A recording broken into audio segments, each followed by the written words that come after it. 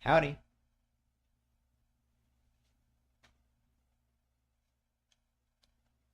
We're finally here. Yeah, whatever. Alright.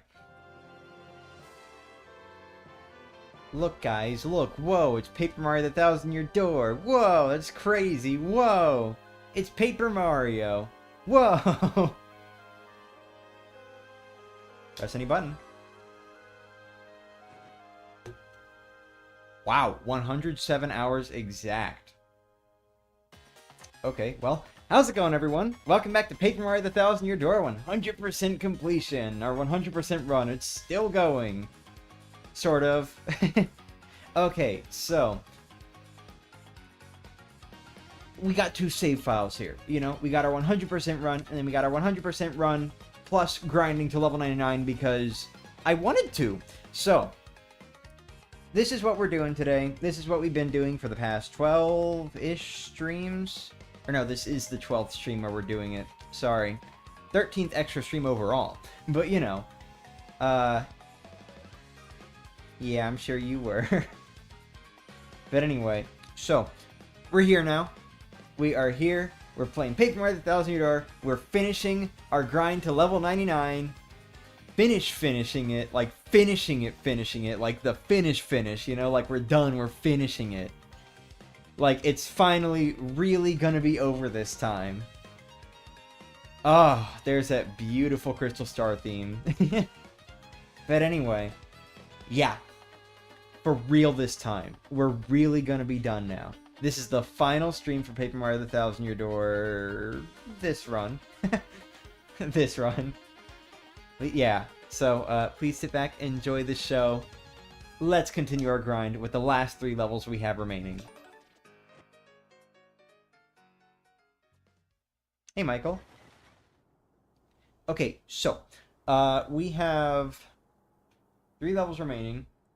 That's going to be roughly 6 half-pit runs, give or take, depending on how many movers I get, how lucky I get with Amazy Daisies, etc., etc. But honestly, the Amazy Daisies and Wacka really just are not giving me that many star points anymore. Like, we're down to like 2 or 3 each. So, you know... It's not that helpful. It's still helpful, but it's not that helpful. We are pretty much like right at the end at this point. So, you know. Whoopsie daisy. But, yeah, just like usual, we're going to do 1 half-pit run with just normal game audio. And then after that, we will put on a soundtrack. I've decided today we're going to put on the original Thousand Year Door soundtrack. We're going to put on a soundtrack after the first half-pit run, and then once that soundtrack is over, we'll just put the regular game audio back on, because by that point, we'll probably only have, like, maybe 2 runs left, if I had to guess. Will you start with Mario Party 3 after this, or are you going to do one-offs until your break while visiting me? I am actually going to start Mario Party 3. Not next week. Like, if I stream next week, it's going to be, like, a one-off stream. And I don't know exactly what I would even do anyway, so probably just not going to stream next week. But yeah, so I'm probably not going to stream next week unless it's a one-off.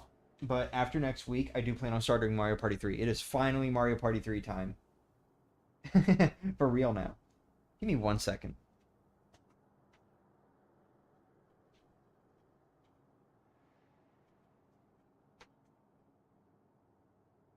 Okay, there we go. Sorry about that. Had to take care of something.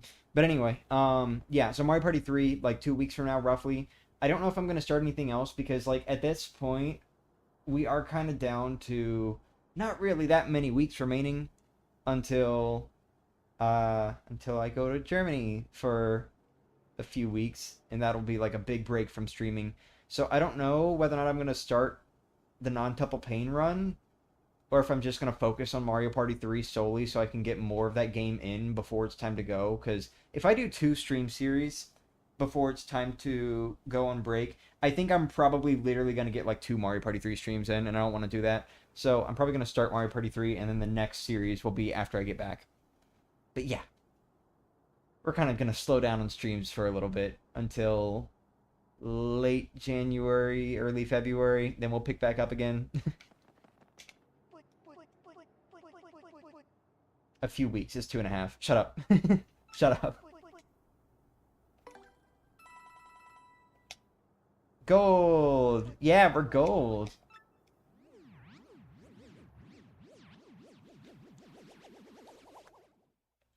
I have been waiting to be able to make that thumbnail, dude. Like, I literally made that sort of golden render or whatever. I want to say 2 or 3 months ago. Like, I have been waiting for this stream. Hey, Andre.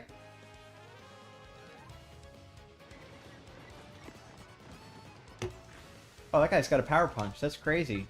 And I've got a multi-bounce, so what are they going to do about it? What's your level? 96?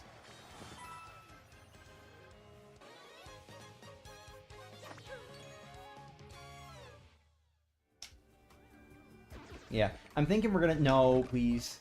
Damn it. I'm thinking we're going to do a little bit of a victory lap after we reach 99.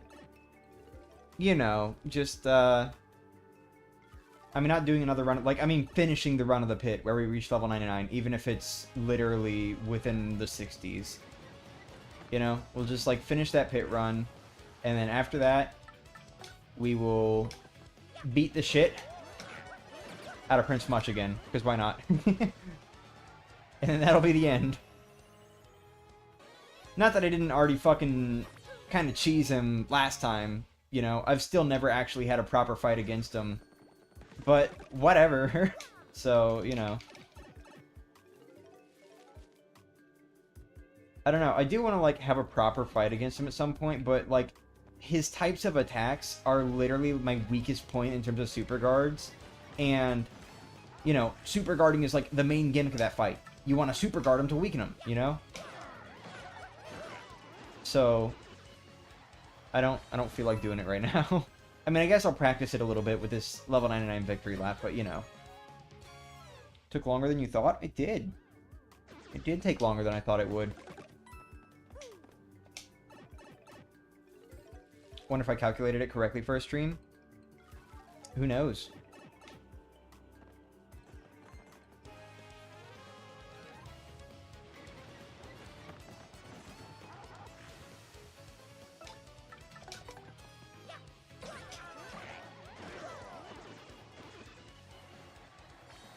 I'm not gonna lie, if there were more than 3 enemies, I would have fucked up that multi-bounce. I was kind of getting a little out of sync there. Just a little bit.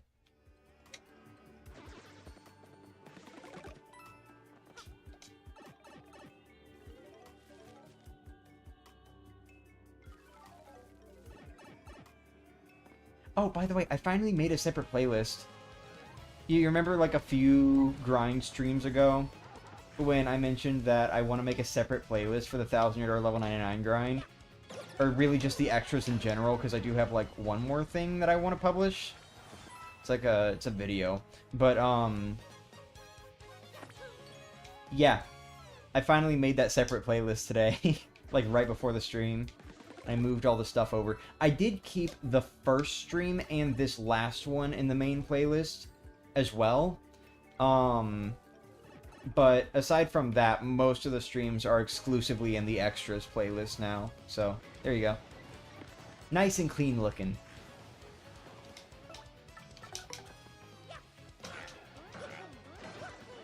Wow, I fucked those up. A video on YouTube?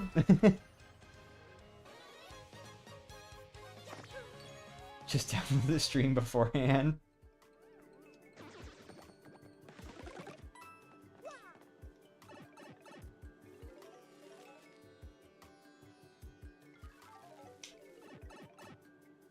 But yeah, I am also going to be working on that completion video now. Actually, I've got 2 of them to make because of Brothership. But, I am going to be working on that completion video where I'm like, yeah, I did this and this and this and this. I'm going to, like, finally do it now that I'm reaching level 99 today. Sort of. I do still have one more video I need to edit beforehand, but it's, like, a super quick video, so it doesn't matter.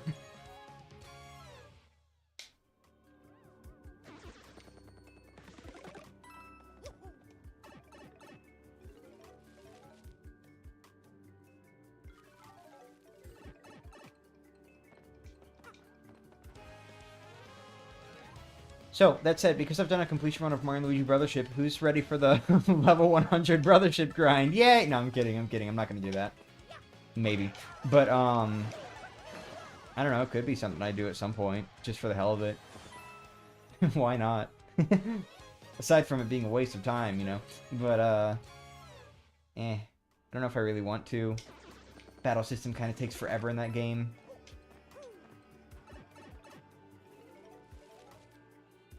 I wonder what the highest experience rewarding enemies are in Brothership.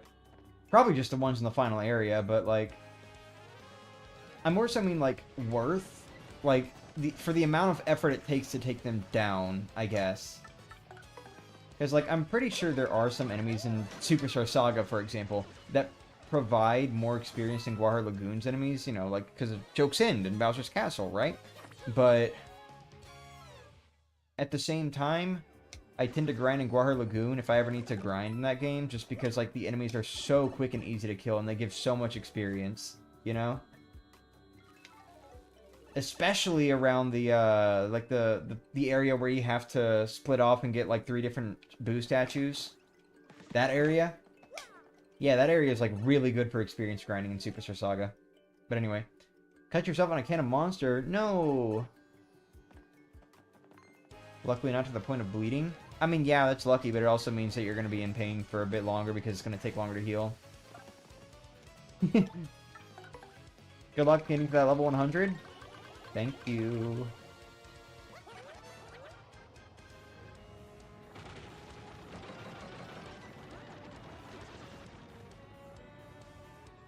It's going to feel weird, like, going back to this game and just actually playing it. Instead of doing the same grind in the pit over and over again. I still want to do that pre-Hooktail pit run at some point, too, since I've never done one before, and I think doing it with the remake would be a good opportunity. Especially because of the try again means I can get some practice in if I fail. But... I don't know how soon that's going to happen.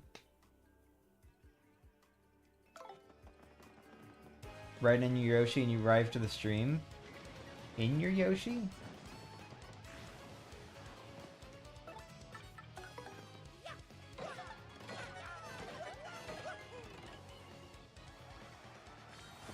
Is next month the month I become Pink Yoshi? Yes.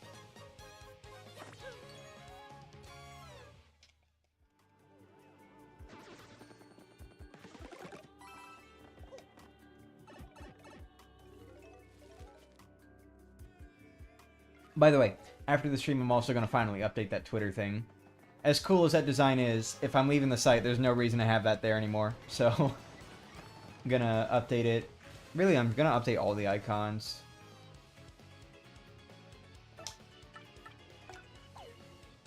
I don't really have to update the second channel icon, but, you know, I want to just for the sake of keeping it consistent with the 2 blue sky icons I'm going to have.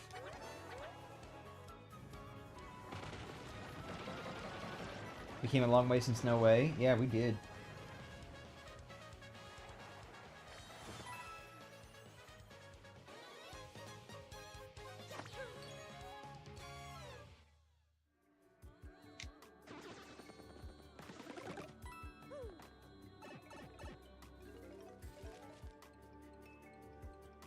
You know what else I'm going to have to do? If I somehow I don't have 9,999 coins, I'm going to have to fight more enemies to get them. Or, alternatively, I just sell all of my Whack-A-Bumps. But anyway. Oh, I just realized I can't make the joke, can I? Oh, no, I still can. Remember when I would do those, like, Paper Mario completion threads on Twitter? And for the first 3 games, I did a joke where I just put Mario standing in the spot where Wacka normally is, but Wacka isn't there, without saying anything else in that, like, part of the thread. I can still do that. I can still make that joke. I don't know, I was thinking for a second that maybe I can't, just because, like, oh, you actually fight Wacka in this game, he's not dead. But, like, I'll still do it anyway, and then just throw it in at the end. Or something. I don't know. Hey, Jason.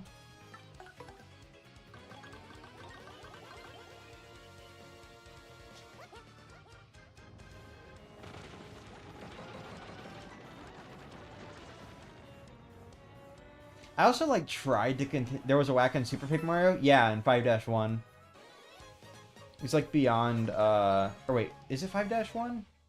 Pretty sure it's 5-1. If it's not 5-1, it's 5-2. But I'm pretty sure it's 5-1. Like in an area that's kind of like beyond the town. Cragtown or Cragville or whatever the fuck that area is called. The land of the crags. Congrats on level 99. Not yet. Not yet. I'm currently at 96, but yeah, thank you.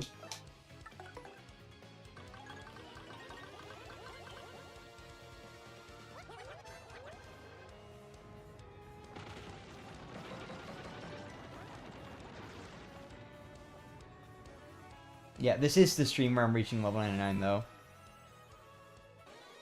But, yeah, I did actually try to continue that joke with Wacka and Origami King. Like, I put a little picture of the site in... excuse me. The site in Sweet Paper Valley.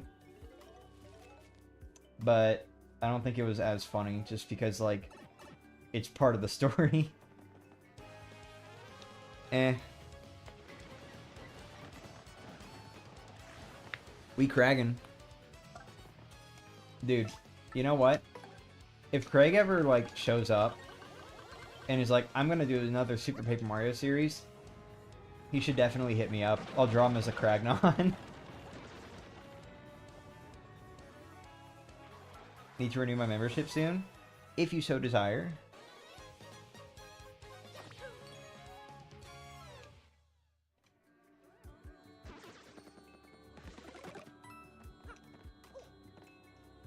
Level 9 is a big achievement that you are so close to getting. Just 3 levels remaining. Congrats. Thank you. Yeah, this is, like, really taking quite a long time. Literally more streams than the main series.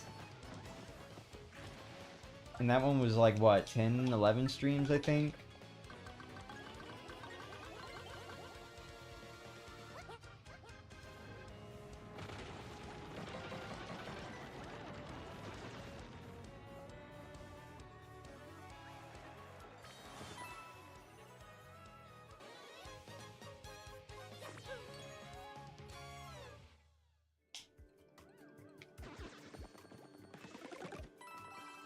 Answer me this. Are you a doopy doopy doo doo doopy doopy doopy doopy doo doo? Is this you? Is this how you feel? I've gotten very used to this theme. I'm not saying I like it. Or not saying I like it more than before, but like I've gotten more used to it. Like it's fine now, I guess.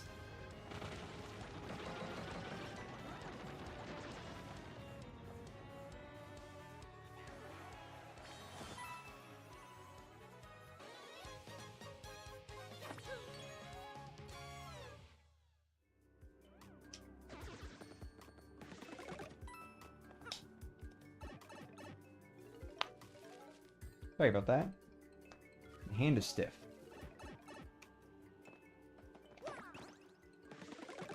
We need an epic final boss theme when you reach level 99. When you reach level 98. I mean, if you want that playing for like an hour and 15 minutes, sure.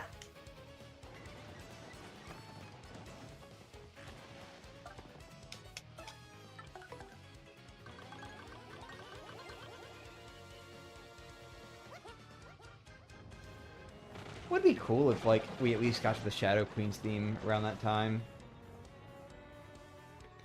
In the soundtrack.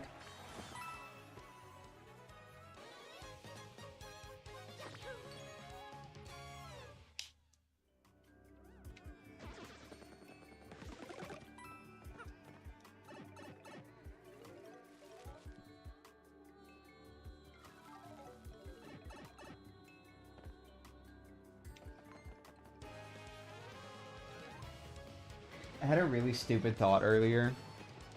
Could you imagine if intelligent systems just, for whatever reason, really wanted to make, like, a remaster or a remake or something of Sticker Star? But they knew nobody, like, if, just imagine this, they want to do it, but they know nobody wants to buy it. So they make like a whole ass new Paper Mario game that's like it's just genuinely amazing. Genuinely an amazing Paper Mario game. And oh, by the way, we also included Sticker Star, why not? I'm not gonna lie, that shit would be pretty funny. Need to read a volume of Dragon Ball, so I might not be very talkative for 25 minutes. You need to read it. Just like I need to do these streams. No, I'm kidding. Wish we could just repeat the last 10 floors. Me too, honestly. Look at that. Beautiful.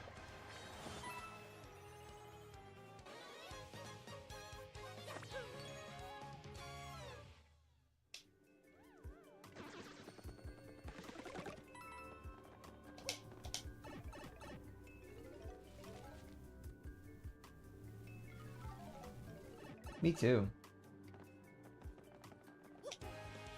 Guy revving his engine down on like the ground level. Repeating the last 10 floors would be so much better. Oh, hell yeah, it would. Dude. That would be so much faster.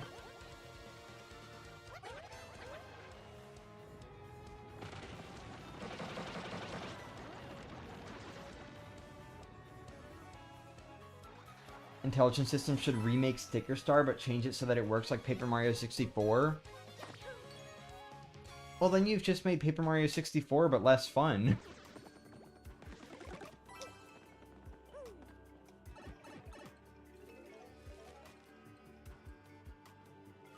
Honestly, I'm so glad that, like, during the time when we were just getting Wii U port after Wii U port, they never, like, took the time to give us Color Splash. I mean, for one, that game literally wouldn't even work on the Switch because it was so reliant on the gamepad. They'd have to, like, actually rework a lot of stuff. But I'm just glad that, like, they didn't do that and they actually gave us, like, a full new game through Origami King. And then after that, gave us Thousand Year Door Remake 4 years later. I'm really glad about that. I don't know how I would have felt if, like, we ended up getting, like, oh, here's Color Splash no, not HD. Color Splash Remastered or something, or Color Splash plus extra paint mode? I don't know. Whatever.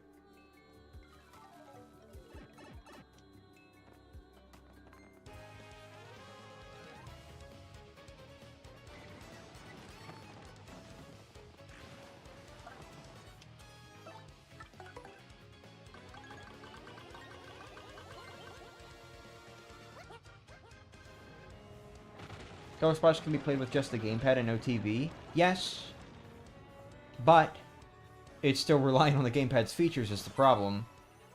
Like, you can do TV plus gamepad and you can do just gamepad, but you can't do just TV because it needs the specific features of the gamepad. Like the touchscreen. The touchscreen is like the big thing between the cutout mode in the overworld, as well as having to paint in the cards, which would not be as fun to manage. Well, I mean, it's not fun to manage in the first place, in my opinion, but, like, it would not be as fun to manage with buttons.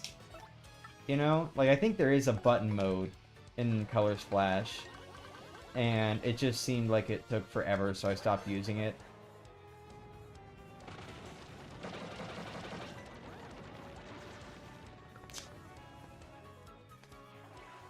Honestly, I probably should try to learn how to play the game with the advanced mode that removes 2 of the taps that you have to do when selecting attacks.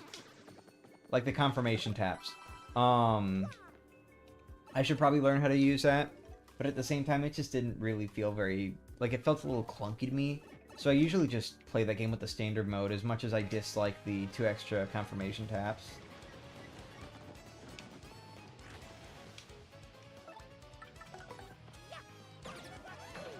I don't know why, but I actually really like seeing the Phantom Embers show up in, like, a line of 5 like that. I know I'm a broken record at this point, but Woolly World deserves a Switch port. It does. It does deserve a Switch port. I've never even played it, but I've heard a lot of people really love that one. So, you know, I agree. Is today the last stream of this? Yes, today is the last Thousand Year Door stream.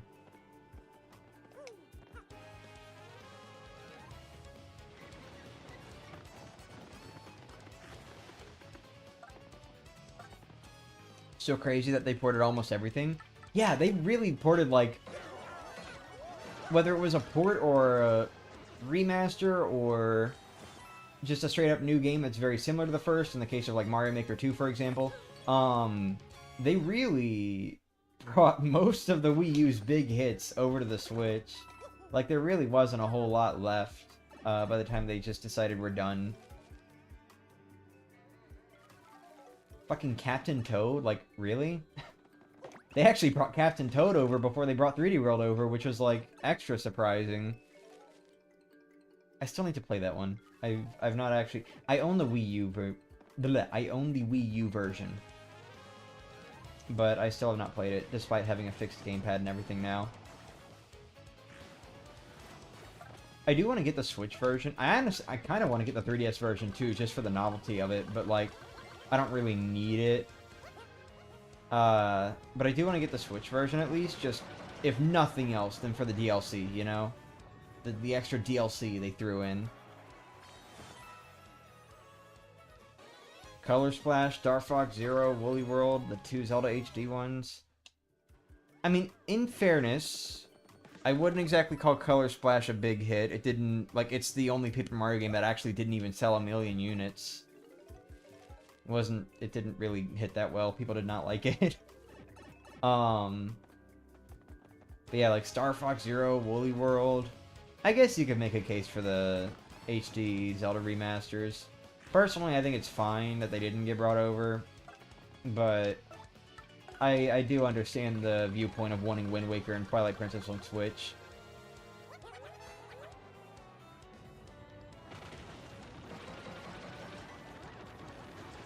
You have the 3DS version? Damn. Honestly, I might get this through... I'm sorry. I might get the 3DS version before the Switch one if I just, like, happen to see it or something.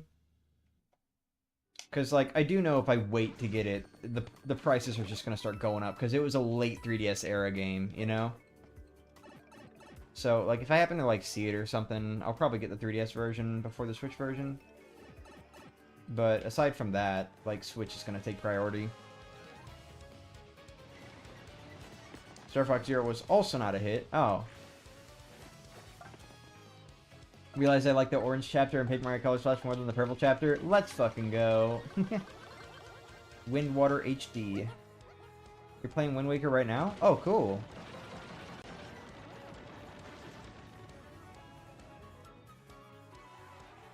Yeah. Wii U gamers rise up. I still have a functioning Wii U too. At least it should be. I think I've heard that, like, the issue with the NAND chip failing or whatever, going to be going to work soon.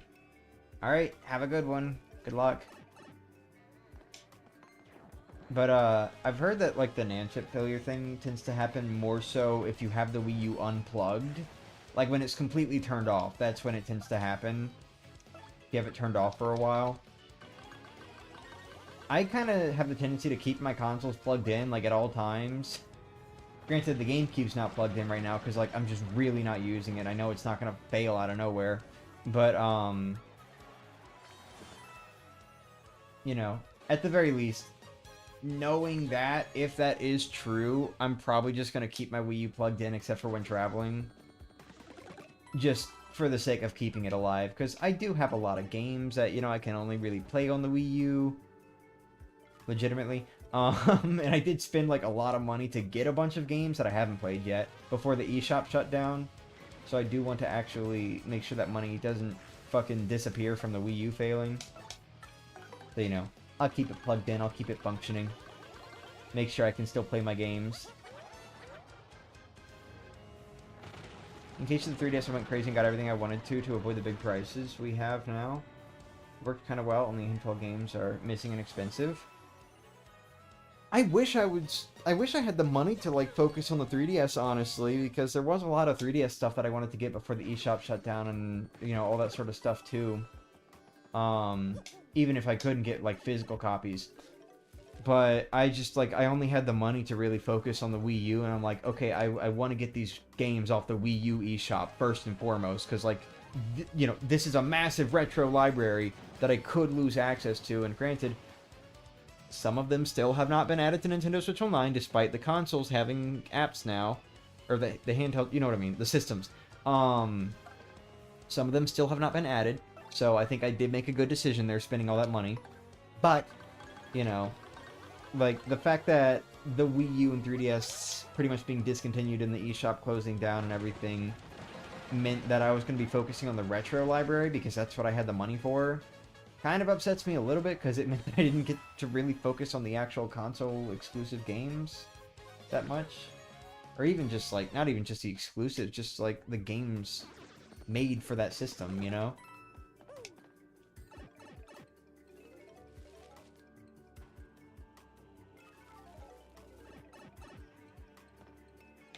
Heard it's enough to plug the Wii U on power once a month.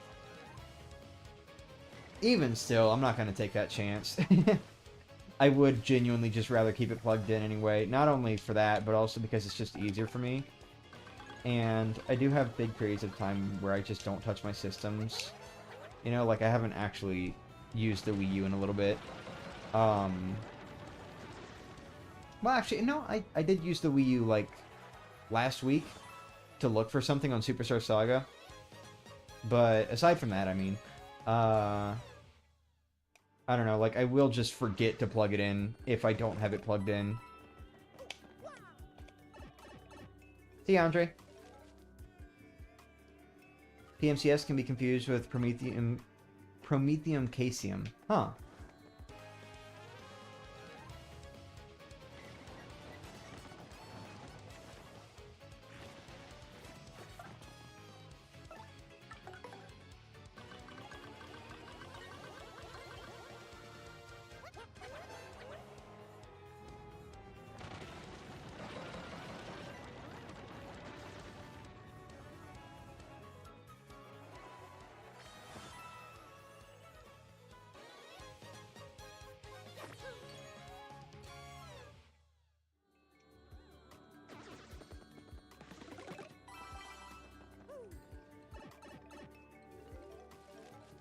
Bro's coin maxing.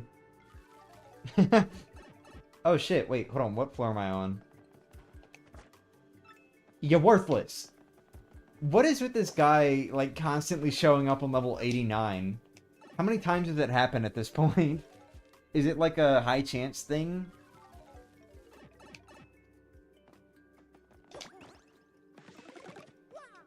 Actually ordered a 3DS game today. A SpongeBob WarioWare clone. Ooh. Cool.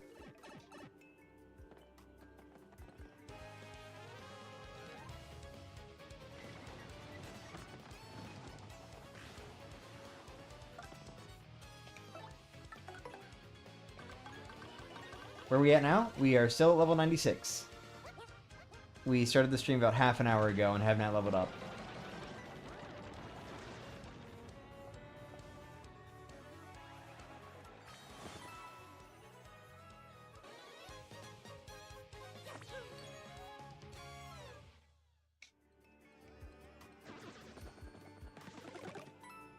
Alright, here we go. Come on.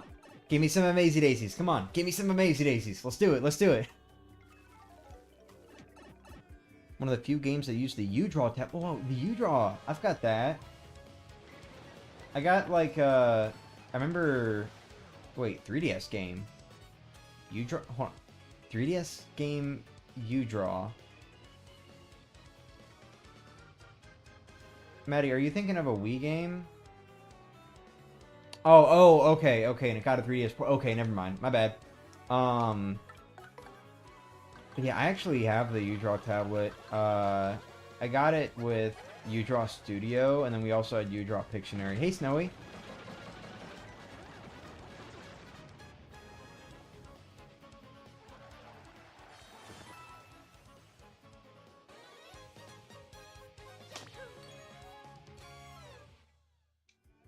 Come on. Give me some Amazy Daisies. So I can get my 2 extra star points per fight. Come on.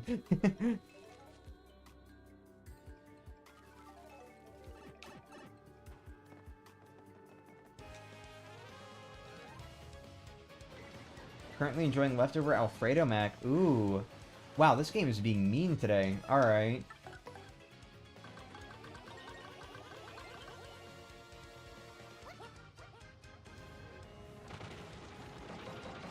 I like the way Mario bounces up in the air when the Yoshi show up.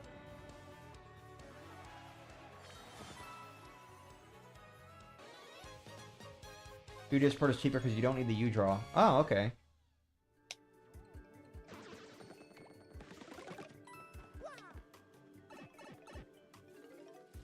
Nintendo looked at the U-Draw tablet and was like, yeah, you know, I think I've got a new idea for a console.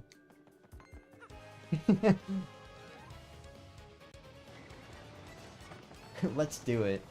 Oh, there we go. Look at that. 2 Amazy Daisies. Yay. At least I got this fight.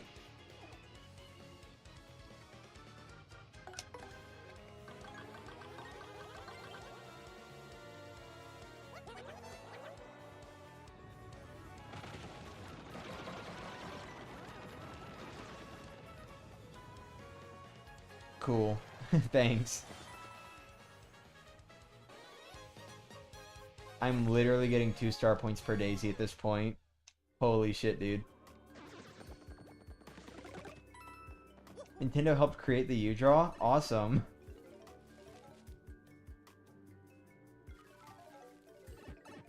So, they helped create it, saw that it failed, and still decided, yeah, we'll make a console out of this.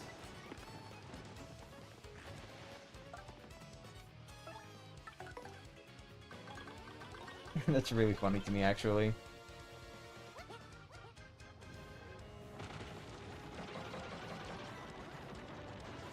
Hey, how are you? I'm good. How are you?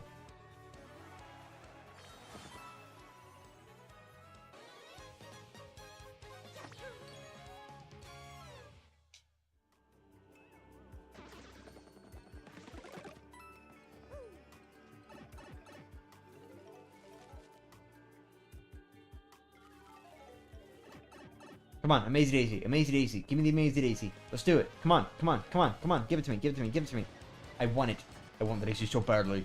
No! You return? Welcome back.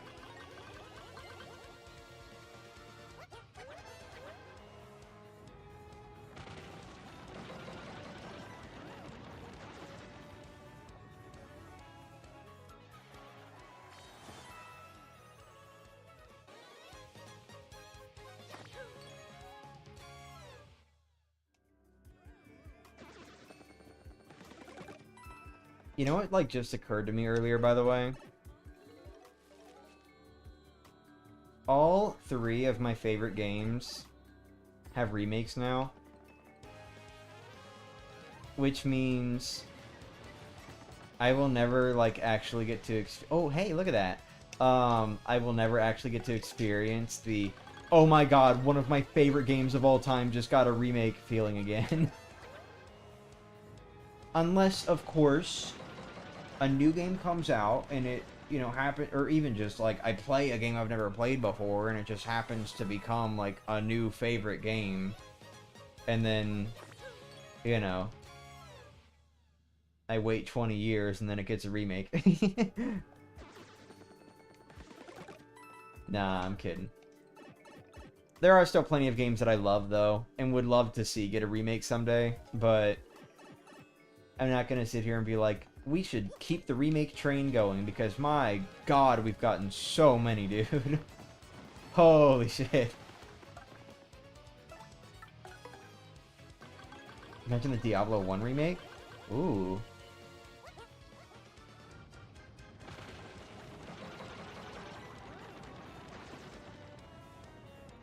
Or Yoshi's Island. Well, shit, I would hope that... Yo, Bowser's Minions remake! Yeah, we should get a remake of Bowser's Minions with the 3D art style from Brothership. Let's fucking go. Let's do it, Bowser's Minions remake.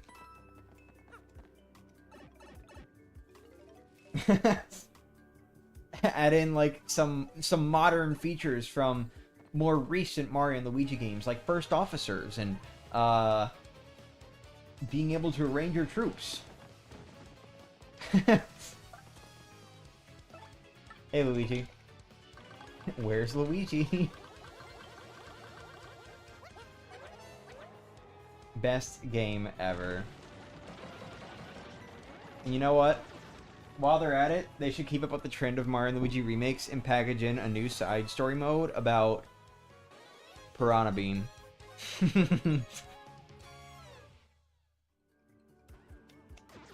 That one Piranha Bean that chases Prince Peasley and eats him. The story.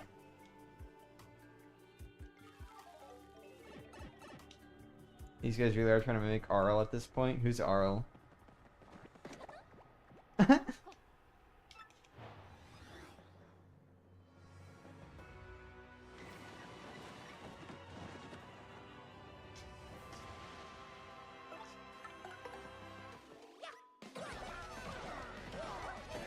Damn it. I think I was too late on that one. For the entire game.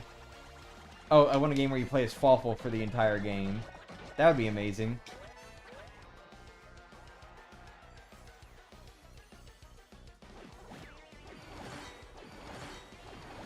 Oops, too early. Damn, that one red bump was all it took.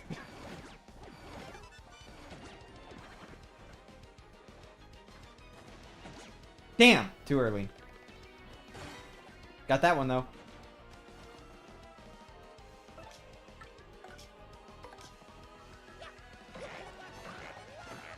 What? No way.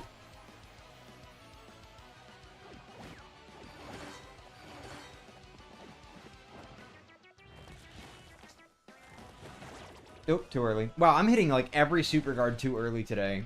That sucks.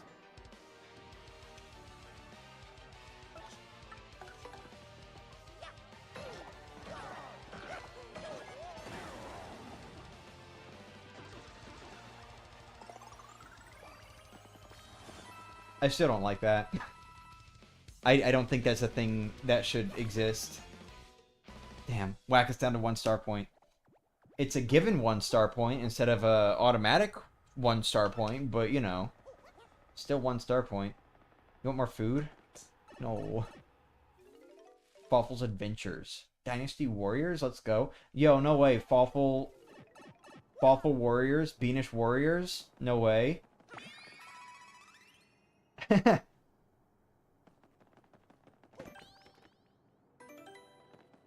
regards to your Piranha Bean comment, they need to, or they just need to mod in Prince Peasley to Mario Party 3. Oh no. Alright. Soundtrack time. Let me go ahead and get it pulled up. And then let's see how many pit runs we can get in before the soundtrack is over, because I don't think it's very long.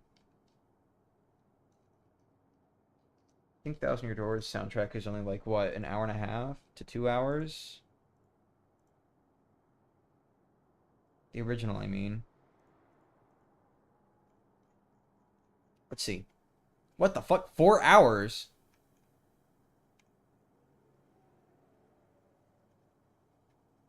Shit, okay, never mind.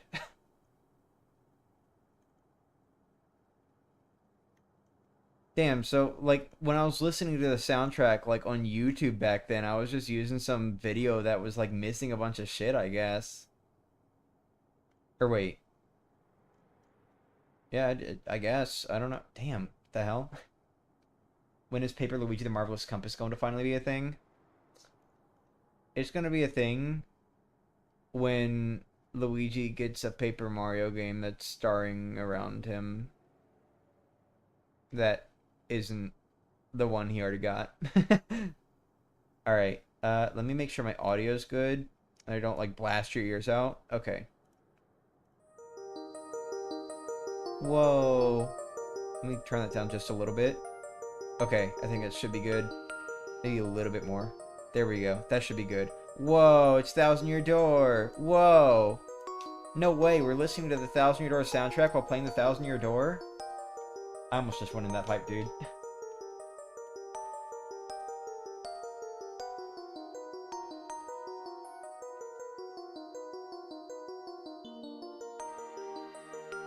You remember when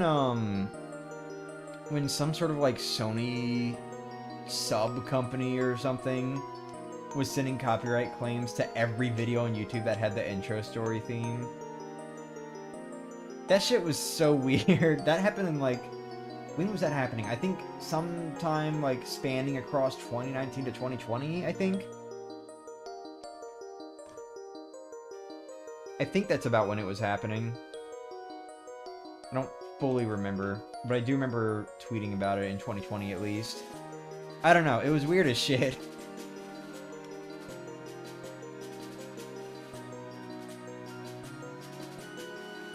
You have 3 hours before you have to sleep and don't have anything to do other than watching the stream. Well, maybe you should just... Okay, is my microphone quieter? Hold on.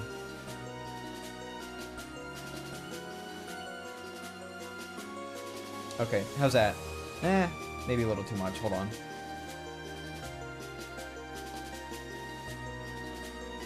Okay, that should be good. Maybe you should watch the stream harder then. Huh? You ever thought about that? Could try to set up Master West Jr.? Oh, sure.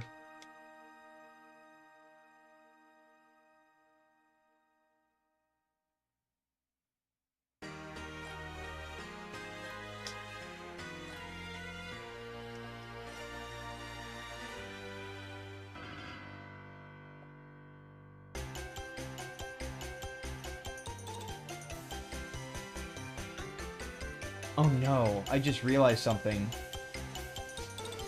Oh no! Fuck! No, I just, like, did some math in my head. I just realized if only 3 levels are left, I'm not gonna reach... We're gonna pay, Chet Rippo a visit after this run. We're gonna pay a visit to Chet Rippo.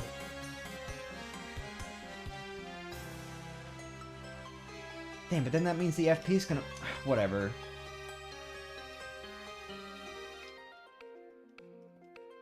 Stupid ass game can't just be evenly balanced. I mean, I guess the point is like... What? Like, if I were to do... No. No, I can't... Never mind. It just doesn't work. Just doesn't work.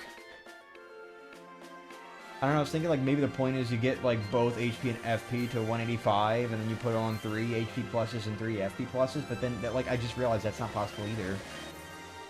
Like you cannot, it is not possible to get both of them up to like 200 in any way. That's stupid. That stinks.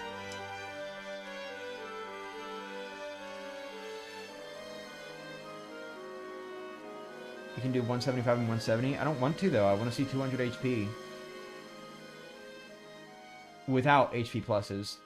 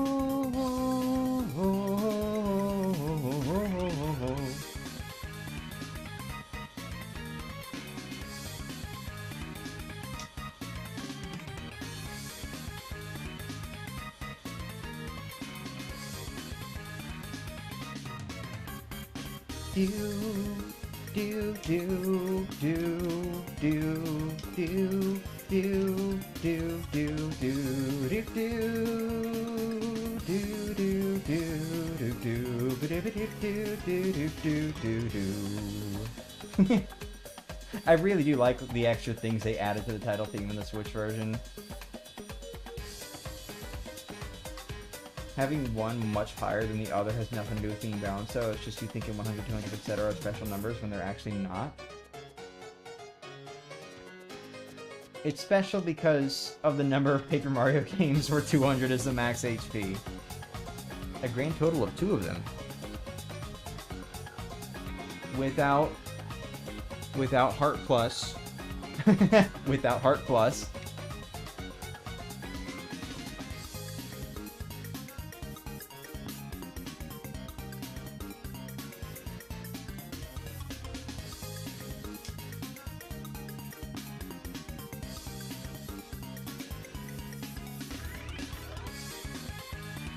I don't know, man. I just think it would be a little prettier if you could end up with 200 HP, 200 FP, and 99 BP. I think that would be very pretty.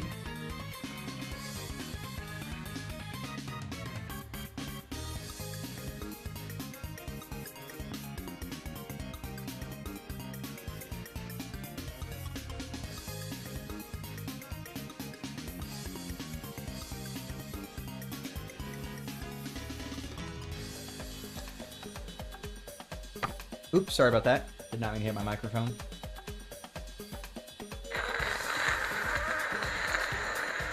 Damn it, they're static. I'm sorry.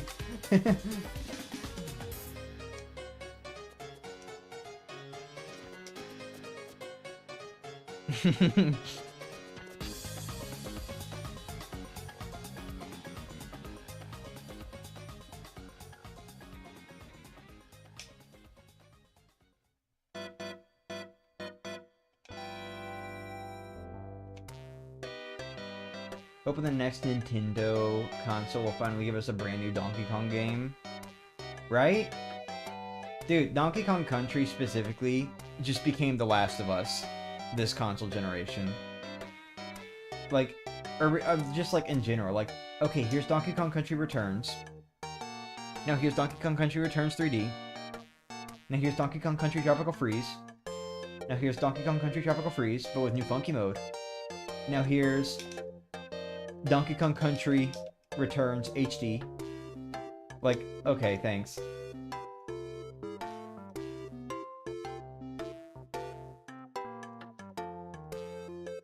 I don't know, a little weird. They just did not want to make a new game with Donkey Kong this time around. Instead, you get two Donkey Kong Country two Donkey Kong Country games returning to the Nintendo Switch, and then you get fucking Mario vs. Donkey Kong remake, and he's in the Mario parties, I guess, and Mario Kart 8 Deluxe. Like, okay. They wanted to do nothing new with him.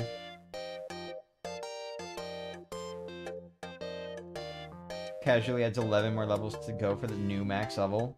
Fuck, man. Raising your final stats on other games instead of what they would be in this game from leveling up all three stats balanced. Or basing your final stats on other games instead of what they would be in this game from leveling up all three stats balanced. Look, 200 is a pretty number, okay? I want 200 HP. It's got so many curves. And 2 circles.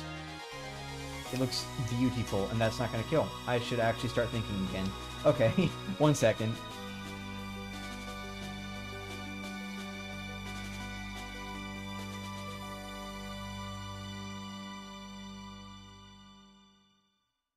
Come on, bring it on, bring it on. What? No! Who arranged this soundtrack?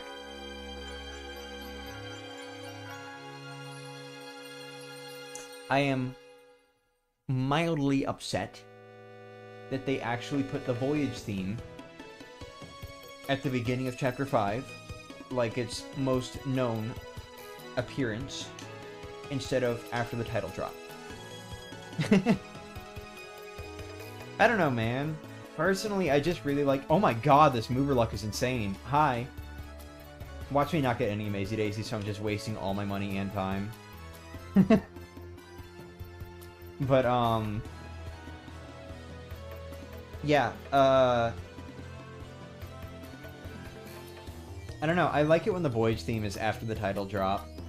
Like, when I'm playing the original game, I will literally just sit there after the title appears and just listen to the music that starts playing for a sec before pressing A. It did make me just a little bit sad when that just was not a thing in the remake.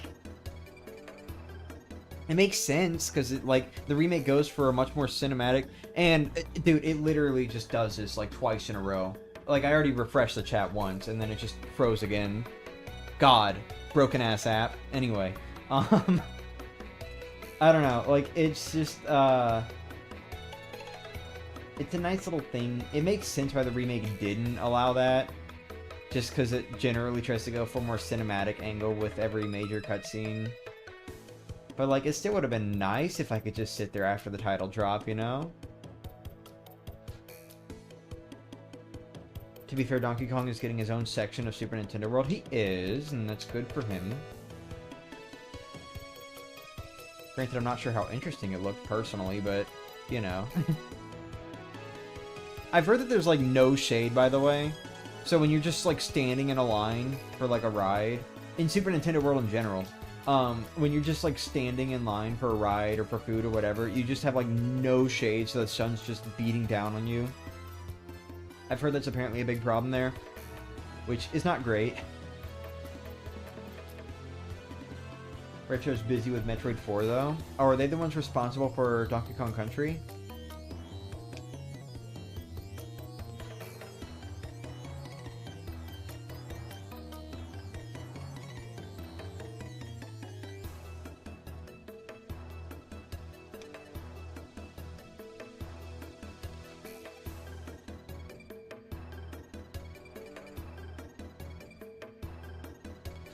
Dude, I'm not gonna lie. I can't wait to play the original game again. I don't really have a reason to play it on stream or anything right now. And I guess I could continue that one run I was doing a long time ago. Like, to hype up the remake. But I don't know. I don't really have a reason to play it on stream right now, but, like, I am looking forward to the marathon a lot, because it means I get, like, an excuse to play the original again, even if I'm speeding through it.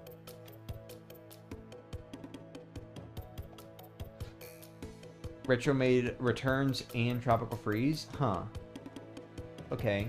I still need to play that game. Dude, I literally got Donkey Kong Country Tropical Freeze for the Wii U back when Mario vs. Donkey Kong released. And, like, I still have not even, like, opened the game up. I need to play that game.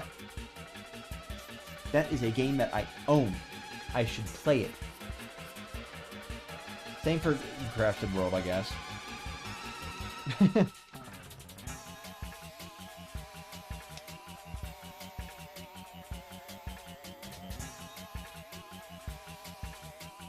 Speaking of Alfredo, dude, my school, like the dining hall, has a pasta station every day, and, like, I want to say, like, 5 days out of 7, they have Alfredo. Like, every now and then, there's no Alfredo, but usually they have Alfredo as one of the 2 sauce options, and I don't know how to describe it, but it is literally different, like, every day. Like, it's very much Alfredo. It's Alfredo. But somehow it tastes different, like, every time I have it. And I don't know if it's just because, like, I've eaten so much Alfredo that I've just, like, picked up on the tiny differences in how different people make it, I guess. I don't know. But, like, I just, like, it literally tastes different, like, every single fucking... every day. I mean, I'm not eating it every day, but, like, every time I have it, it literally just tastes different. It's so weird.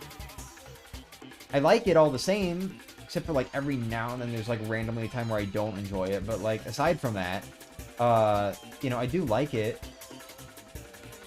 because I love Alfredo, but it's still just weird. It's weird how it tastes different every time I have it. It has a pasta station and you didn't tell me? Dude, it was literally, like, right off to the right from, like, the main dining station.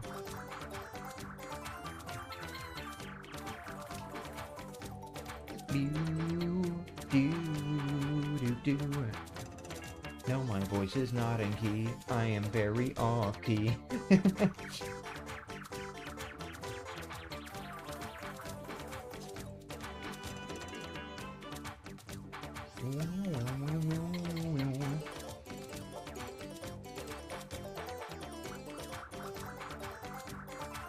I wonder... hold on. No, they do not. Okay. I was wondering if the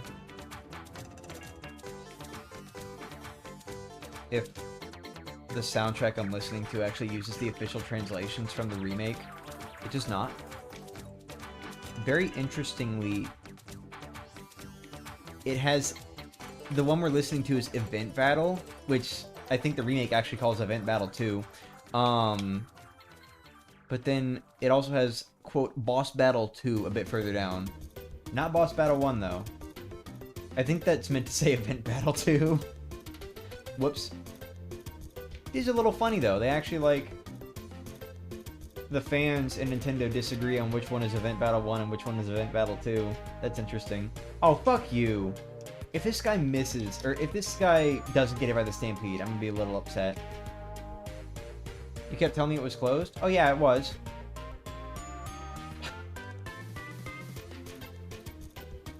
Hold on. Okay, I said 5 days out of 7. I meant like 4 days out of 5. My bad. But, you know, the pasta station is closed on weekends, but still. Well, sometimes, most of the time. I don't know, sometimes they have... It's weird. I think sometimes they have it open for dinner, but not brunch.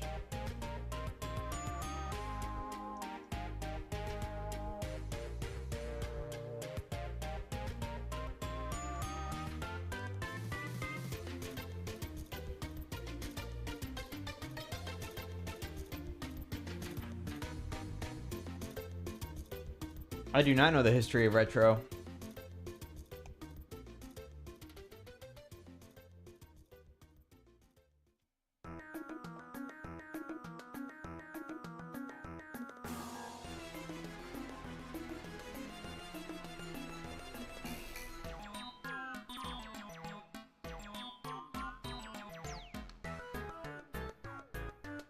Ironically, it's kind of weird just hearing the normal version of this theme. As opposed to, like, the remakes version, which to me sounds like a fucking Siva Gunner rip. It's weird just hearing, like, this theme be normal.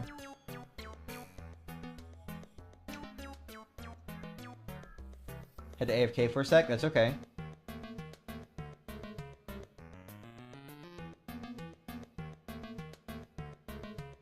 That was, like, a very smooth talking animation. Like, I don't know, I guess the way my voice went up and down while I was saying... Or, like, while I was reading your message and then saying that's okay. Like, the mouth opening and closing was very even.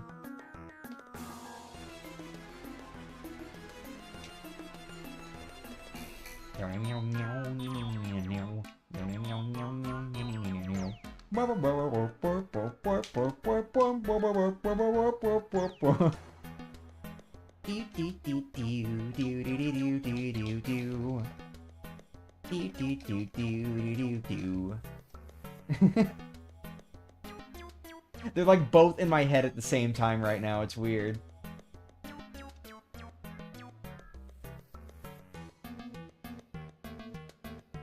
Has anyone made like a... Okay, hold on. Tell me if you've heard of this. There's a video that uses Professors, frankly. He's both now. He is two. There's a video that uses Professor Frankly's theme. And it's literally just like a still image, or like a still render of Professor Frankly from the original game. Really low quality. And it's just like him, like, moving all over the place to his theme. Has anyone heard of that video? I don't know, I'm wondering if anyone's made like a modernization of it.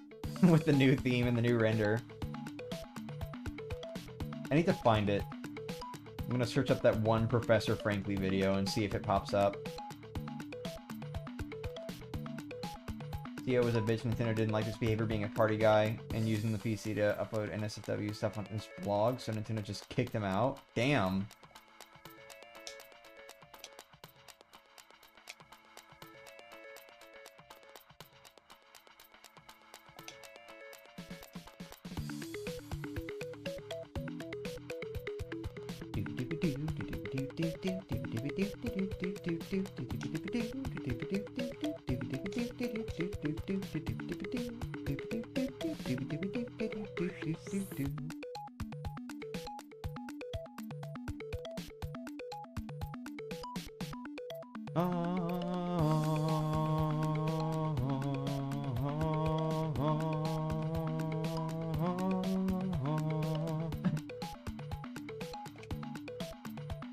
Ow.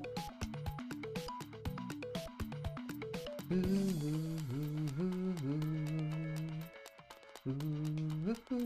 don't remember exactly how it goes. Never mind, forget it.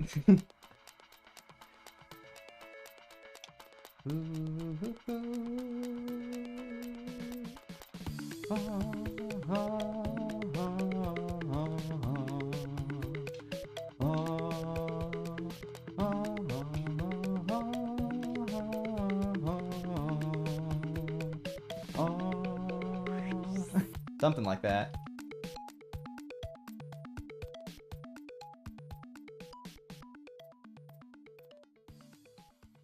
Oh, look at that, Amazy Daisy. Already.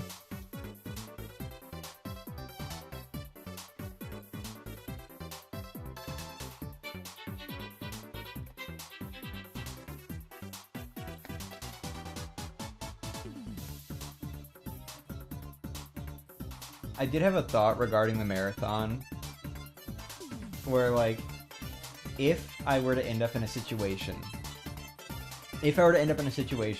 where I have, like, an overwhelming amount of time at the end, I'd probably just, like, go back and we do, like, the pit for 1,000 Year Door, Super, and 1,000 Year Door. Just do, like, all the pit challenges. I don't know if I really would want to do that, though. Because it would kind of take away from that feeling of, okay, that's 2 so far. It would kind of take away from that feeling of,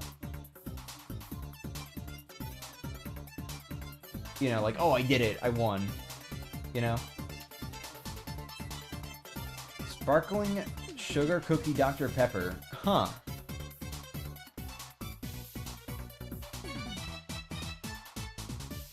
Nice shot. The audience member? No, get that Volt Shroom away from me. I don't want it. Thank you. Hi, I'm back after 8 business days. Welcome back.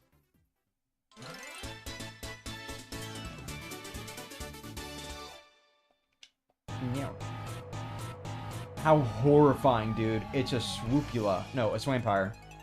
Oh my god, that's 4 so far.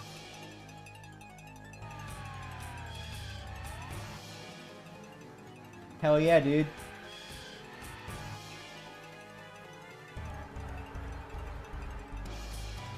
Dude, this is the run.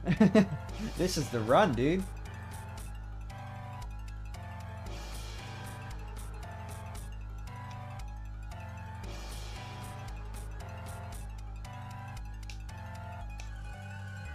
All those movers I got?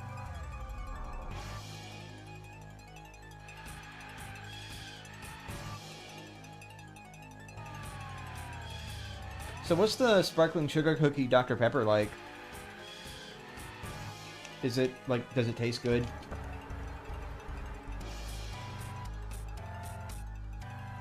Still so slow. Yeah, maybe. That was still good, though. That was still pretty good.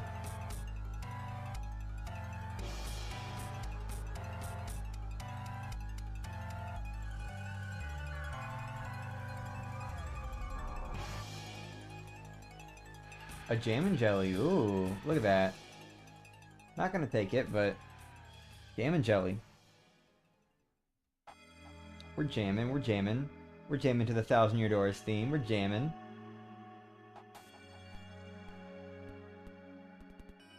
Damn! Okay. Well, guess I jinxed it. Oh well.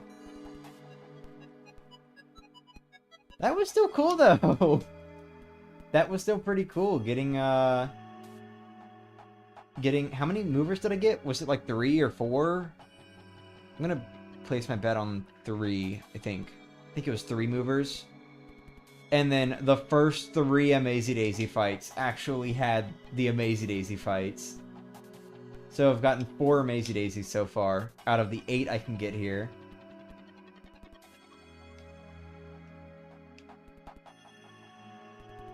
That was really cool.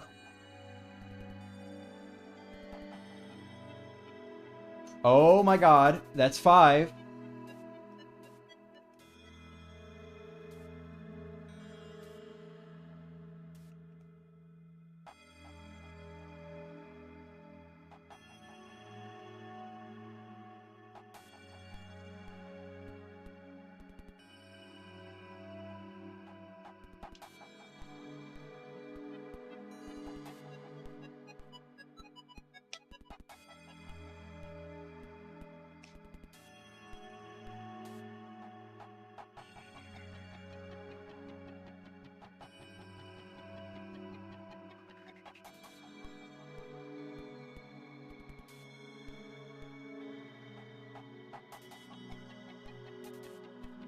No! I was really hoping. Dude, it would have been so cool to actually get 7 out of 8. That would have been amazing if I got that. Well, you know what? I'll take it. 3 or 4 movers, however many it was, in 5 out of 8 Amazy Daisies. That's the run. Plus, I got a fucking Jam and Jelly drop from an Elite Wizard on level 95, too, which could have been cool if I actually was using those items at that point. That was really good. That was a really good run.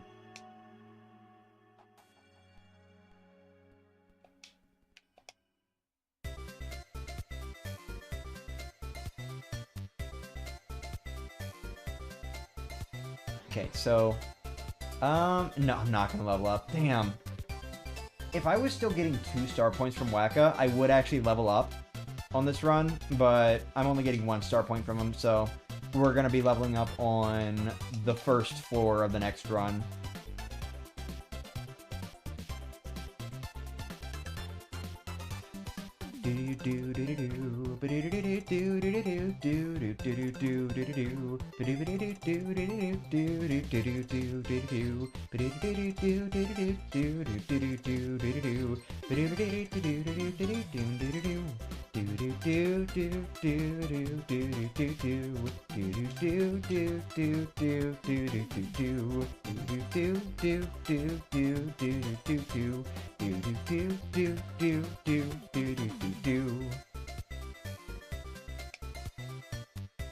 Oh, he like went back.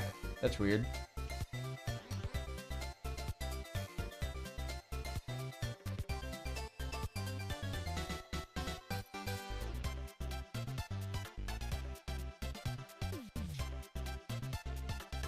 No, what? Okay, fine. Whatever.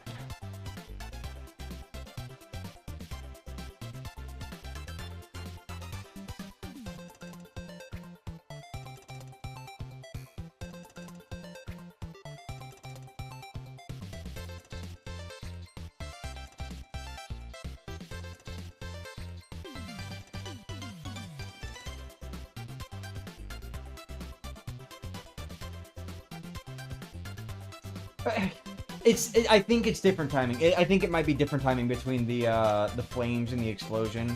That felt like it hit earlier. Maybe I'm Delulu, but like, I think it's different timing. Damn it.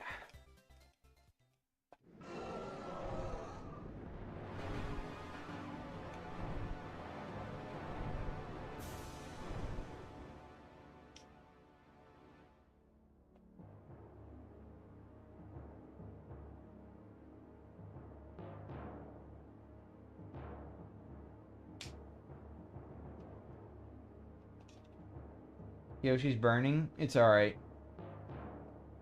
He walked it off.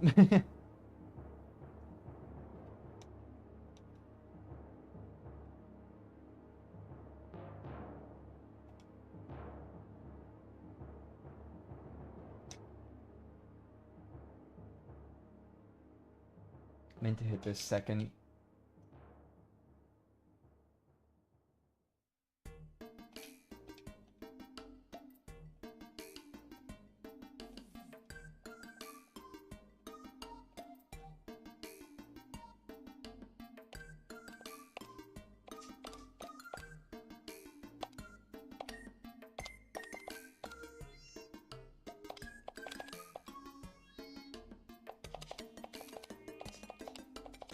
I'm sorry, I'll stop.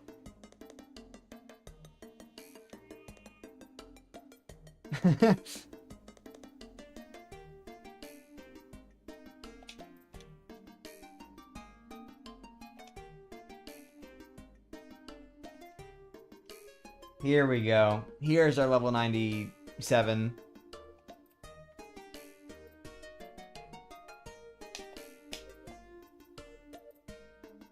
Look at that. Look at that level up.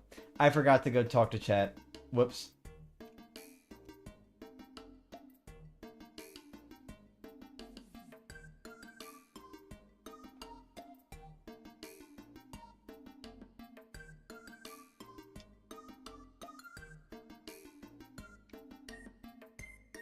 We'll do it after this run if I remember. Look at that. We did it. After an hour and 18 minutes, we finally got our first level up of the stream. This is why I saved the last 3 levels for their own stream.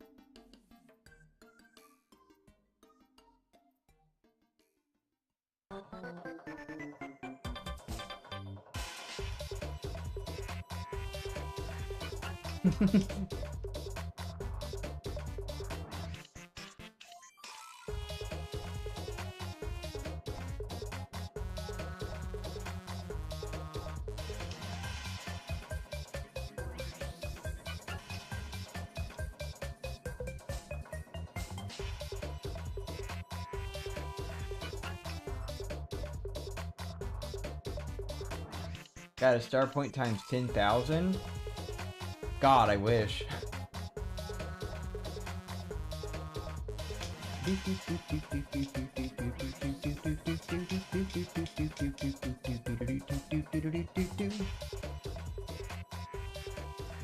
I'm not a huge fan of what they did with this theme in the remake. The kazoos are a little annoying. Especially when they get all like high-pitched in the new section. Whoa, I got a dried mushroom! What a level up! Nom nom nom nom nom nom.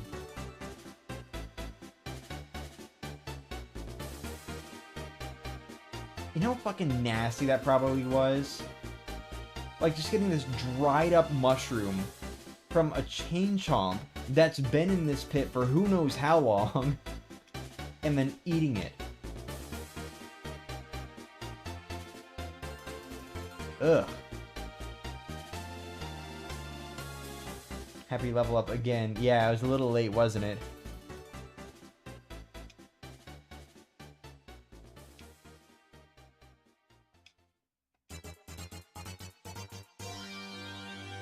Here, I got a way to help you out. Just get into a 333 times battle and you'll level up all the way, no problem. Good idea! Oh wait, what's that? It also increased the number of star points I need to do a level up by 333 times? Damn.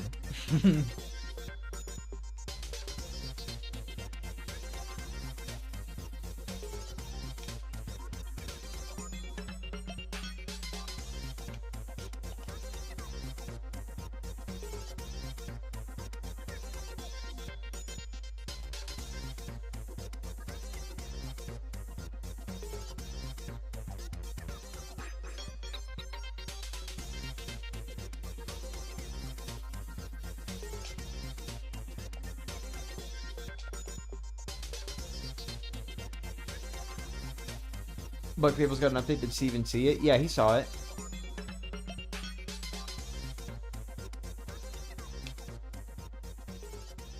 Dude, I'm not gonna lie. If my first live stream playthrough of Bug Fables wasn't so ass, I would probably have picked it up and started doing streams on the new content.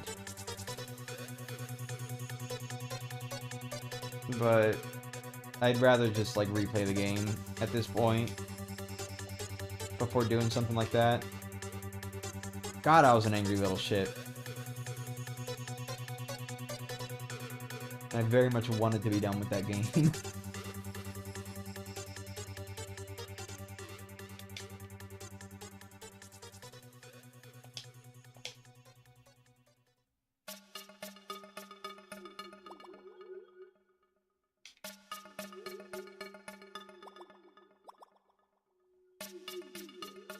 Think the fight yourself boss is intense? Dude, I would have been like all over that, I'm not gonna lie. Like, I would have loved that.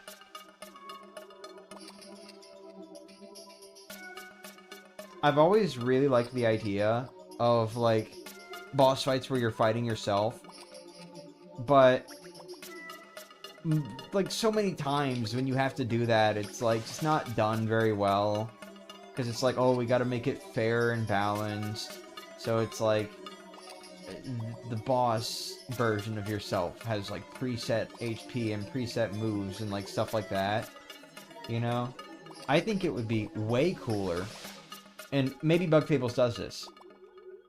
I don't know. I haven't seen it yet. I would hope it does. But, like, I think it would be way cooler to, like, fight yourself, and then they're able to, like, actually guard against your attacks, and, like, do all the same shit you can do, and have the same stats, and, like, setup and everything. Like, that would be sick, dude. I hope Bug Fables does that. Because, like, I have not yet played a game where that is actually a thing, and it really upsets me. Because if I were in charge of making a game, I would absolutely have a boss like that at some point in, like, the secret content.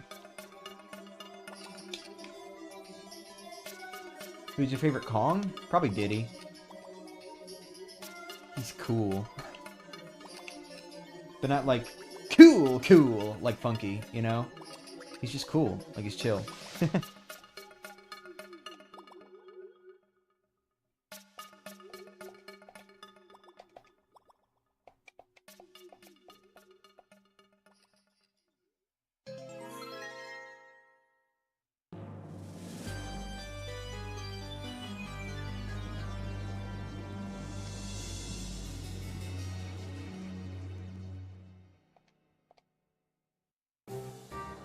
Yeah, when you fight yourself, it gets like 500 HP instead of the 50 you have. Yeah, no. I genuinely think that, like, it would actually work. Like, maybe I'm not, like, quite thinking about something, but I think it would genuinely work if they had the same, like, HP and defense and all that that you have. And are also capable of guarding or countering your attacks or whatever. I think that would work. I think that would still be balanced, and it would be, like, way more accurate to actually fighting yourself, you know? Granted, how exactly it's determined, like, which attacks they counter, which ones they don't, like, I don't know. Maybe there would just be, like, a variable. Like, certain attacks just have a higher chance of being countered or guarded or whatever, just based off of, like, the difficulty of how hard it would be to guard against it, I guess. Maybe. Just like a chance thing. You have to be smart about, like, which attacks would be harder to guard. So, like, not something that's a single hit, you know? I think that would be so interesting. You like Dixie?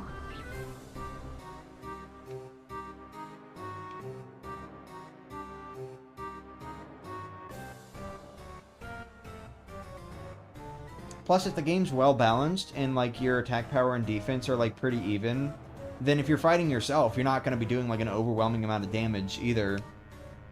So, like, I think it would work.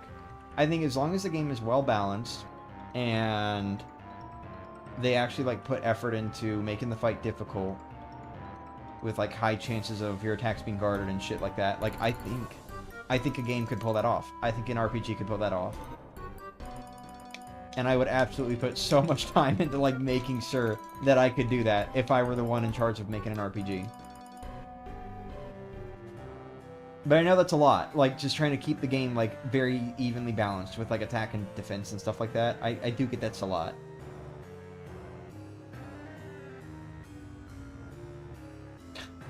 That, or just make it fighting yourself, except the versions of yourself are always at the max level regardless of whether or not you are. Nah.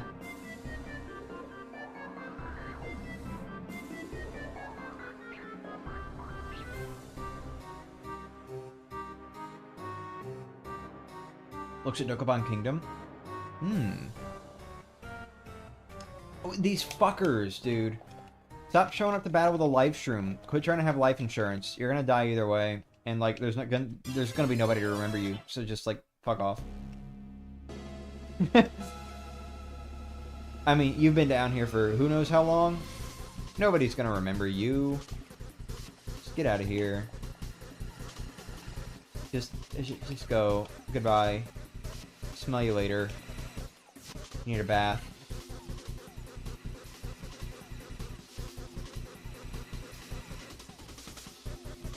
So does Dokapon Kingdom, like, actually do that?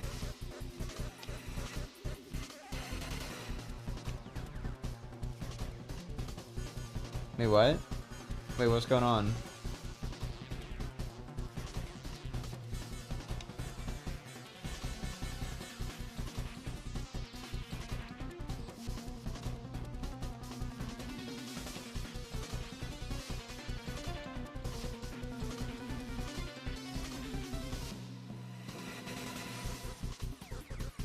That's the most fucked up thing I've heard him say dark shit from time to time.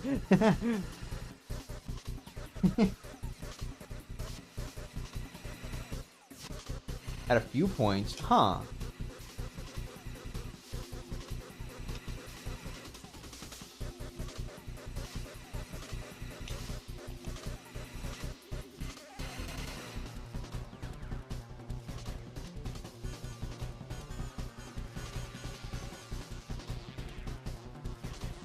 Oh, okay, I get it now. I see why there was apologizing and stuff like that happening. He gets it. He understands. He's goated. He's the understandest of all time.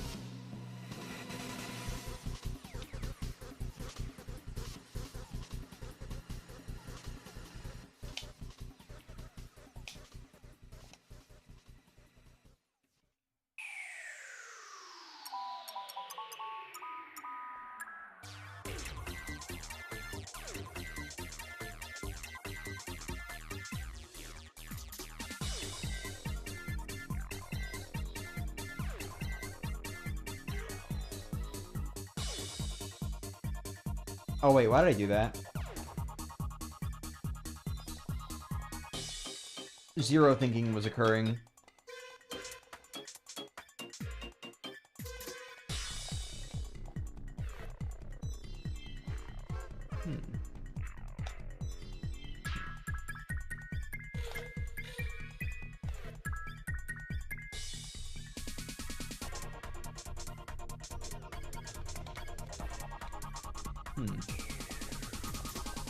Let me see something real quick.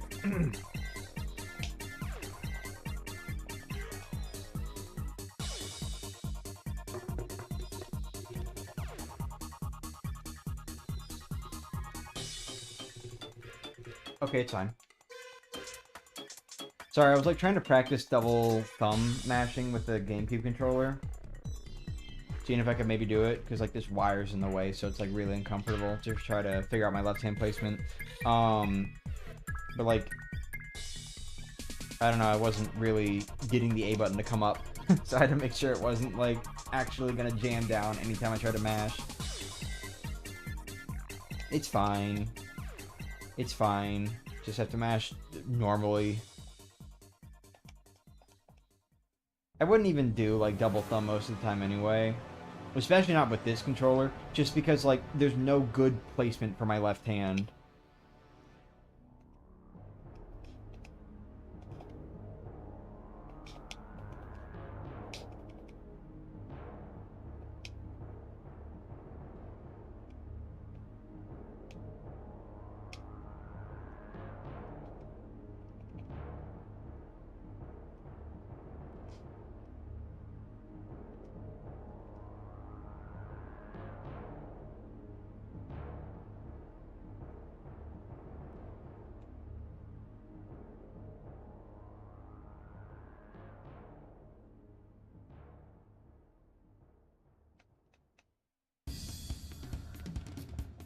Finally made the Hooktails theme. Yay!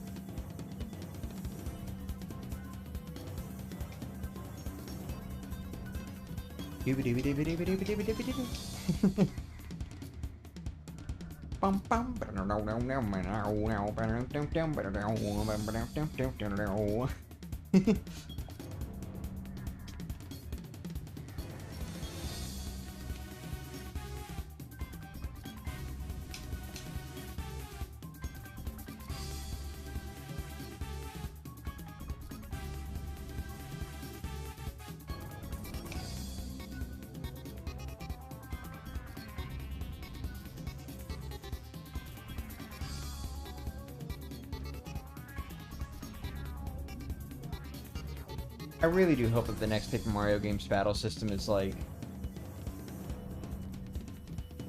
not gimmicky and, like, actually has complexities that work well together. I genuinely hope so. I really do. I don't even care if it's the same. Like, I've said this before. I don't care if it's the same battle system as the one the first two games have. I would like if it was, just in a different direction from Thousand Year Door. You know, like what I mean is, like, just building off the 64 battle system, but in a different way. Maybe incorporating some Thousand Year Door elements, but not, like, having the whole Thousand Year Door thing again, plus new stuff. Like, I wouldn't want that. I do think that, like, regardless of what they do, I just hope it's a nice, complex battle system where everything just works well together. That's all I really want, you know? It doesn't have to be the first two games battle systems again. Just some sort of turn-based combat that actually works. Why fix the battle system if it was never broken to begin with? I wouldn't say it was never broken, but yeah. You know.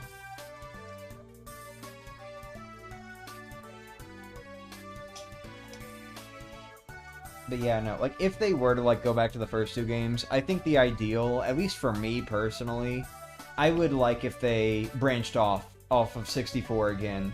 Like, I think my ideal world for Paper Mario continuing with the gameplay system, for me, is just, like, different takes on 64's battle system.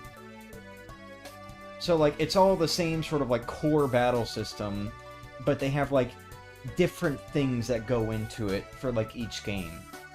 That would be my ideal world, personally, for Paper Mario moving forward.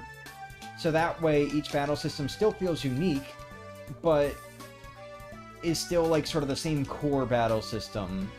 So it doesn't feel like, okay, the series is just getting weird and different again, you know?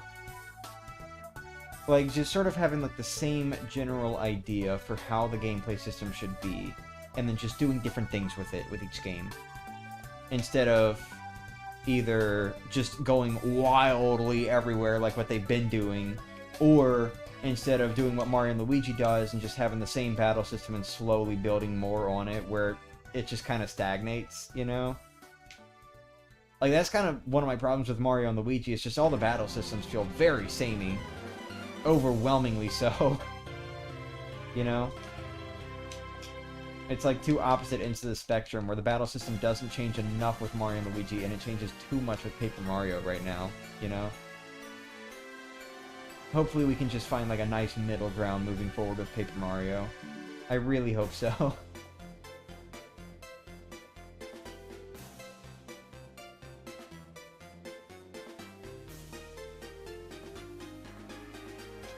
Because, like, that would be cool. I think it would be really cool to just sort of, like, have this gameplay system back, but not have it stagnate, you know?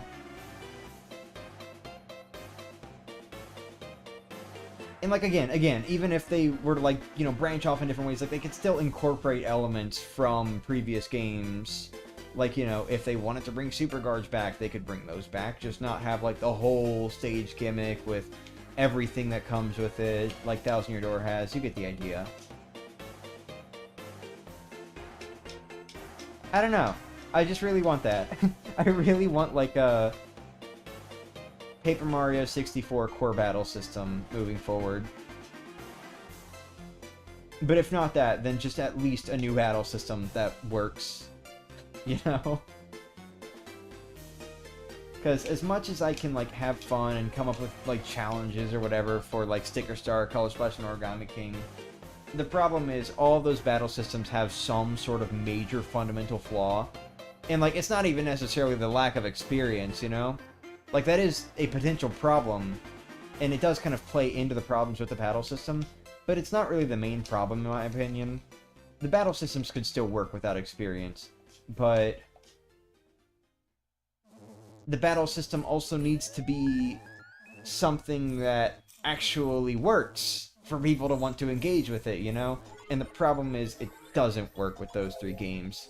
For Sticker Star and Color Splash, it's because of the resources, which, you know, it's not too bad, in my opinion, but it's still, like, the games are just overly easy, you know? And then there's also, like, limited space in Sticker Star's case, so a lot of people tend to use up their strong stickers for whatever reason when they really don't have to. And just, like, I could sit here and go on. I don't want to sit here and sound like I'm bashing these games. I don't want to sit here and sound like I'm bashing these games, but, like, they just have so many elements of their gimmicks that don't mesh well, in my opinion. And I think Origami King, ironically, is the biggest offender of this. Look at that, Pretty Lucky. I think Origami King is honestly the biggest offender of this. Like, it's definitely got a much better battle system in terms of, like, actually fighting the enemy with, like, the weapons and stuff like that. I would say that's better. But Origami King is the single most gimmick-heavy battle system out of all the Paper Mario games, in my opinion. And, that's largely because of the ring puzzle system, and the battle system's huge reliance on that, you know, solving these puzzles so that you can destroy the enemies, as opposed to actually strategizing against them, you know? Like, you look at the attacks, for example, and... oh, I hit that too early? Okay. Luigi left. Damn. If you look at the attacks, for example, like, look at all the jump attacks, and tell me, do you perform any of them differently? Do you perform any of the jump attacks in Origami King differently? Or are they all the same basic concept of A, as Mario jumps across a line of 4 enemies? Like, it doesn't matter what the attack is, they're all performed the exact same. Same for the hammer. You know, the hammer has, like, one difference with, like, the hurl hammer, because that goes in, like, a line, but aside from that, it's the same timing and everything. So, you know.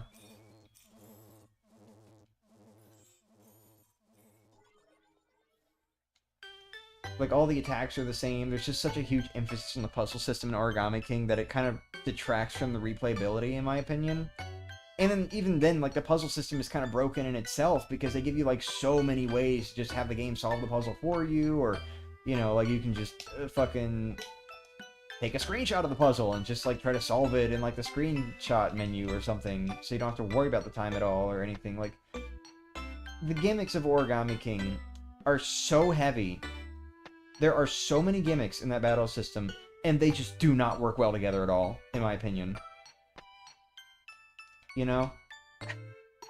Like, for the love of God, please do not continue this. Do not keep going this way, please. I'm, like, actually hopeful right now that we're gonna have, like, better thought out battle systems in the future. But anyway. Playing this soundtrack is very trippy. I keep thinking you're someplace else. Haha. Got accused of losing Dad's keys, but he had them himself. Had them himself. That's stupid. Maybe he should, like, check his pockets.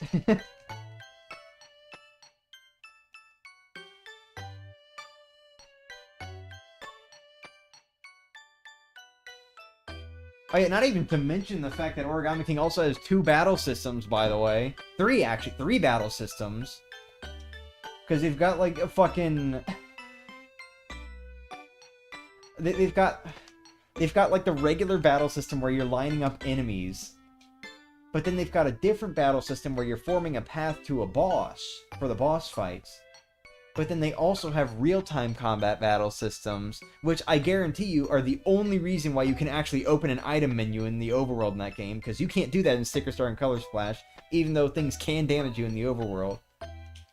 I guarantee you that, like, real-time battle system is the only reason you can open items in the overworld in that game. So it's like they got 3 battle systems in Origami King 2, and it's like, you know, there are the 2 ring battle systems, which I've already complained about enough. You get my point with those. But then you've got the real-time combat battle systems, which are actually pretty good. I do find them pretty engaging. They're just slow. I mean, the ring battles are slower, but, like, they're still slow, because you don't have any way of, like, moving around faster most of the time, except for in the Poke fight. So you're just kind of walking at normal walking speed, and then your only method of attack is with the hammer. The basic hammer that you only get one of throughout the entire game. So it's like, that battle system's pretty good, but it's also lacking. Like, it's just very lackluster in terms of stuff going on. Like, holy shit, dude. Just decide on a battle system and stick with it. You know?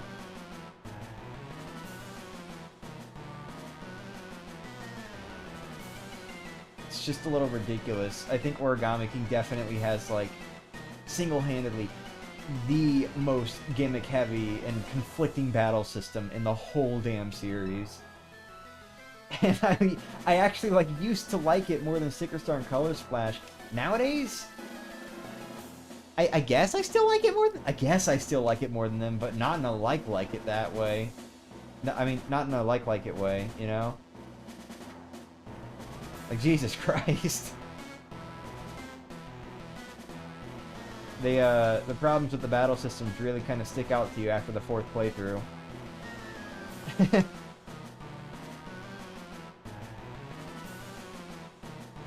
don't really care if battle systems and RPGs are similar. If I like it, I want to stick with it. I used to not care with Mario and Luigi, but then I got tired of that series and did not want to play, like, any of the games aside from Superstar Saga. So, it did get a little tiring for me. Luigi wasn't as accusatory as usual. It was more like a, didn't you have them? Then we looked and found them in the basement. Oh, okay. I'm glad he wasn't being accusatory. He was being dative? No, I'm kidding. You could do a just chatting live stream. I could. I mean, that's basically what these streams have been. I'm mostly just, like, talking with people while grinding. Yeah, I could... I've done, like, a few of those before. Like, once I got bored while drawing, so I, like, set up a live stream and didn't actually show what I was drawing. But, you know. I did, like, kind of just sit there and talk with people for a little bit while I was drawing. That was nice.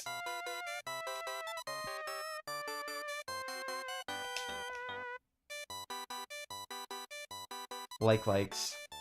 Likes your shield. Sure does. Likes are horrifying. What the fuck are those things? They're just meaty tubes that steal your shield and shit. And like your rupees too, I guess. They're just meat tubes. Sometimes they have teeth. Sometimes you can't see any.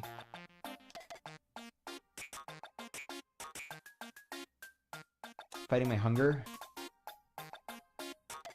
Hope you win. What are its stats? Maybe I could provide some advice. Oh, I just realized we're in the 80s. Huh. 91 or 90, right? Yeah, okay, sure. I'll take it. Why not?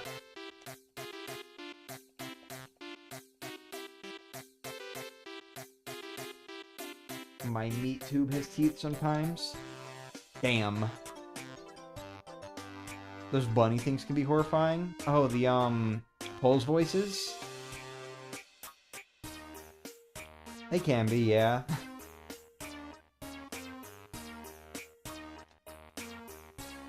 Oh, look at that. Already an Amazy Daisy. Hell yeah. Hey, bud.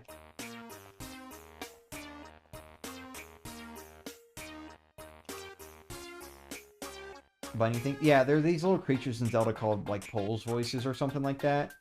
And their whole thing is they're, like, really sensitive to sound. And I think... Do they multiply? I don't think they multiply. But, like, they will bounce toward you, like, so fucking fast. So you've got to do something that makes noise to make them, like, cover their ears, because they've got huge ears. So you gotta, like, do something that, like, makes noise to stun them, and then you can hit them.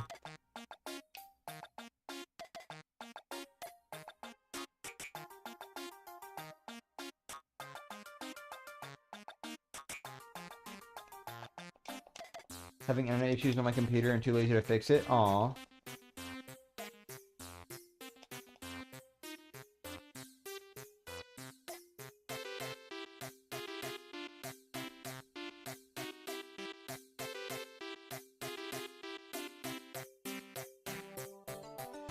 They're not horrifying, they're adorable.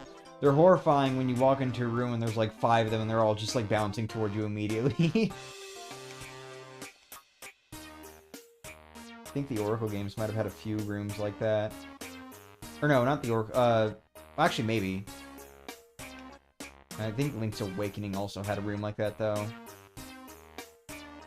They have their mouths underneath, basically just teeth. Damn. They're like copycats. Yay! Also, look at that, 2 Amazy Daisies, and one of them's got a shooting star. What a friend. I was kind of thinking about it, by the way, and I realized I don't think I'm going to reach a level where the Amazy Daisies don't give me a star point. Like, I will reach a level where they only give me 1 star point each. Actually, I'm already there. Wow, so it really just doesn't matter outside of 2 floors now.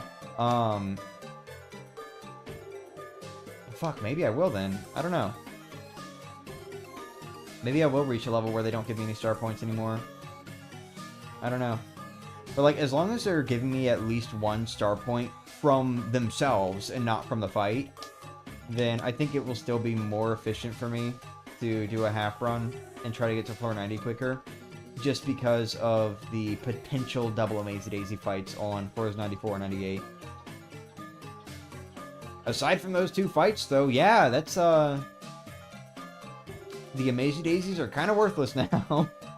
I just need a fight with more than 1 Amazy Daisy, and only 2 of those exist. That's interesting.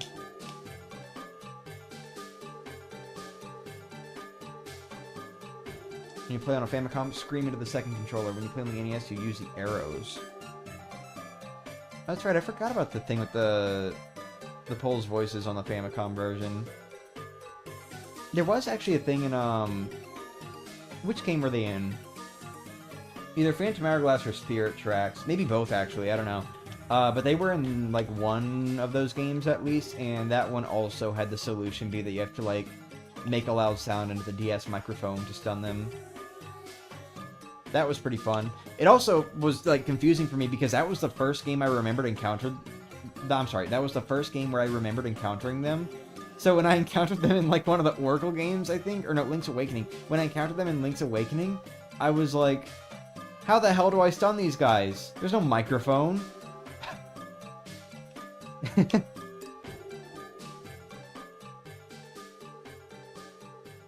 was, like, really confusing for me.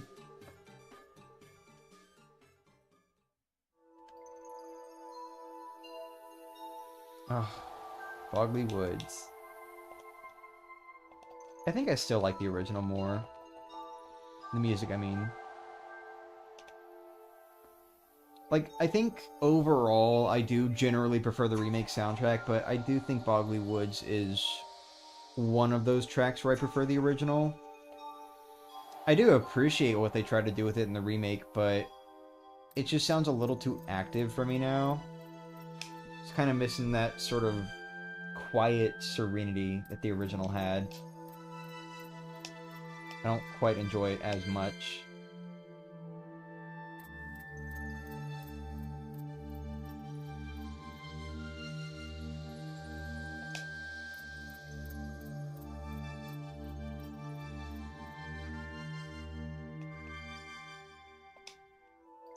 Sorry about that.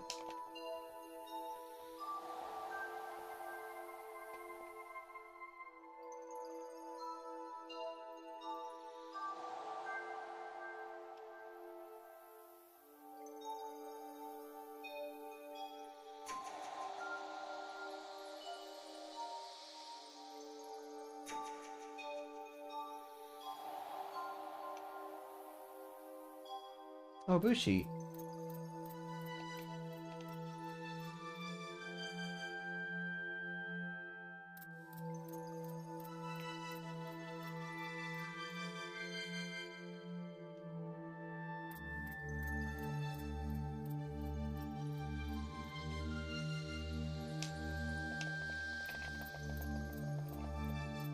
Damn, that was a really good one. Holy shit. Do you see how fast that meter filled up?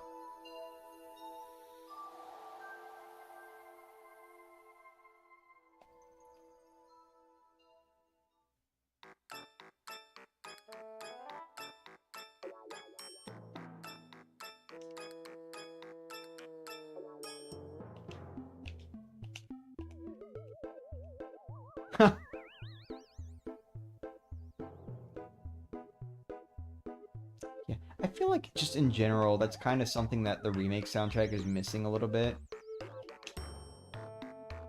Like, I do appreciate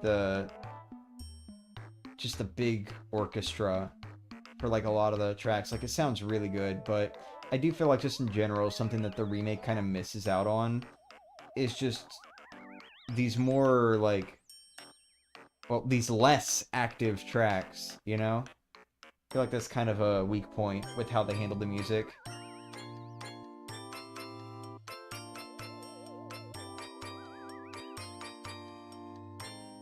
What? Where was my... Okay. So the fucking stylish didn't happen and that screwed me up.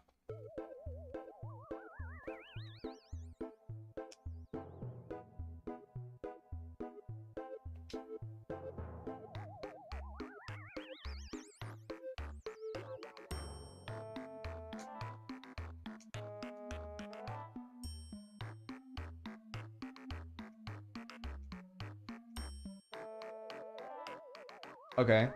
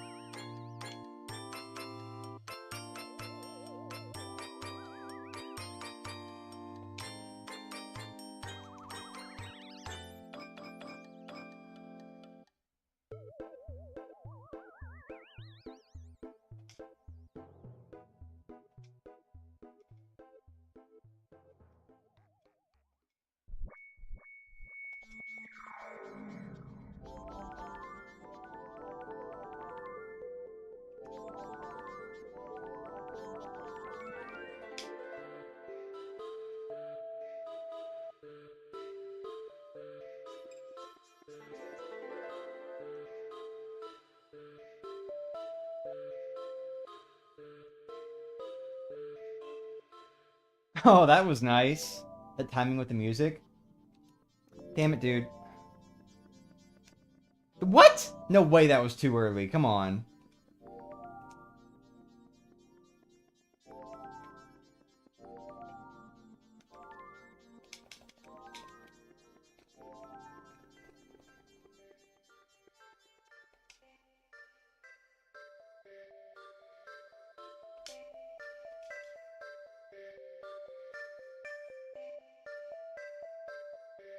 God, that fucking one frame... I don't like it. Damn, that bitch wants to be dead. Alright. Cool.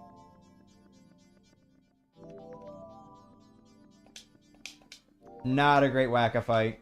That was not a great whack-a-fight. I did not feel good about that.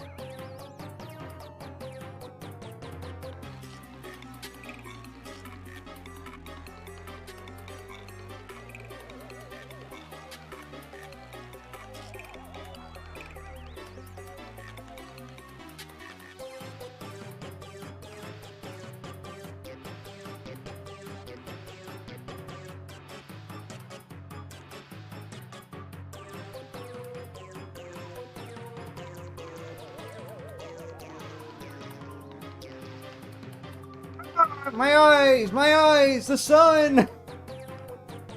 Dude, Mario's been underground for so long. Confused, burning Yoshi. He was dizzy, actually. He was dizzy, not confused. Yeah. Game over.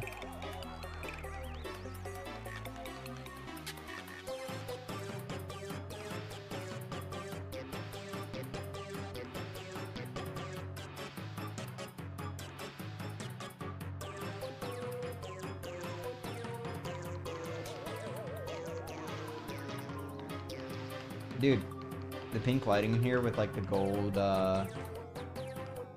look. Hell yeah.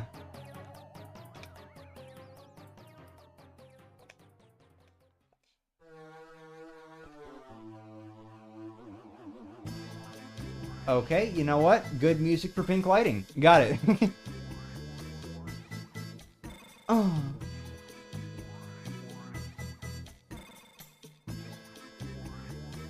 Here you go, in case you were wondering what this looked like in the remake.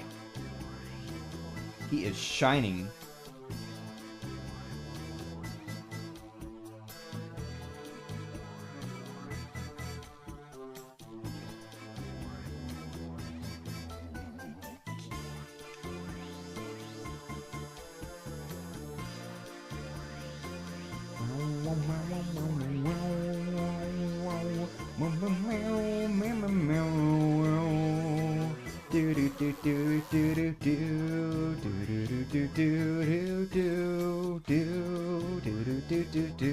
I'm sorry.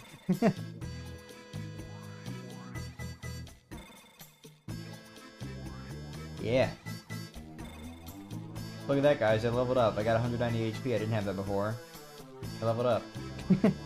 Forgot. Sorry, I was doing my best Magic Boo impression. Okay, fine. Fuck you. Damn. I'm finished? Kid Icarus reference?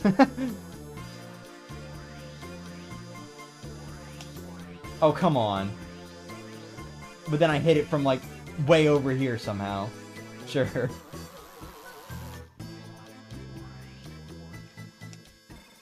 This pipe is the entrance to the Pit of 100 Trials.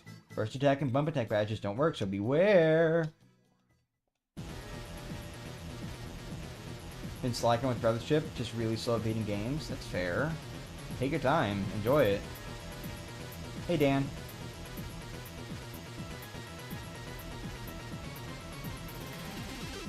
This theme... dude, this theme, when I, like, heard what they... or, like, just... what they did with it in the remake pissed me off so bad. I was not happy. The sheer, like, chaotic energy from this theme, especially, like, that sort of almost ticking-like sound as if time is running out. Just, like, that... this theme is so fucking good. And then, not only does the remake version of it just completely fail to actually capture the feeling of it, it's also only used in 2 of the places it was used in the original. 2 of the 3 places it was used in the original. So it's like... you know, and unfortunately, the one place where it wasn't used in the remake is the one place where, like, the music really stuck with me the most. With, like, ticking sound and everything. The big chase down the final staircase. No music there, you just get eerie silence instead. It works. It does work. But, like... come on, man. I was so upset with this track in the remake, I won't lie.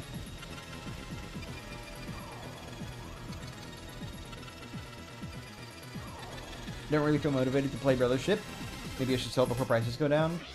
I guess if you want to. Sure.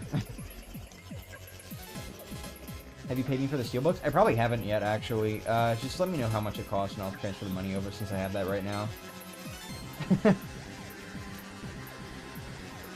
I'll transfer the money over and, you know, get that taken care of before the distance between the US dollar and the euro increases. When I play later today, I'll be attending a wedding. Ooh.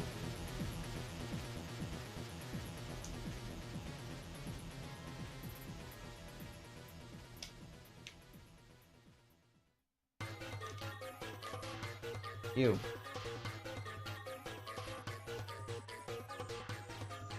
Or wait, I said 3 places. Hold on, this is in the chapter. Hold on, where does this play in chapter 2? Or not this theme, but the one that was just playing. I completely forgot about chapter 2. Where does it play in chapter 2?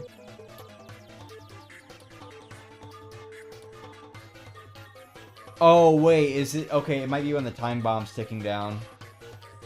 Okay, so 2 of 4 places. Yeah, I think it's when the time bomb is ticking down is when that theme plays. Or no, maybe it's... Hold on. I mean, it might be. Could also be, when the X-Naut wakes up after Miss Mouse attacked him or something. I'm trying to remember now. I'm trying to remember where that theme plays in chapter 2. Oh well. Point is, it doesn't get used in, like, the one spot where I actually would have liked to hear it used again. Anyway. Hi, Pac-Man.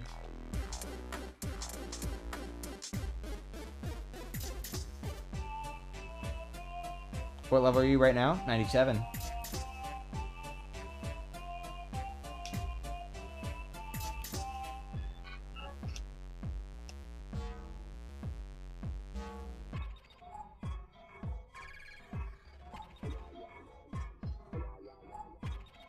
Steelbook is a trademark? Huh.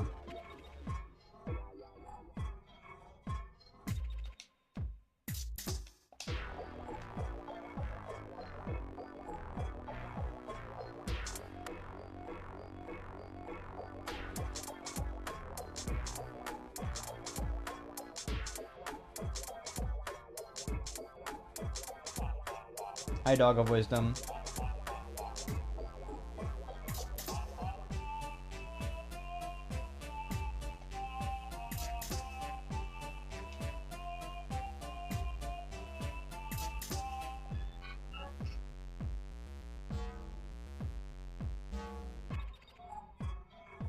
Trying to remember, is the Pac-Man death sound even still in this theme of the remake? I don't remember hearing it. But it could be. Does anything give more than 1 star point currently? No. Granted, that question does come with an that answer does come with an asterisk. And I say it like that because Amazy Daisies are currently giving me 1 star point, but right now it is still 1 star point per Amazy Daisy, which means on floors 94 and 98, I can potentially get a battle that gives me 2 star points instead of 1. Just because those floors, their Amazy Daisy fights are double Amazy Daisies.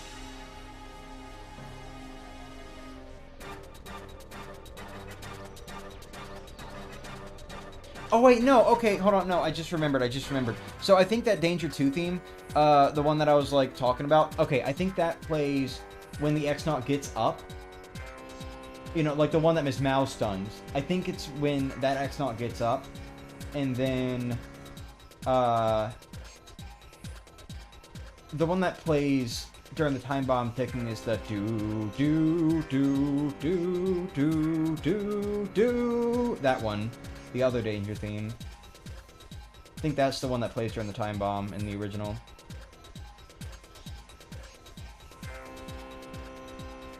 So wait, actually, hold on. So it might play in 3 of 4 places in the remake. I'm sorry, I'll leave this topic alone.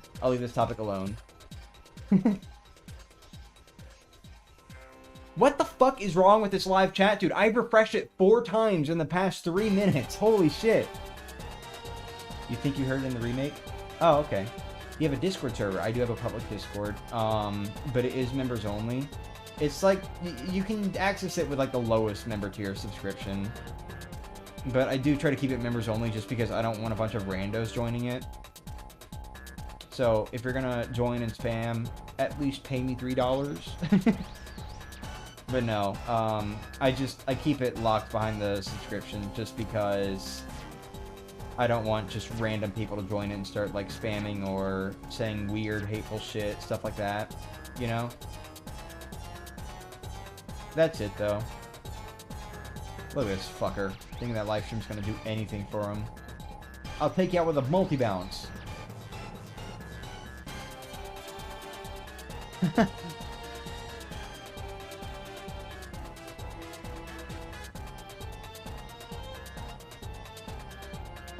Exactly like my friend server does. Fair enough, I gotcha.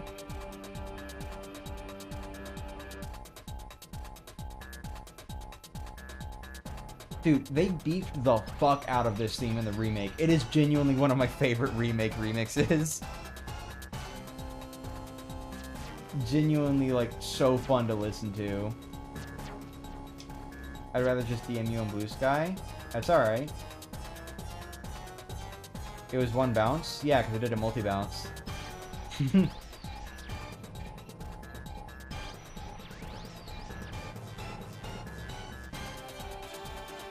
as Party Yoshi now. Huh.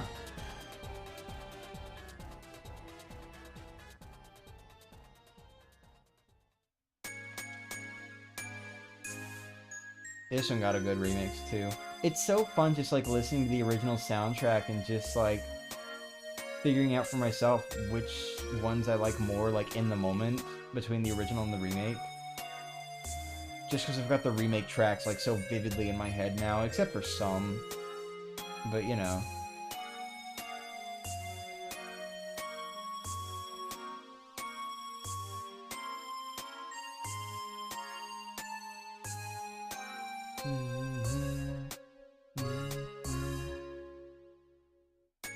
Yeah, they also like they made like 5 versions of this theme for the remake, so it gets more distorted the more you mess up the waltz. That was really cool.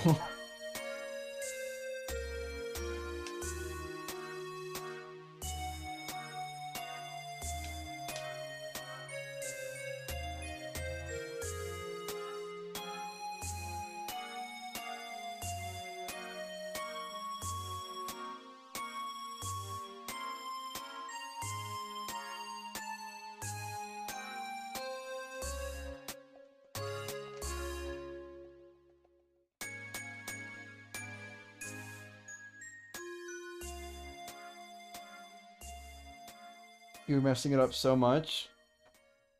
I can't remember how much I messed it up. But like, I was playing the game with a USB GameCube controller, so...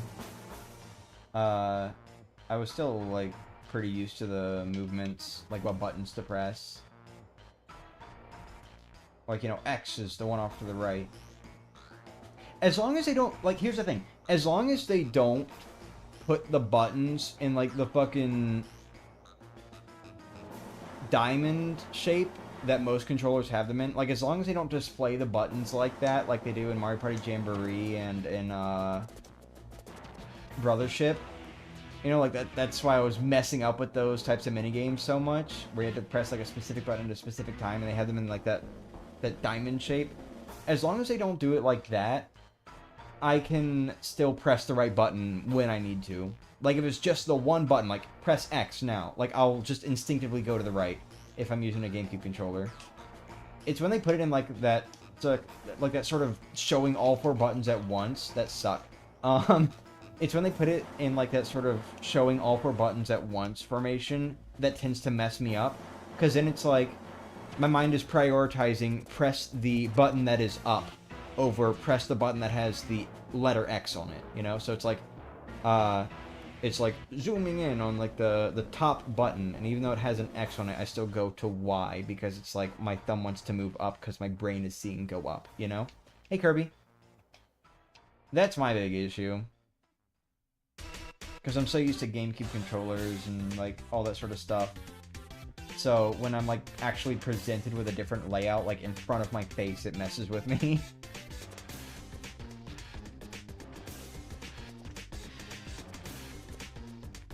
Oh wait, I could have... Oh well.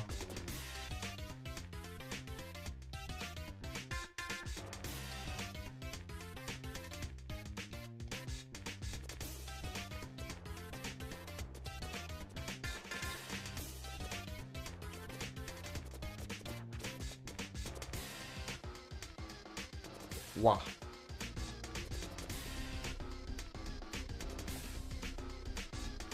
For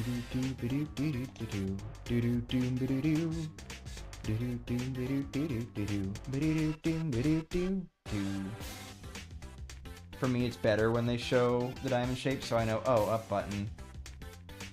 Yeah, it's fair.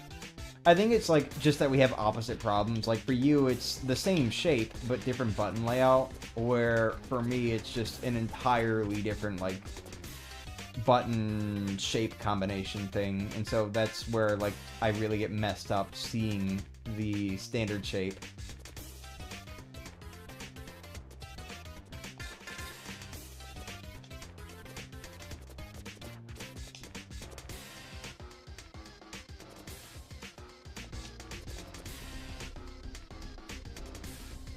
But like, if I'm being honest with you, if I could use a GameCube controller for every game, I mean, I wouldn't, because I do understand that there are some games that just work better with certain controllers that have like certain features and stuff like that.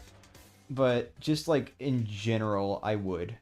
Like, if I can find a way to use a GameCube controller, I will, because I do like the GameCube controller the most. And it doesn't specifically have to be the GameCube controller. It could just be like any variation of it. Like, I think my personal favorite is just a modern iteration of the GameCube controller with, like, the 4 buttons instead of 3. I mean, like, the 4 top buttons, I mean. And, you know, like, having start and select, and, like, capture and home, and, you know, stuff like that. Like, that's definitely my favorite iteration of the GameCube controller. But, like, really, any GameCube controller, it's my favorite controller by a long shot.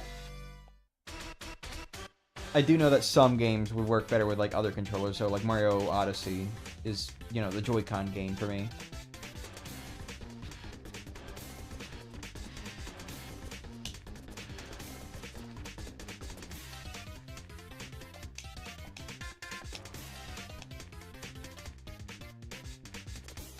Imagine a GameCube controller with the modern stuff, like stick clicking, second Z button, and gyro. Well, actually, the one I'm using right now has 2 of those 3 things. Like, it's got ZL and ZR, and L and R, and they're arranged in, like, the modern controller formation, so rather than having the L and R be the massive trigger buttons, it's the ZL and ZR are the massive trigger buttons, and then L and R are the shoulder buttons. It's got that, and it's got the, you know, like the switch buttons with like capture and home and like start and select and stuff like that. And then I can actually click these joysticks down too, which they're not going to do anything in this game. But like, I can click them down if I wanted to. The only thing it doesn't have is gyro, which even then, I think maybe you can get a wireless Switch GameCube controller. And that one might have gyro, but the wired ones do not. I know that one for a fact. I think, actually, I don't know. I had a wireless before, and I don't think that one had gyro. I could be misremembering. Maybe it did. I don't know. I'd have to, like, boot up a game that uses gyro with it. Unfortunately, I had to stop using that one, though, because it developed really bad stick drift.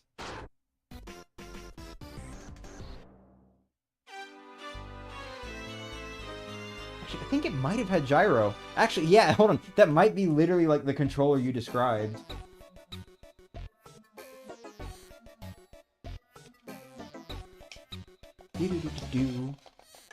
Then I also need rumble. That I don't remember. I don't know if it had rumble. I know like original GameCube controllers have rumble, and god damn that rumble is strong.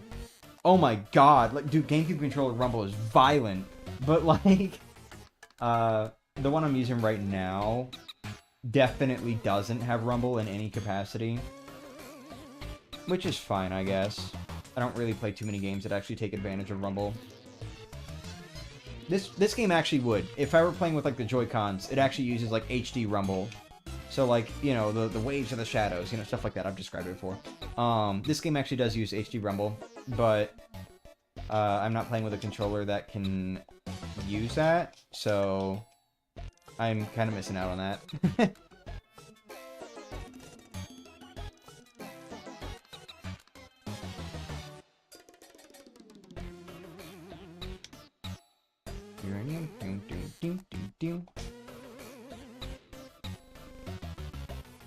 Pew, pew.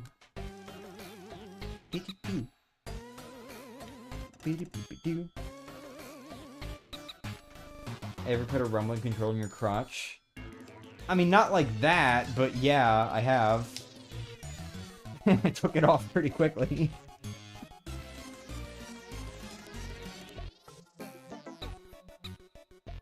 Dude, like, if I were to... Actually, I think I have done this before, like, even on a stream when I was at college, like, up here. I think when I was doing the 1,000 Year Door Chapter Lock series, there was a point where, like, I put my GameCube controller down, I guess after, like, a stampede or something, and it was just, like, against the fucking desk, and you could hear it very clearly in the microphone. It was like, like, it was violent, dude. Holy shit. Those things are so loud when you put them down on, like, a table or something.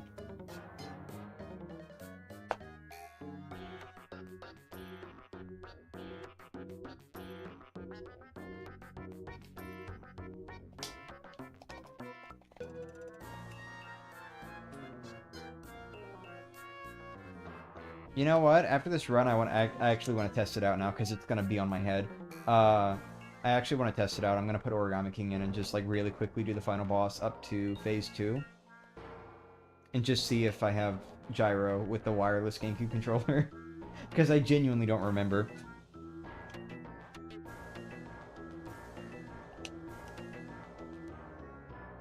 Wow! Wow! Wow! Wow! Wow!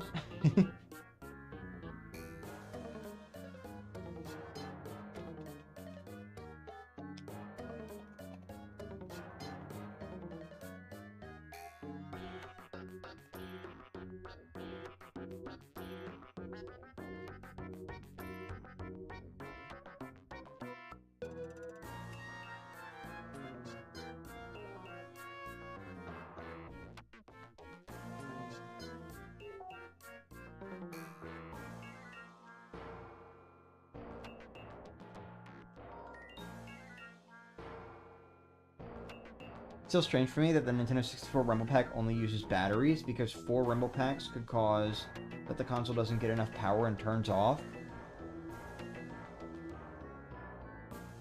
Really? Damn.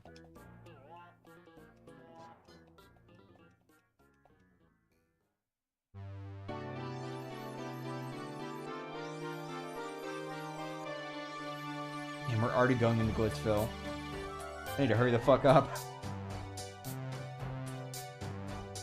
No, it would have been great if you put me on top of that pipe. Please. I wonder if there's, like, any way I can stand in, like, a specific spot on the pipe where it, like, lifts up and Mario actually stays on top of it. So far, every time I've been standing on the pipe after defeating an enemy, I, like, lift up and then Mario just gets pushed off in some direction.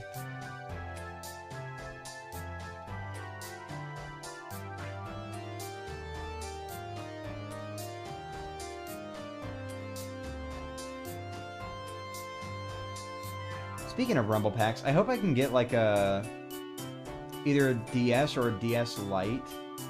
I think I kind of want the original DS just because, like, I think there's a lot more novelty in having that compared to a DS Lite.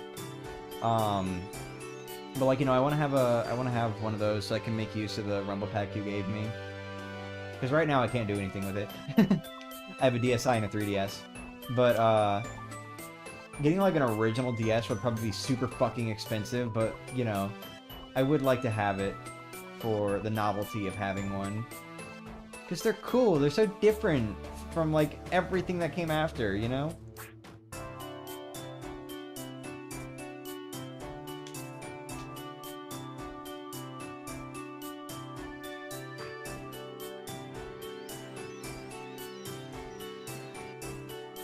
Oh my god. 2 hours and 20 minutes, and we still have not reached level 98. And we're not even close. I think we might get it next pit run, unless we get a bunch of movers. Which I won't complain about. Because it puts me closer to the Amazy Daisies. Just so long as I actually get the double Amazy Daisy fights. But, you know. I think we'll get the level up next pit run, most likely. Unless I get insane mover luck. So, you know. Oh, wait, I can kill these guys.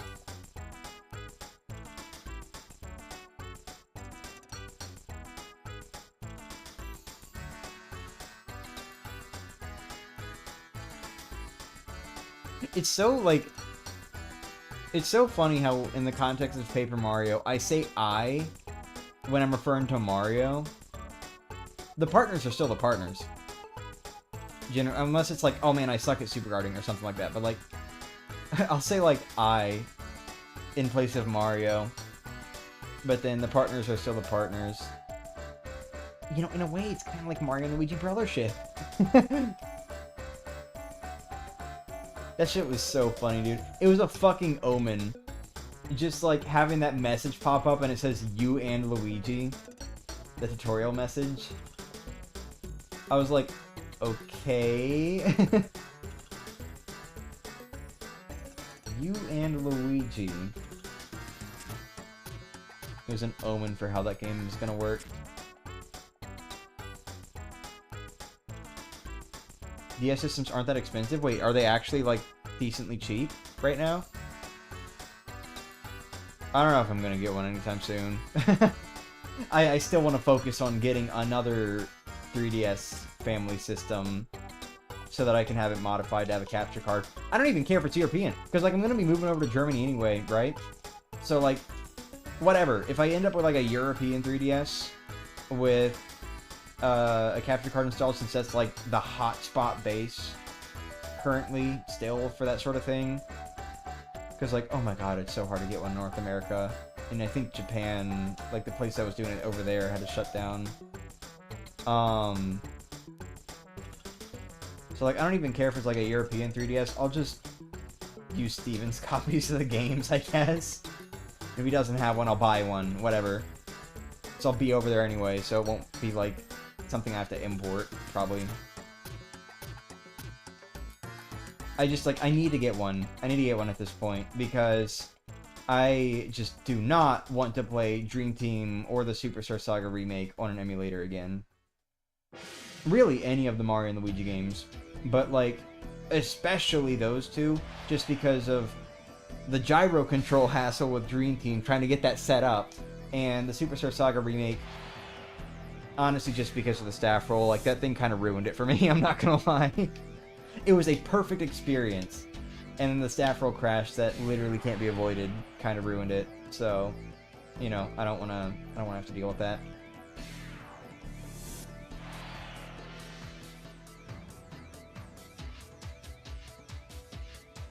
I need to get myself a 3DS for the capture card. Normal fat DS systems are affordable for only 50 euros. What the fuck? Oh my god, I need to jump on it right now. Holy shit.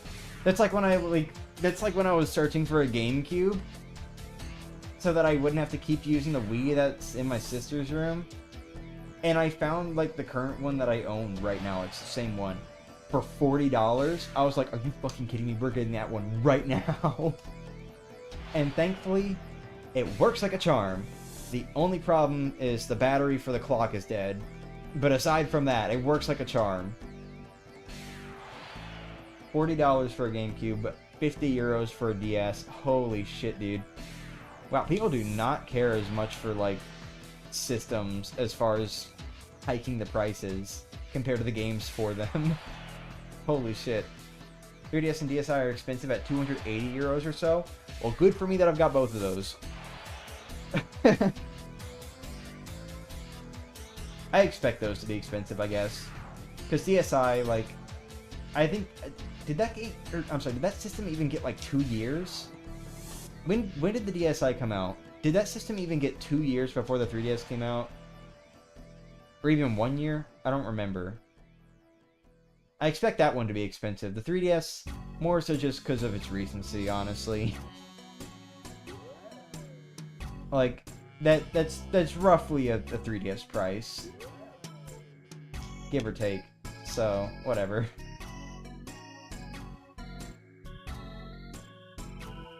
Oh my god, I need to get money up. I just realized.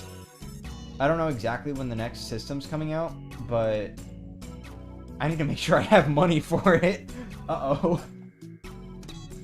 Okay, well, that's another thing to put into savings, I guess. Hopefully the YouTube channel will help with that a little bit, but I doubt I'm really going to have, like, that much more by the time it comes out.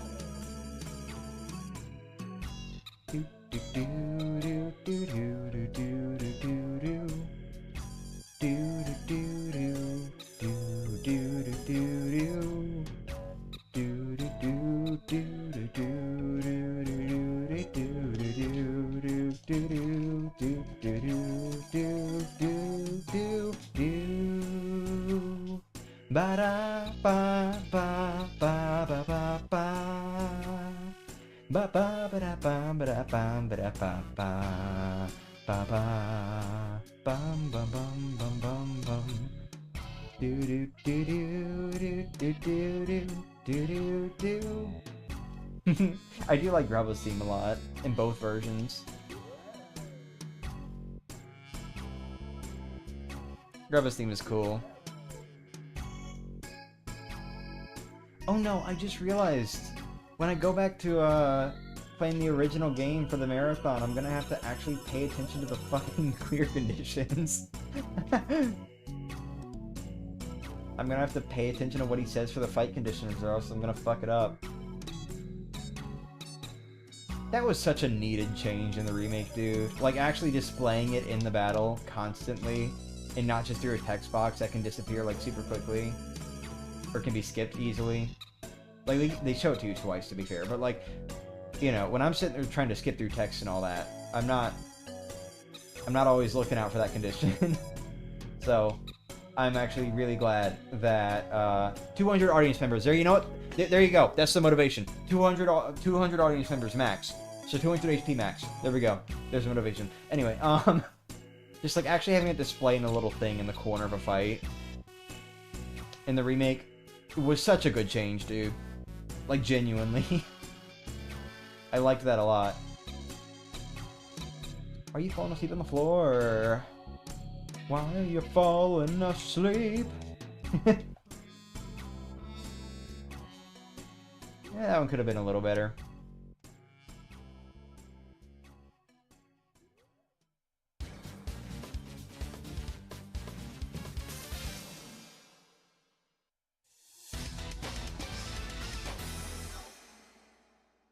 Guess you'll have to ask me to remember them for you.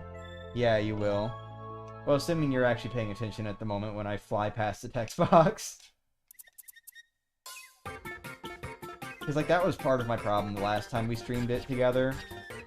I was just kind of skipping past the text boxes and was, like, paying zero attention to what was being said. Oh my god, 2 Amazy Daisies, look at that.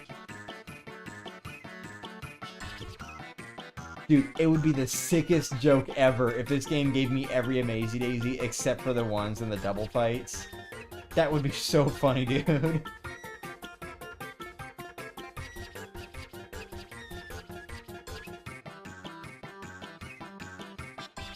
I don't like this theme, I'm not gonna lie. Either version. Not really my choice of music to listen to. Bowser Jr. has similar themes in Origami King, and I don't like those themes either. Okay, well that one's a little bit more grating on the ears, I'll admit. But, you know. This theme exists in the original? Yeah. Yeah, that... It's the theme for when you're chasing the egg. Also, wait, look at that! Got the double Amazy Daisy, that's nice, thank you.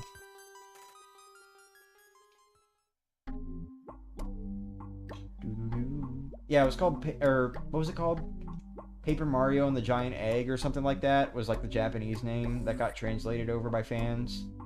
It's like a reference to, I think, James and the Giant Peach?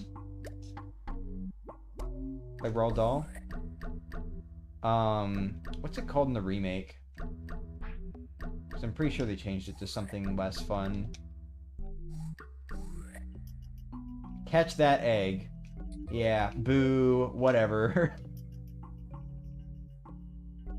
That's not as fun of a name.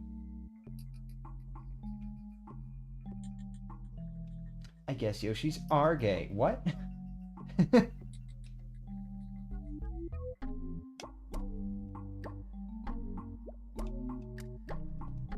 Also, hell yeah for 7 Wonders of the Glitz Pit, dude.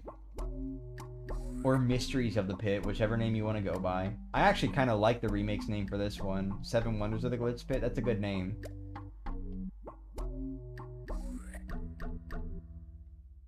Genuinely one of my favorite themes in both versions. Dude, I love the jazzy take they had on it in the remake. Holy shit.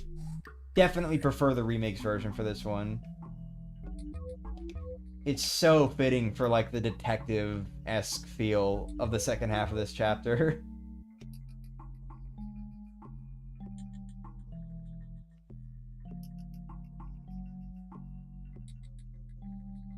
Oh, that's 5. Look at that.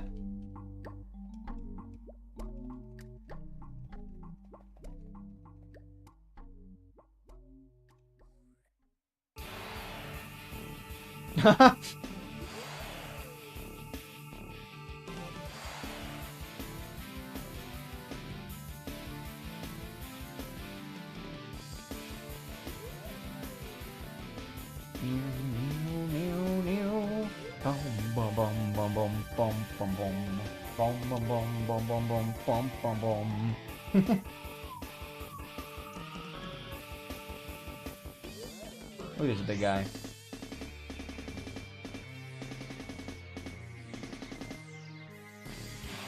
Oh my god, 6. Look at that. We've got 6 Amazy Daisies.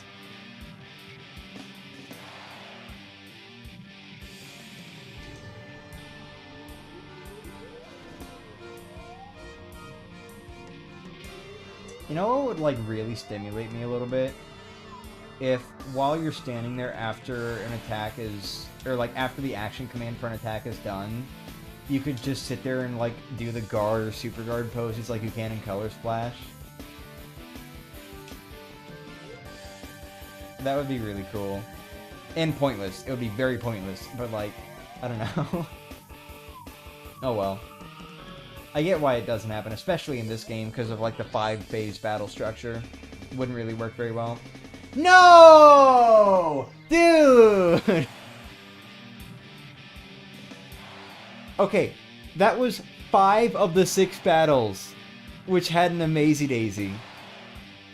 6 out of 8 total. That was damn near perfect, dude. I was really hoping that this last fight would have the double Amazy Daisy. Wow. I think the max amount of HP you can have is 500? Not in vanilla. Pretty sure it caps out at 200 the same way as BP caps out at 99, doesn't it? Like, I think you'd have to modify the game to get 500 HP or something.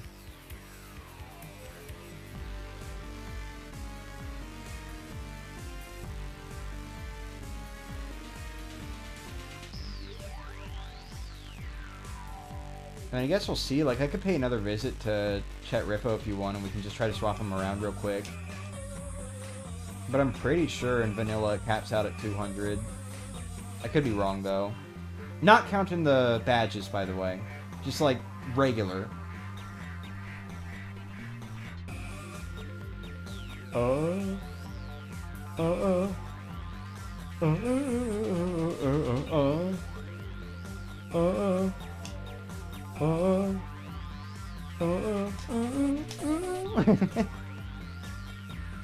you can't get past 200? I'm pretty sure.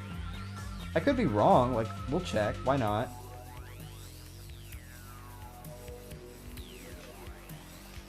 Right after Wacko whips my ass.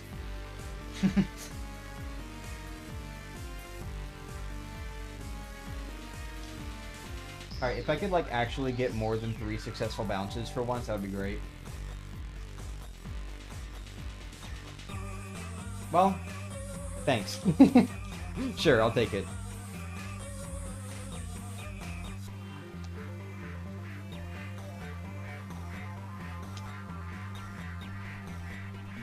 Oh, hell yeah, dude.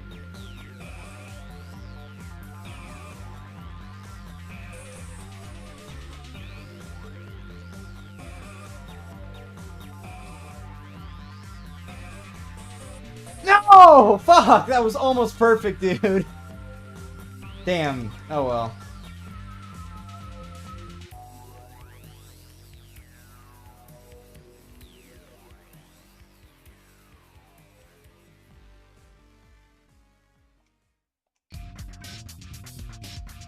Thank you very much, Merlee. I appreciate it.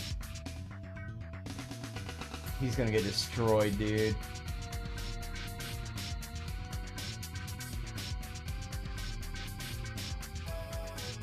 Oh, he's still giving me a star point. The AVGN is kicking in.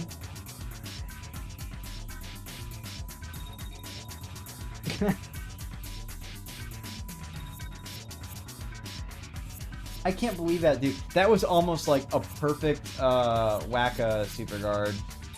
Maybe I've had one before already and I'm just not remembering, but like... I even super guarded the one that I got lucky on, like the one that missed.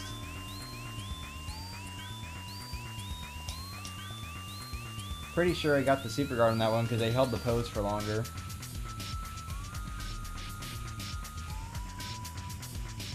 This one also got a kick-ass upgrade in the remake. Dude, Magnus and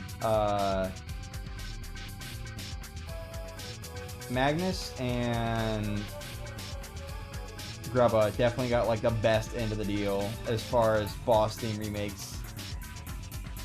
Like, holy shit, they're my favorites, dude.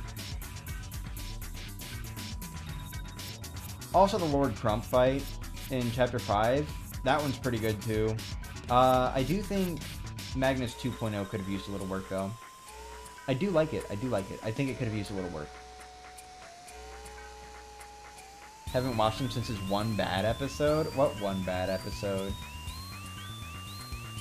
Oh my god. Oh, please. Okay.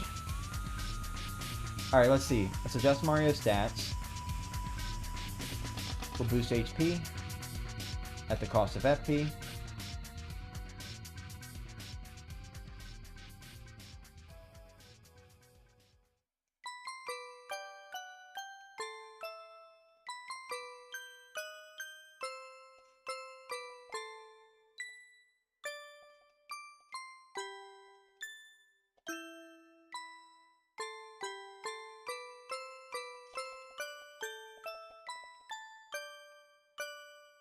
Alright, moment of truth. Here we go. Let's see what happens. Yeah, there it is. Alright, you cannot max out HP above 200. Or, like, you can't go above 200 normally. The only way you can do that in vanilla without modifications is with HP+, in which case you can reach 215. But yeah, no. I'm glad I remembered that correctly, dude. I would have been a little upset if I, like, was able to upgrade it again after 200.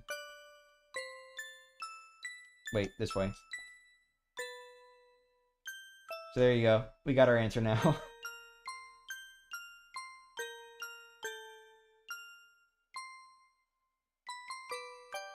That said, I think you are still right to the extent that I think 500 is, like, the absolute total max. I don't know if that still applies to the remake, probably. But, at least in the original, I think 500 was the absolute total max. But, like, you would need mods for that sort of thing.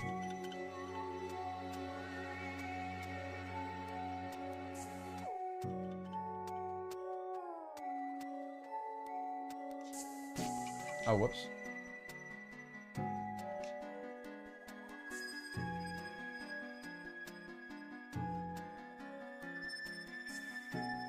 Maybe I should have... Just thinking about it, maybe I should have, put the FP back. Because now it's going to take away from, Yay, we did it, we reached 200 HP. It'll be fine, whatever. Just stop being a perfectionist. What's your personal game of the year? You're looking at it. I know people are going to be like, oh, but a remake? But it was really fucking good. It's like the best remake of a game I've literally ever played, and that's even putting bias aside. Like, they did so much here. But, Like, genuinely, the 1,000 Year Remake is my game of the year. Personally. There were a lot of great games this year, though. I still need to play Echoes of Wisdom and Princess Peach Showtime. Like, I do want to play those still. Just haven't gotten, like, the money or the time to really focus on them. And they're not, like, top of my priority. But I do want to play them. That sounds bad, actually. The two Mario...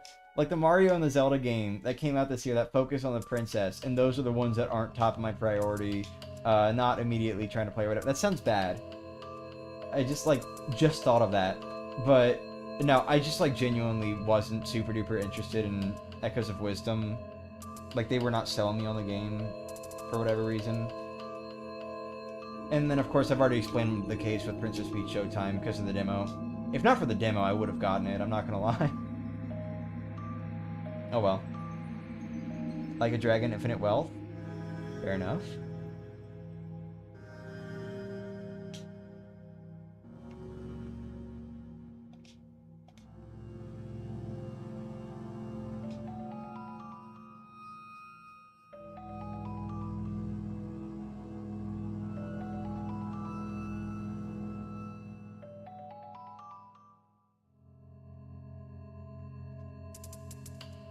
Multi-bounce. Especially now that I'm, like, pinned down on FP. Need to focus a little more on preserving it. I mean, I'll go back up another 5 in just a little bit.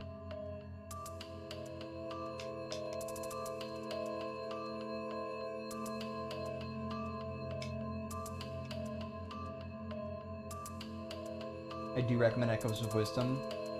I do want to play it. I've just, like, I didn't... Especially, hold on. I do want to say this. As far as Echoes of Wisdom is concerned, not only were they not selling me on it, but it was during a point where I did kind of have to be a little more careful with my spending. Like, if I really pushed myself to get more commission work done, and, like, put aside the Countdown series a little bit, which would have been disastrous for the series itself, but, like... If I did push myself a little more to get commission work done and stuff like that, like, I definitely would have had the money to just get all 3 games. But as it was, for me, it was kind of like, okay, we got Jamboree, we got Echoes, we got Brothership. I'm having to make a choice here because I don't have the money to have, like, a decent income and get all 3 of these games, so I had to choose one to drop. And ultimately, I did say Echoes of Wisdom was the one I was going to have to, like, give up. So I'll get it at a later point. But at least I was able to, like, still afford both Jamboree and Brothership day 1. That was nice.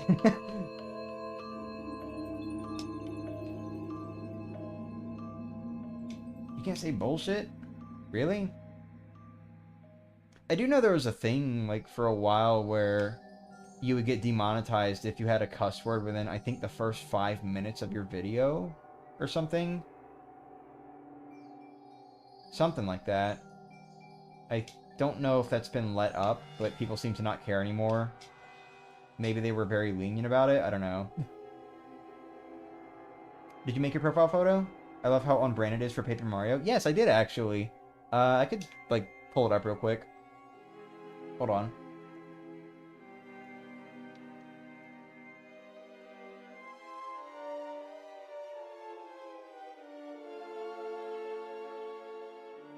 Yeah, I'm actually very proud of how this one turned out because I put a lot of time into, like, really looking at it and trying to study the style and realizing where the fuck is it? I'm sorry, where the hell is it? No, really, hold on. Wait, why can't I find it? Where's it at? Where did I save it? Oh, here it is. Okay. Bam. Here you go, here's the full picture. I put a lot of time into it, into, like, really trying to get the style correct. Very accurate with the 1,000 Year Remake style. And then, of course, I also have... Wait for it.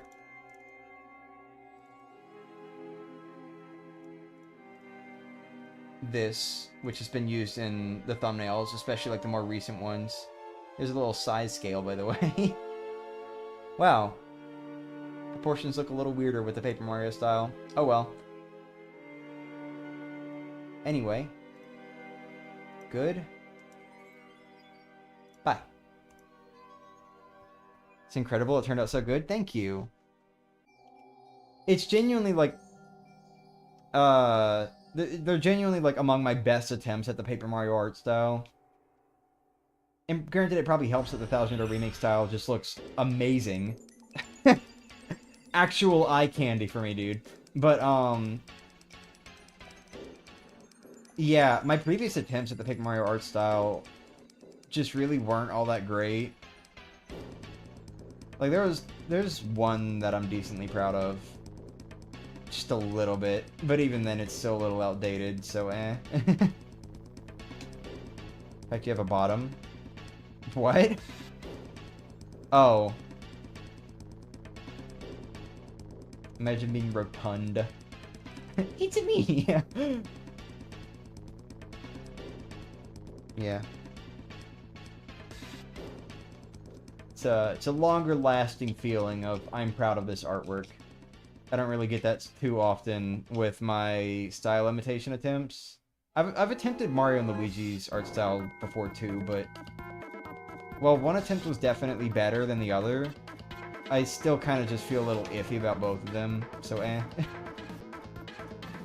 I don't know. I do want to work on my style imitation, though. I do want to work on my style imitation, because I actually really like being able to copy games' art styles. Like, it's a lot of fun, and I think it especially works with the channel.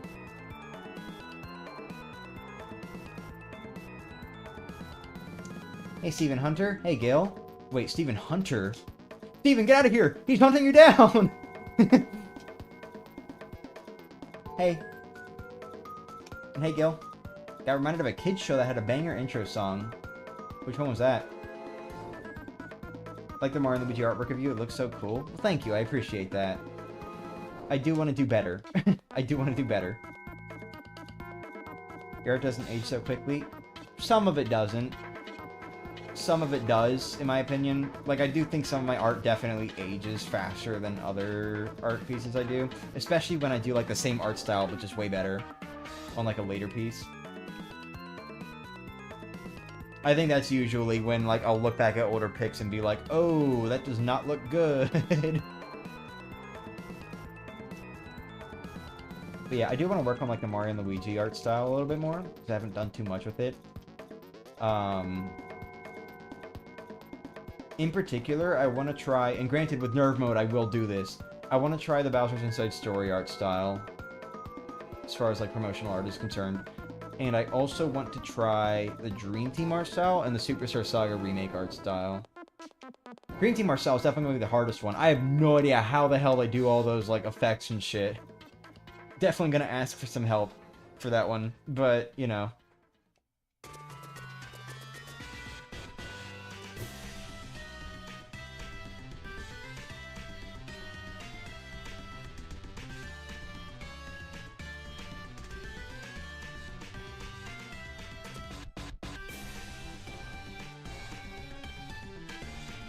Hello, always enjoy your theme.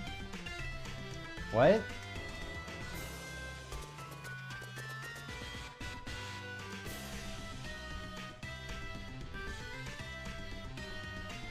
Dude, we're so close to a level up. One more fight. One more fight, and then we're finally at level 98 after nearly 3 hours. Damn, things really slowed down after that first level. I blame the fact that I'm only getting 1 star point from Amazy's at this point.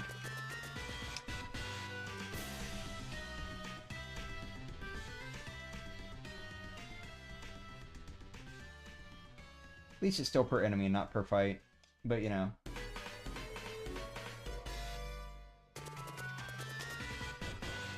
Dark Wizard, you will be my level up. Thing. Thing-er-majig.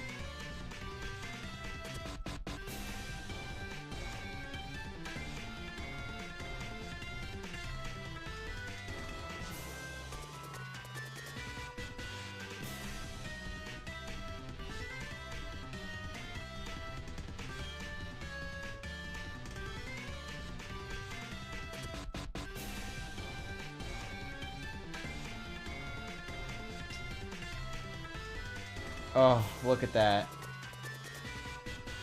Oh, it's perfect. You can't increase your HP anymore. You can't increase... Hey, that's interesting. That's a little inconsistency. I wonder if that's a thing in the original, too. Oh, there it is. There's that beautiful Voyage theme. So, when I was, like, going to upgrade my stuff with Chet Rippo, it actually was showing what it would upgrade to if it could continue. Like, BP was going to be 102 and HP was going to be 205. But here it just shows 299, which I'm already at. That's interesting. It's a little inconsistent. I wonder if the original has that. Well, who's ready for another 11.99 grind and Paper Mario the 1,000-Year Door? No, I'm kidding. Probably won't finish in an hour, so maybe I should sleep now instead. Probably. At least we're at the last level now. We're at level 98. And we're about halfway through the 1,000-Year Door soundtrack, so you know what? That's good. Oh my god, one more level to go. We're in the home stretch. We're in the home stretch. One more level to go. Hold it! Not feeling too good today. Haven't left the house in a week, but I have nowhere to go. Sorry to hear about that. Maybe just a good walk outside could be good. Sometimes whenever I'm feeling very cramped or like, just like I need to leave, I'll just like walk outside for a bit, whether it's around my neighborhood at home or around campus or whatever. Oh, okay. Hold on. There we go. Oh, it's insane work. Yeah, it's been more than... I mean, at this point, I think we're reaching 110 hours on this save file. It was at 107 when I started this stream, so probably getting close to 110 at this point.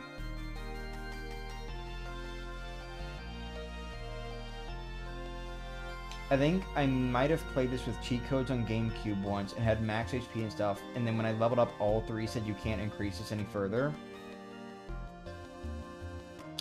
Well, yeah, usually you're not supposed to actually be able to reach the hard maximums. You know, usually you're supposed to reach the max level before you reach the max stats.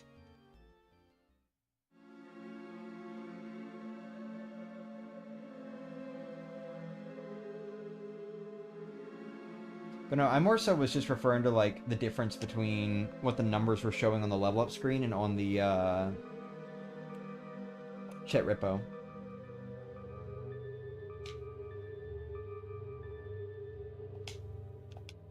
Wish I could draw. If I could draw well, I would try to make it my art style similar to the favorite, or to my, I'm sorry, let me just start that over.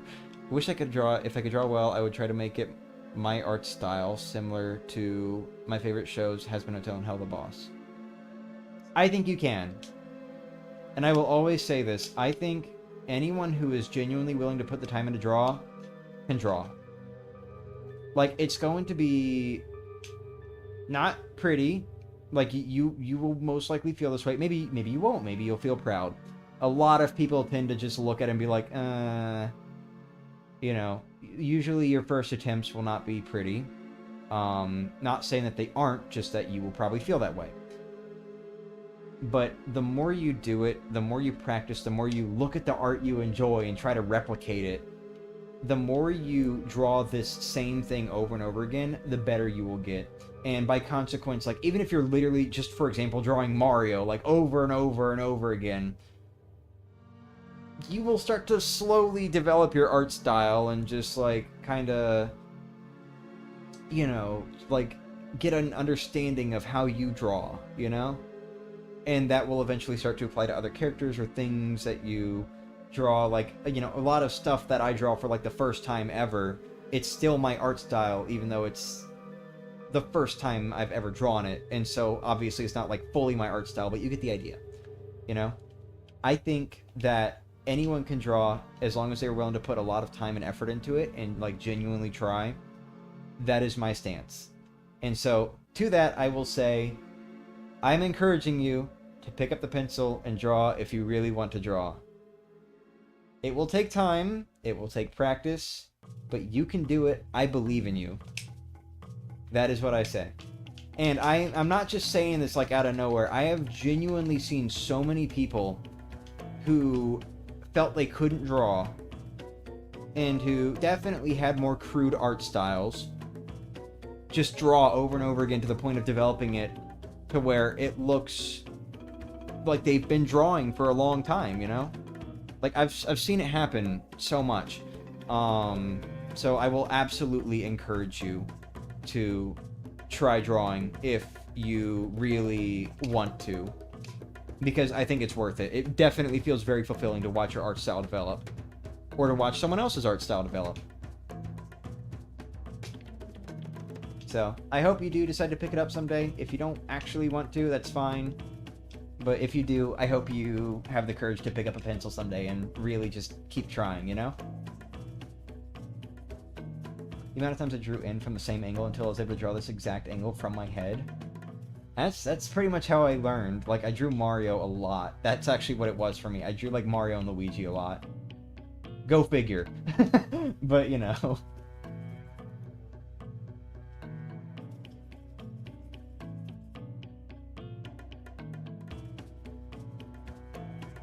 People just walk from X to Y and back around the block. Reason being that it's healthy to get 150 minutes of movement per week. Or just that being locked in all day ain't that good for your mind. Wait, hold on. You don't want to walk outside alone? That's fair, I guess.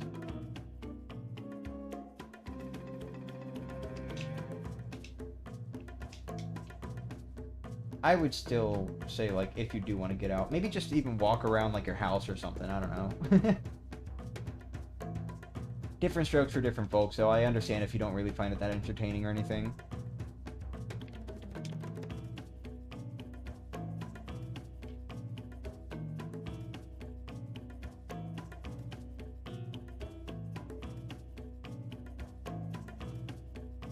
Oh my god, I just realized it's Sunday. Man, why is it Sunday? Damn. I don't know why. For a sec, my brain was just like, it's Friday. Man. Okay. Fine, it's Sunday.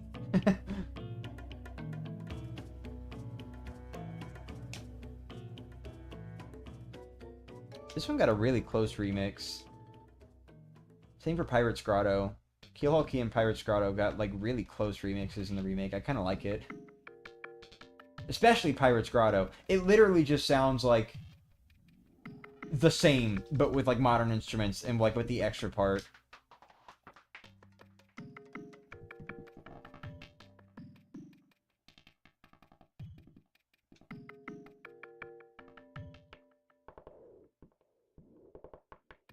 Sunday's the least of your problems. Thanksgiving is this week. I don't know if I'd call that a problem. So, like, what my week is looking like, and this is part of why I'm not going to be streaming after this stream until I get back from Thanksgiving break, is basically Monday, Tuesday, and Wednesday I have classes, and I will be going to those classes on those days. But for once, I had nothing. I have nothing. I have, like, one math assignment. That's it. That's it. I've got nothing.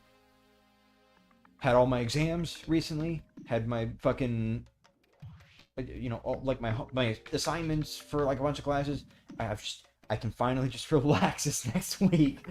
So I've just got, like, just 3 days of classes, and for once they're just finally going to be relaxed. I'm not going to feel like something's looming over my head constantly. And then Wednesday night I'm going to drive home. I'm going to just be at home and have a more active Thanksgiving break than the first half of the week. And then from there I come back. And then it's back into all this, I guess. Not looking forward to when I get back. Aside from starting Mario Party 3, not really looking forward to getting back, because then we're in, like, the home stretch before finals week, and classes are going to be getting, like, their last exams in before the final exam, which... I don't know, man. Whatever. I think my favorite classes, as far as exam structure is concerned, are the classes that basically just say, yeah, the last exam is the final exam. Like, this last unit we just went over, this is going to be your final. Just study it well. It is going to have a little bit more weight. Just study it. You'll be fine. As opposed to the classes where you have the last unit exam, and then the next week you have the final exam that just goes over everything. I don't like that. I don't like when classes do that. Why are you making me study for exams, like, so close in proximity like that?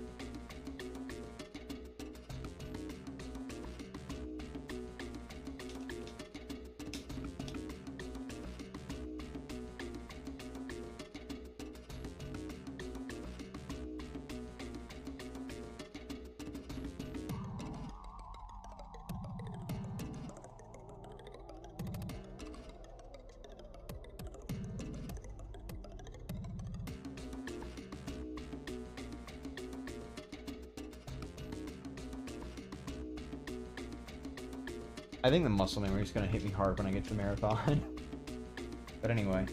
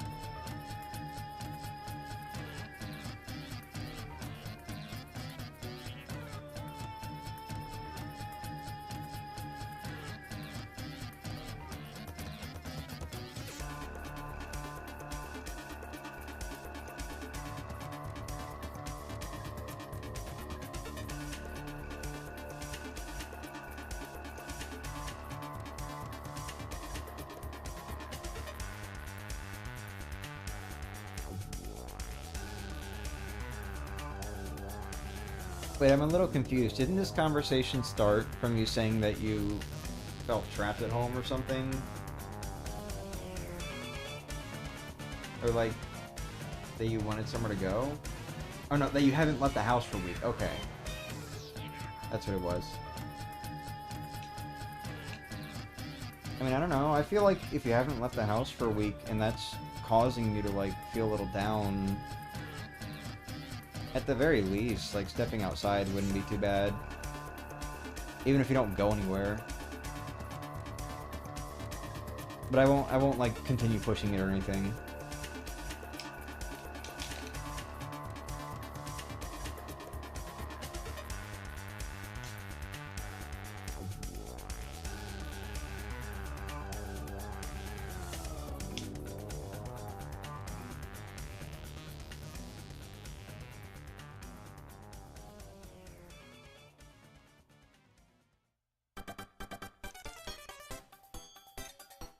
You don't feel down?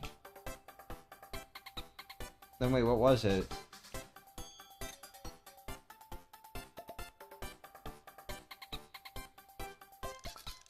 Just weird. Oh, okay. I need water. Hold on.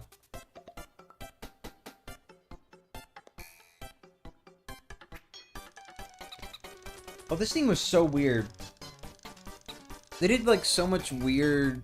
Like, they did, like, all these weird variations of this theme in the remake for, like, how good the cooking is, as well as if it was 1 or 2 items. And so, like, that would determine the length of it.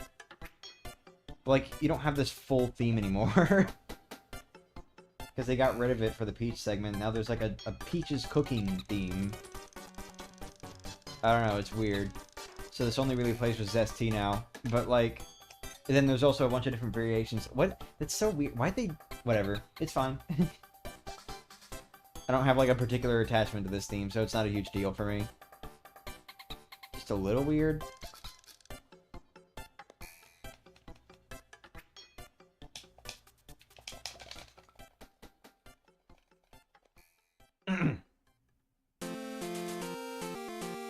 Whoa, it's the Famicom! Whoa! Whoa, it's the Super Mario World! Whoa!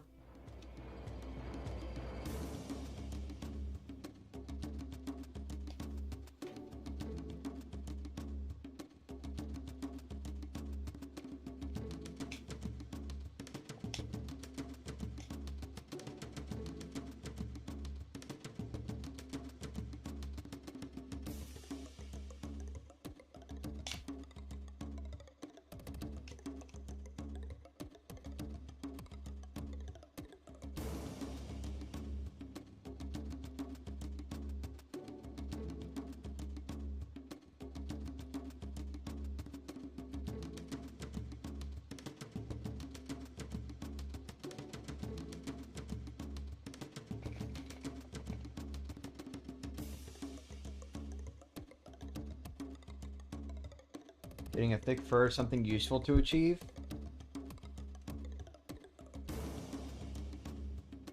I forgot how fast it was.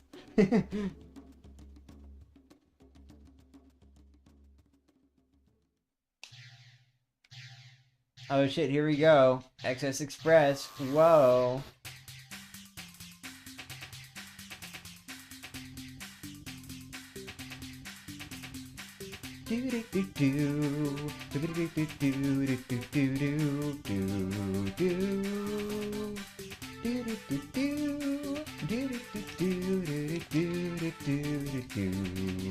Bum bum bum. You saw that? Eh.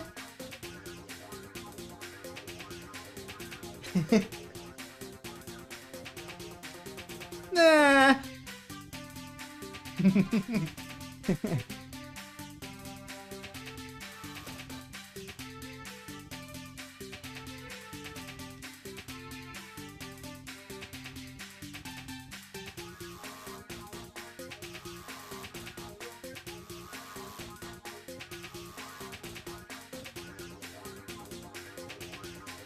Means you don't care too much what others think of you, or you don't get mad easily.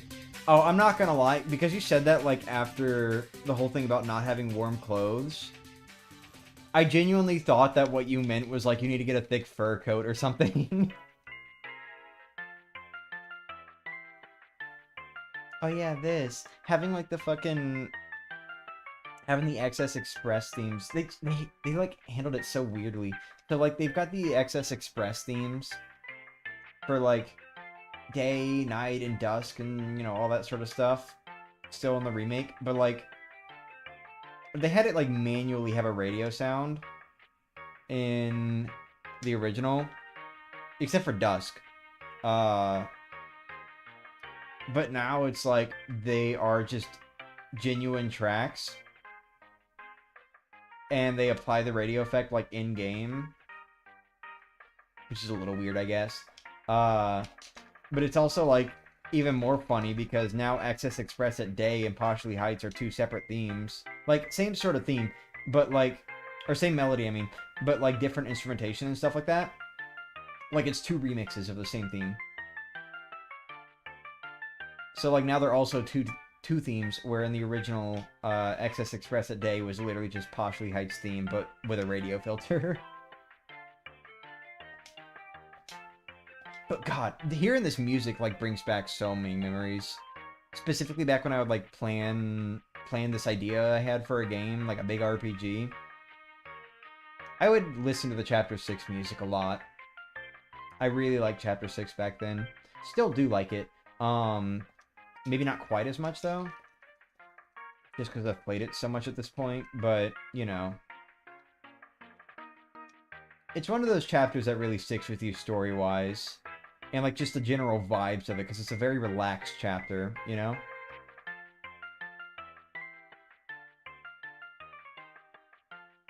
I wouldn't get a fur coat, poor animal. Right?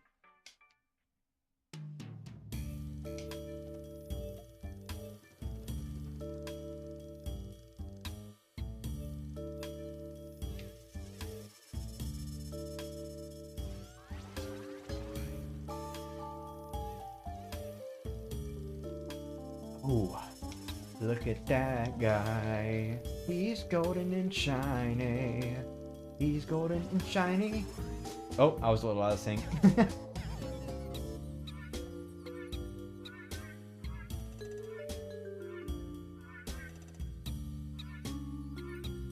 Even just being normal is enough to be bullied by strangers. Yeah, that's why you do kind of need to just develop that fur coat. Or not that, I'm sorry. Develop that thick fur or whatever. Because, like, at this point, especially online, like, just being a normal person will get you bullied. So, like, if literally doing anything, if existing is enough to get bullied, then, at least for me, it's like, why care what others think, you know? I don't know.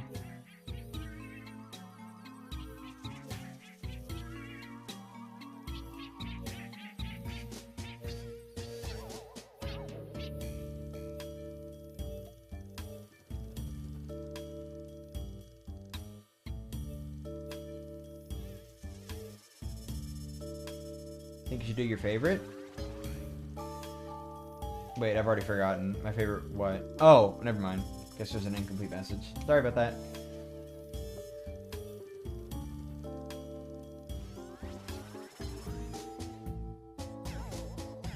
Come on, give me the double. Give me the double.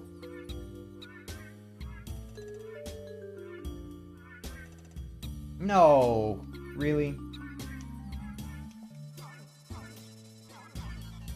That's fair.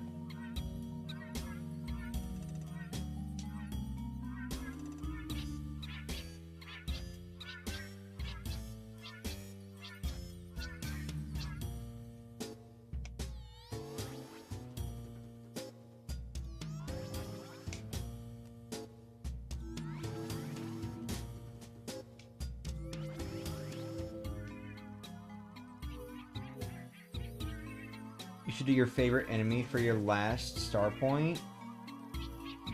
I mean, that would take a little bit of planning. Because, like, I don't know if I'd be able to do that entirely. I don't know. Do I even have a favorite enemy in this game? I don't know if I do. But... like, I would have to specifically leave on one of the 10 floors, I guess, and then fight a few more enemies to get up to that 99 star point goal. You know? I could try, though. What even... do I have a favorite enemy in this game? I don't know if I do. Maybe I'll just take it back to the start and beat up a Goomba.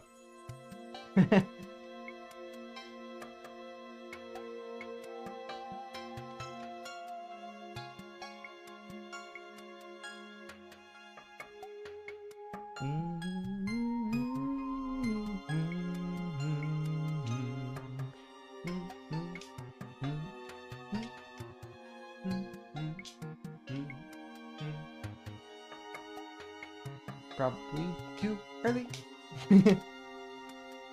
Probably too early. Early. Oh my god, that is a lot of reds. Whoever fails a super guard is about to get fucked, dude. It's me. I'm gonna fail. Oh, never mind. Alright, I win. Cool. Thanks. Thanks, bud. You're smart.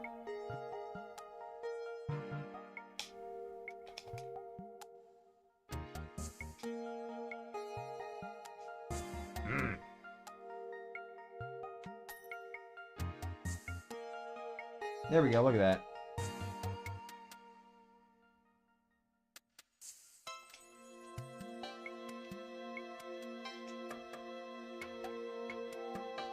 Look at all those red whack-a-bumps, dude. That's like 6, I think? No, 7. 7. I just realized there's another one back there. Whoa, look at that. Perfect whack-a-fight. I super guarded every attack he did. Took no damage. Didn't have to use shell shield or anything. Perfect whack-a-fight. Perfect whack-a.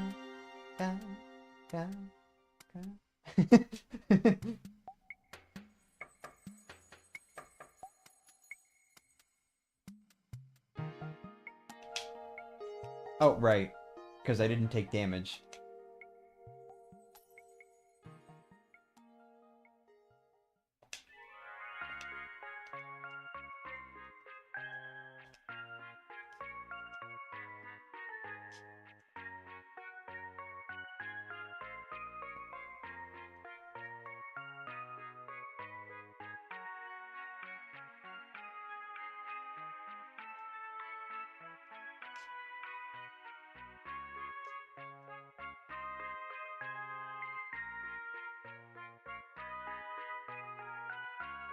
Oh, hi.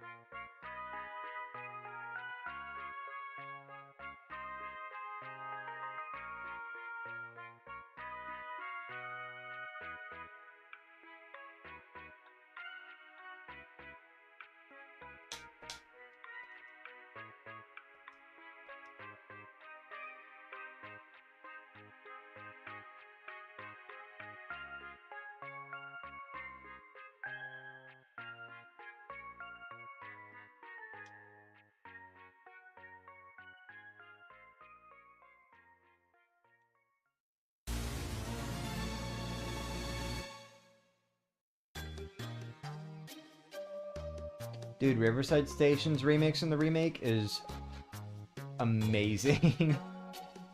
Especially like the new section they added. I actually really like it. It fits in with with the main theme so well. Like it actually flows excuse me. It actually flows very naturally. It's okay, don't worry.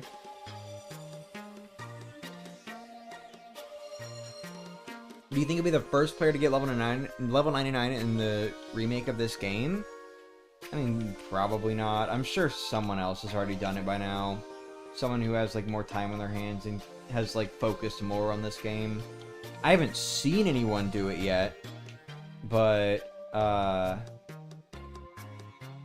sure I'm at least among the first, if not the first.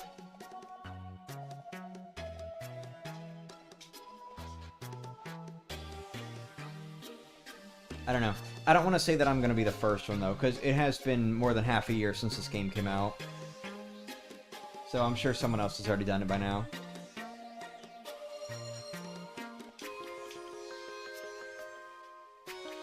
Especially because the game sold almost 2 million units as of the last financial update. Which isn't the greatest for a Paper Mario game, but it still beats the original. So that's something, I guess. Except the original was on a console that didn't do as well as the Switch, but we'll just ignore that for now.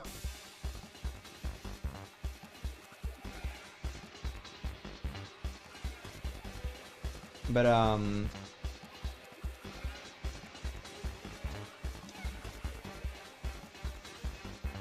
do kind of wish it sold more, I'm not gonna lie. I do kind of wish that this remake sold more. I get that, like, I understand why it didn't. Kind of had a lot going against it between, its release time compared to Super Mario RPG, for example. And the fact that it, you know, released so soon after Super Mario RPG. And, like, a bunch of other Mario games, honestly. But I still wish it sold a little better, I guess. Not to mention also being a late Switch game, too.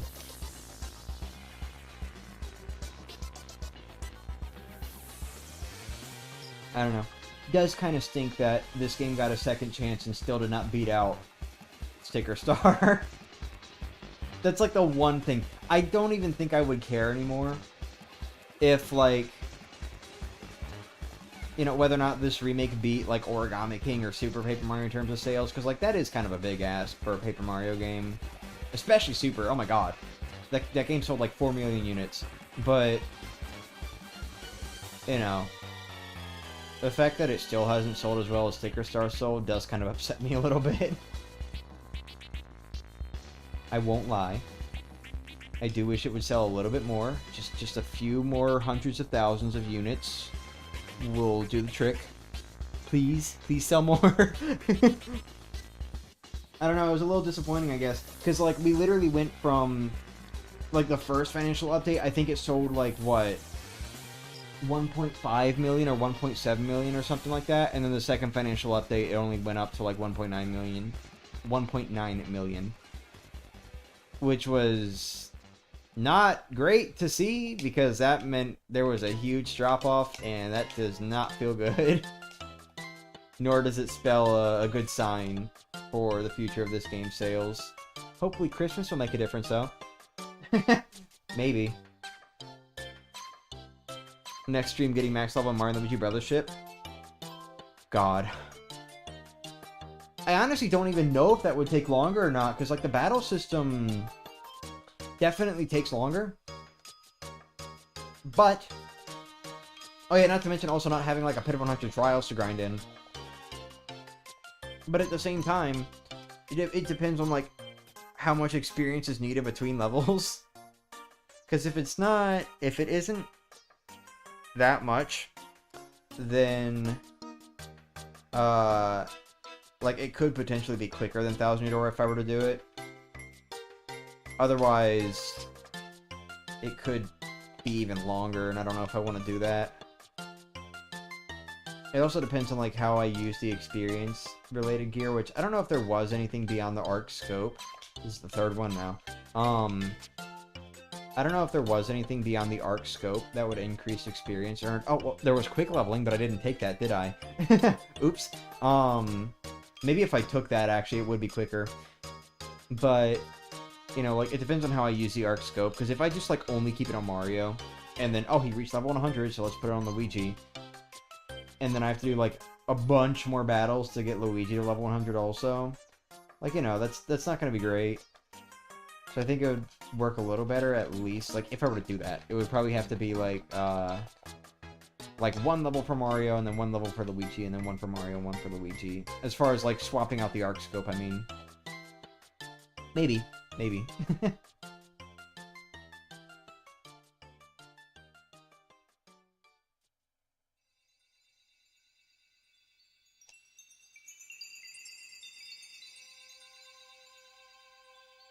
Well, hi there, early Poshly Sanctum theme. Not early, first half. First room.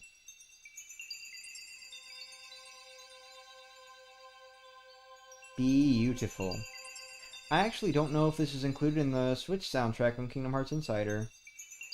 That's where I'm listening to the GameCube soundtrack right now. Oh, that was really good until I stuttered. That sucked.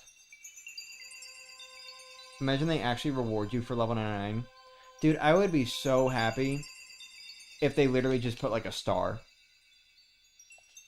Like, I know they're probably not doing anything, but even if there was just, like, a little star or a crown or something, like, on the menu next to level 99.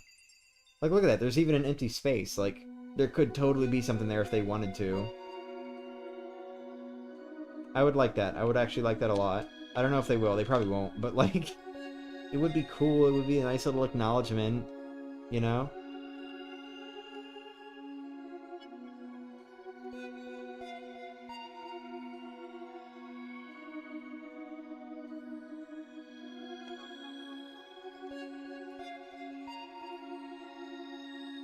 Oh, that was a good one.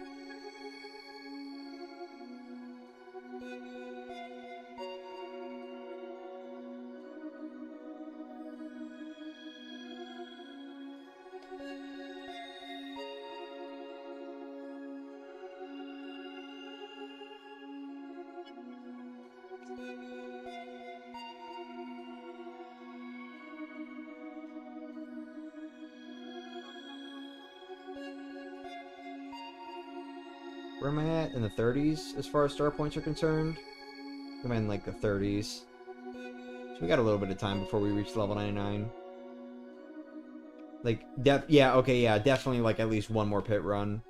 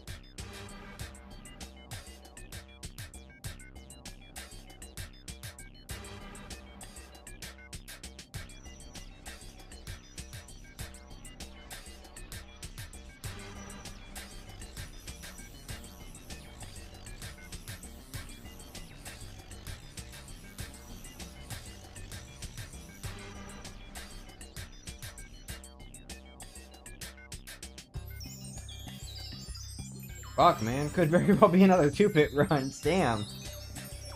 Depends on mover luck, I guess.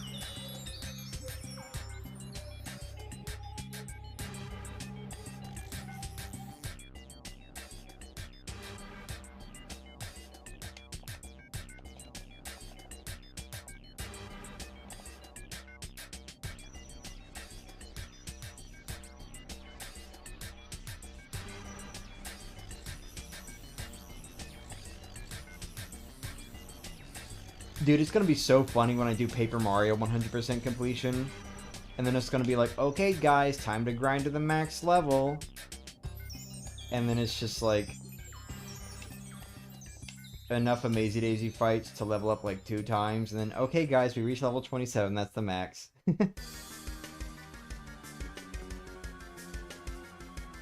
Honestly, it is a little weird because like I wouldn't consider grinding the max or grinding to the max level to be like part of completion for 1000 Year Door or Super Paper Mario. Like obviously I'm doing it because like sure, but like normally I would not consider it part of completion, and like I don't think any sane person would. But for like the first Paper Mario game, I honestly would consider it part of completion personally. Just because it's like so low and easily achievable that like you might as well, right? I'm sure other people don't, but like still, this theme playing as soon as Dark Bristle shows up, yeah. I like the Piranha Plant's little dance. Kind of fits this theme.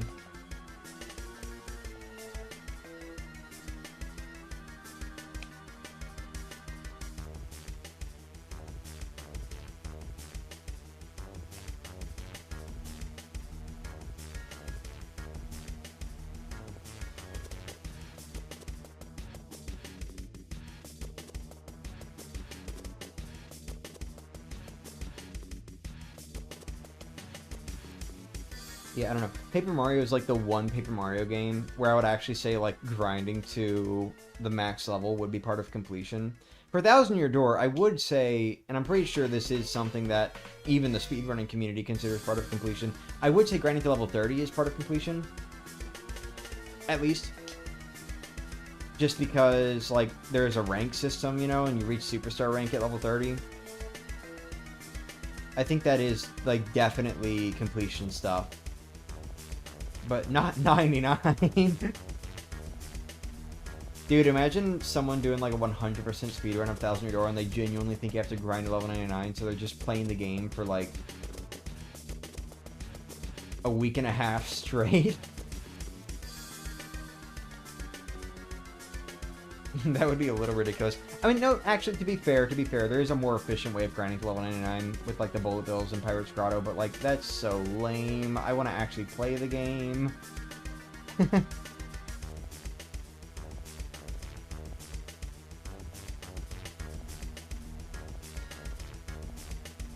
So I guess that would probably be a good bit quicker, especially like in the higher levels. Because like at least in the lower levels, you can make a case for the Amazy Daisies. I think it's definitely quicker to do the Bullet Bills in the higher levels, just because I mean, look at this. Look how much time it takes me to go through just one fight for 1 star point.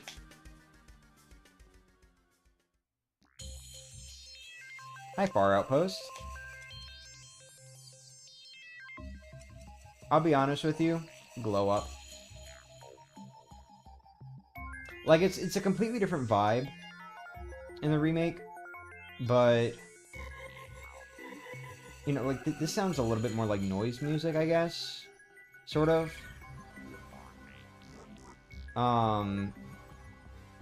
Like, I'm not sure how much of an actual like main melody there is. I mean, I guess there's kind of something, but like, I definitely like the remakes version more, between being slower and just sounding more like a music track.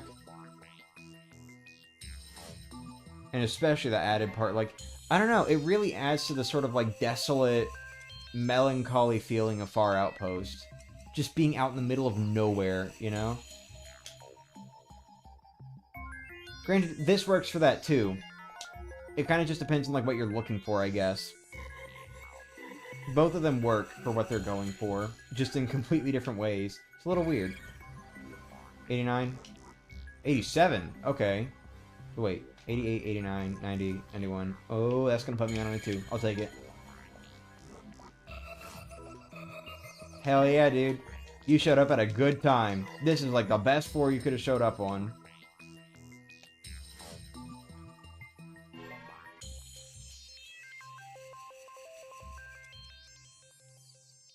I don't know. I think just in general, I enjoy listening to the remakes version more. That's probably what it is for me. Hi there. Oh, that was a good one. That was a good Stampede action command.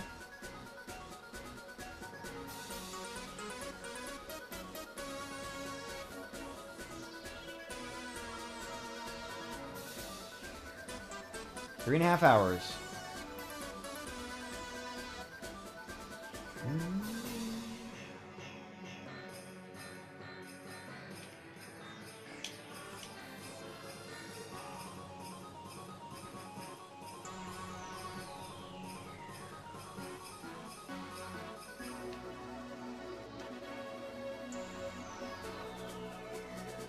Getting tired and losing focus?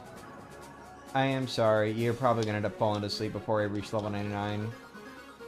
Because we've still got roughly, like, well, we've got more than half the level to go. So it's probably going to be at least another hour. God, another hour of this. But the last hour, probably, unless I'm overestimating, or unless I'm underestimating. Oh, look at that defend plus. Dude, every time a Bavolt, I'm sorry. Well, yeah, actually, Bavolt. Every time a Bavolt has a defend plus, I get it. Like, I don't think there's been any instance so far where a Bavolt has had a defend plus, and I haven't gotten it. I'm pretty sure it's happened every time. A little strange. Look at you guys.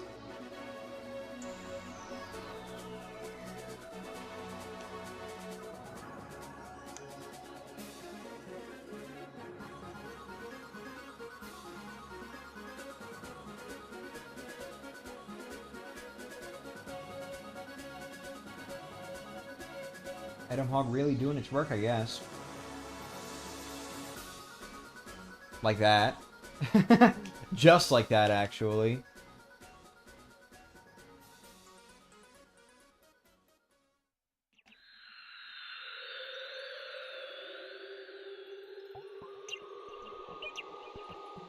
This one's, like, very different. I don't know, like... I don't know if I'm just, like, not hearing it or something, but the remake version of the Moon theme literally does not sound like the same theme to me. Also, just kind of like noise music, I guess. But, like, it doesn't even sound like the same theme to me. I don't know if they actually were, like, going for something entirely new, or if they just didn't recreate the original very well, or what. I don't know. Just a little weird. It doesn't sound the same to me at all in the remake.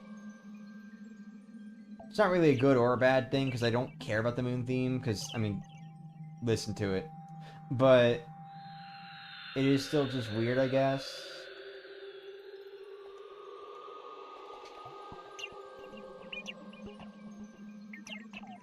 That was a pretty good one.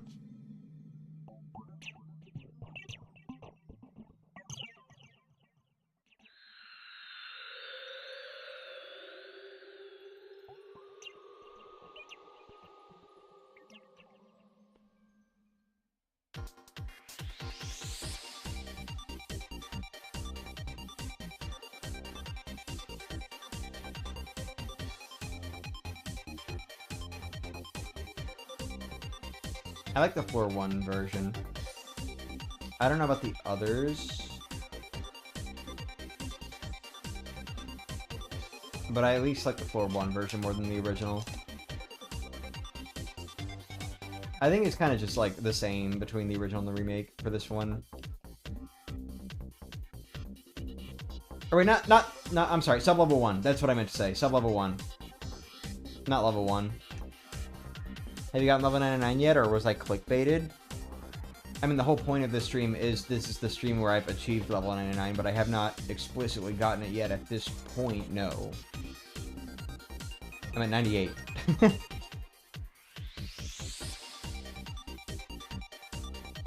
mean, there's not really anything left to do, so, like, this would be the stream where I declare that I've gotten it.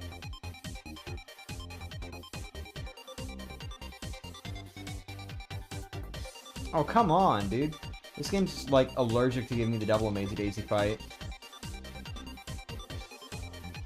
Alright, so here's what we gotta do. Here's what we gotta do. Because we're gonna have 1 star point here that's gonna put us at 50 star points. Next one is going to be another star point, and then whack is going to be a star point. So what we need to do is we need to hope that this next pit run we do has no more than 2 movers. 2 movers are fine, but we're not going to take them. We're just going to use the block. But we have to hope that this next run does not have more than 2 movers if we want to actually finish off on star points within this next pit run and not have to do like an extra little trip to the enemies outside or something. Why would you do this to me? Sorry. Brothership is having a hard time in Japan because of Dragon Quest III. That sold 640,000 copies on Switch alone. Jesus Christ. Yeah, bad release time, I guess. Dude, Mario and Luigi Brothership is like a disaster right now. Like, the game is not selling well between coming after 2 Mario RPGs, being a late Switch title, and releasing the same day as Dragon Quest III. And then on top of that, there's also the fact that Acquire is like one of the companies that is about to be acquired potentially by, was it Sony, I think? So like, the Mario and Luigi series, if it gets another chance after this, is probably about to be handed off to yet another developer.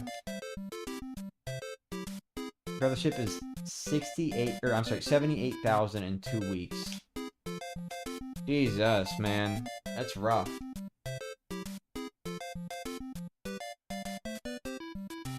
Okay, why can't it... Okay, it's literally... I don't understand how this keeps happening. I need to, like, look at the frame thing again, I guess. But how am I getting the frame perfect jump and then messing up the one right after so often? If I press the button at the same time, theoretically I should get it, right? So then... is the frame perfect jump throwing off my button timing somehow? Or throwing off my rhythm because I'm trying to, like, specifically hit it? I don't get how I keep messing up on the jump after the frame perfect jump. I don't have simplifier or unsimplifier on, so, like, it is the 4th bounce.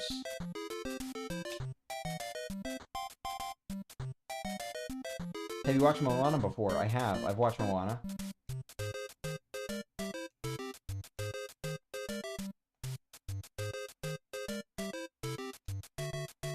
There we go. Look at that. Okay. Oh, there we go. Look at that. I like how the stage just doesn't fall anymore. Like, it's just always the fucking meteor or the Bowser statue or the flames or something. The stage doesn't fall. It just never happens anymore. Nope, wrong one.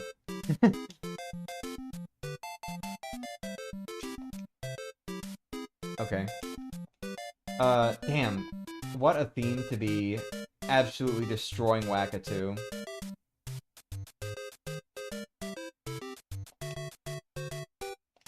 Every song in that movie is so good. I honestly don't remember that many of those songs, aside from the obvious one. You're welcome.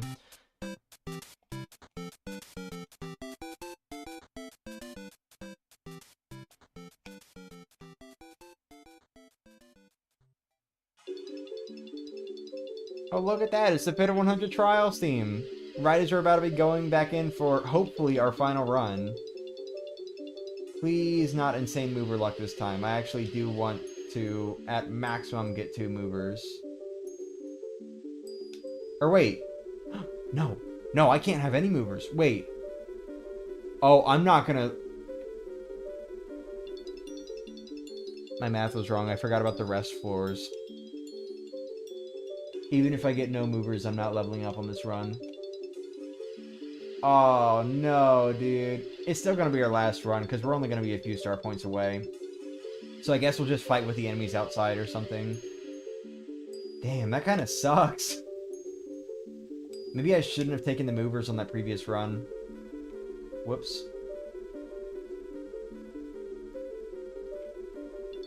Ah. It's unfortunate.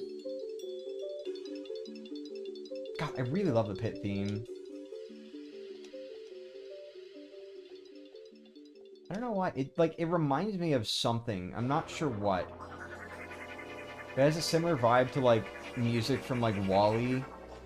Or, like, the fucking, like, Deal or No Deal. Like, I don't know what that instrument is, but that's what the Pit of 100 Trials and the Riddle Tower themes remind me of, as far as the original game is concerned. I like it, though. I like it. Portello is literally the slowest developer of all time. The next Cookie Clicker major update is over a year late, and we've been waiting on the Dungeons update since, like, 2013.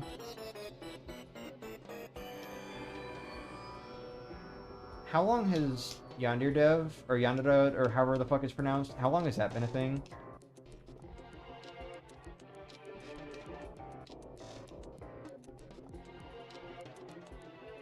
Because I feel like that's also something that gets memed on for being in development for, like, literally forever.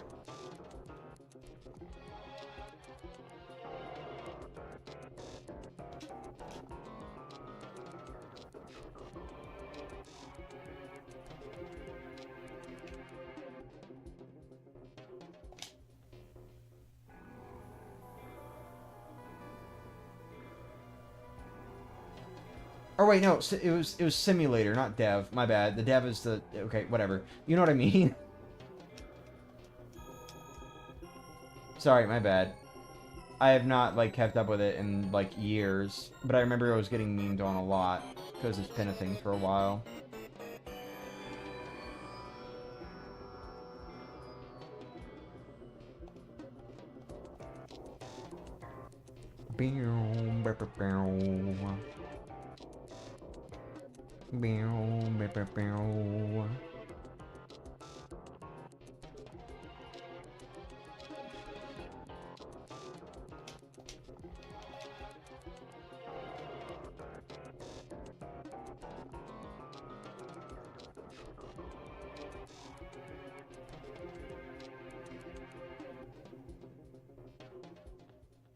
So much to be sleeping an hour ago. Stuff came up. I'm sorry.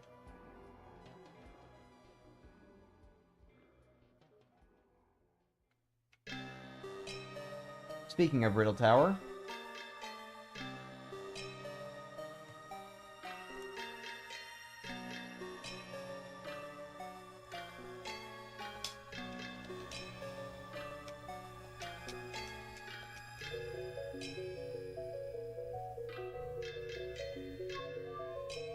I genuinely love that. Just the fact that, like, literally the Pit of 100 Trials theme is in the Riddle Tower theme. That is such a fun detail. And it's like more direct in the original game, which I really like. I do feel like that was... I don't want to say it was lost in the remake, because, like, they are still very clearly the Riddle Tower and Pit of 100 Trials themes in the remake. But just, like, it not being the exact same, like literally just a pit segment just ripped and put in. Like, that's not a thing in the remake, you know? I feel like that was kind of lost a little bit. But it still sounds like the Pit of 100 Trials theme, so whatever. Also, who spent most of his days fighting his own fan... Oh, hey, look at that. Fighting his own fans, so no wonder his shit game never got finished. Fair enough.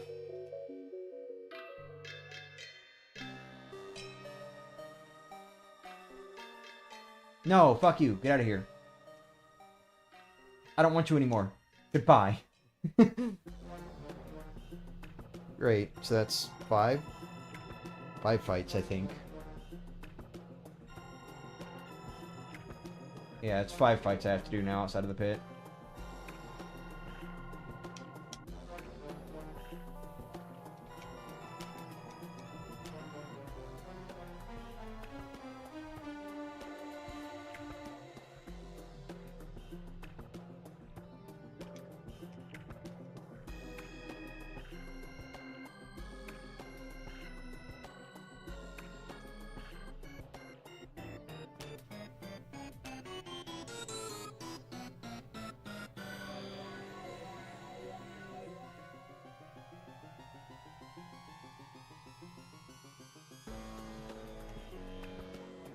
It's so easy, dude.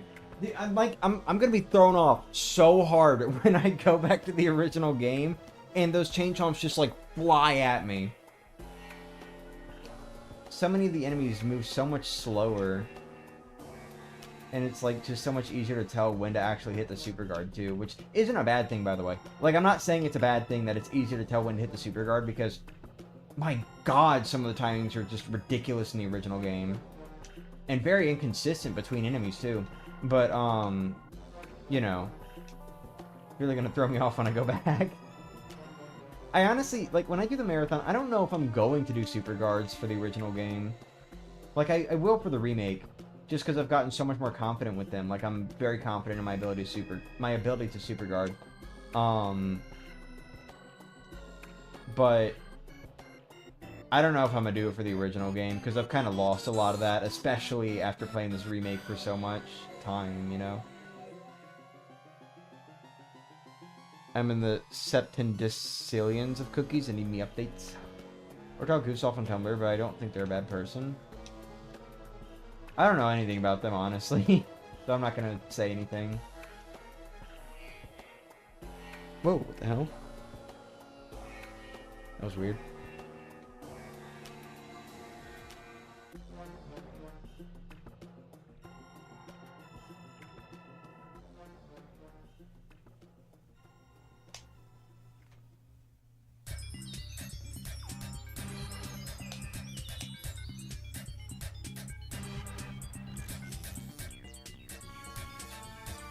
No! That's 6 fights now.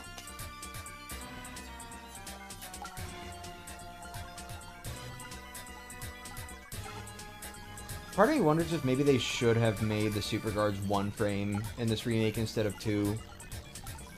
It makes sense that they went with 2. But I do wonder, like, if they should have done 1, maybe. Because it's way easier to, like, learn the timings. And that's, like, it makes it way easier to pull off a super guard. Because, like, if you can learn the timing better, which you can in the remake, you can learn it way better than the original game. Between being able to tell when you hit it too early or too late or whatever, and just, like, the timings actually being placed at more clear points. I think maybe it should have been one frame instead of 2 frames, just to make up for that. You know?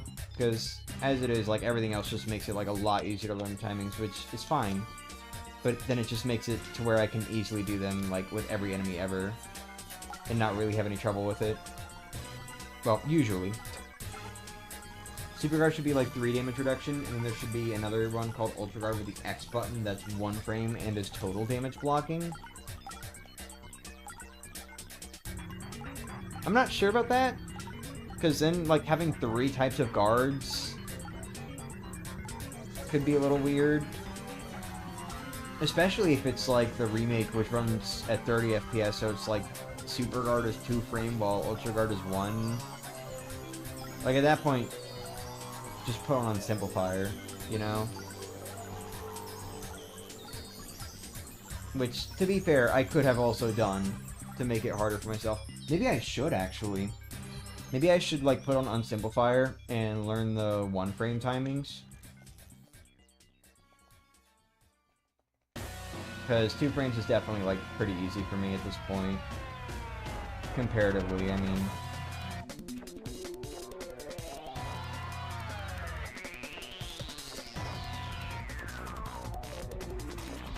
My one issue is, like, I haven't really gotten to practice with the bosses yet, because I've only done 1 run of the remake, and unfortunately there's no way to refight bosses, so, you know, I have to start the game over if I want to practice there. Or, like, set up save files or something.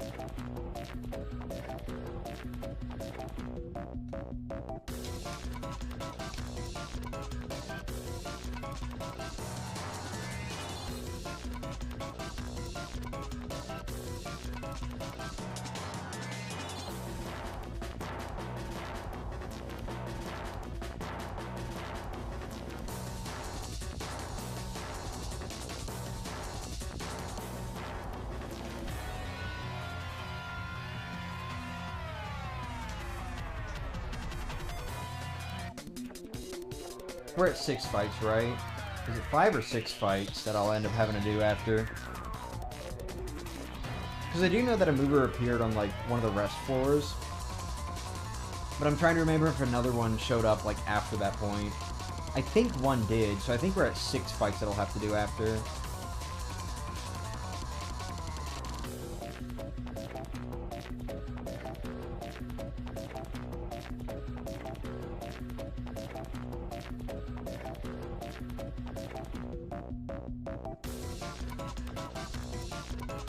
I think one thing that I'm actually really interested in, now that I'm thinking about it, one thing that I'm interested in is seeing where they take, like, regular guarding in future Paper Mario games. I guess it depends on what kind of battle system they go for. But, like, there's kind of a difference in what guarding does between the first 2 games and the most recent 3. Where, like, with the first 2 games, it's 1 damage that's guarded, and then, like, that number can be, like, increased with, like, certain badges and stuff like that, right? But then, in Sticker Star, Color Splash, and the Origami King, when you guard against something, I'm pretty sure it cuts the amount of damage you take in half, right? I think. Might be a little different per game or something, but I'm pretty sure it cuts your damage in half when you guard in those games. So I do wonder, like, where they would take it in the future. And it might just depend on, like, what kind of battle system they go for and how they want to balance the stats. Because if they go for, like, really low number balancing, then it's definitely going to be like the older games. But if they go, like, a little higher, then guarding will probably end up being, like, a half damage reduction or something.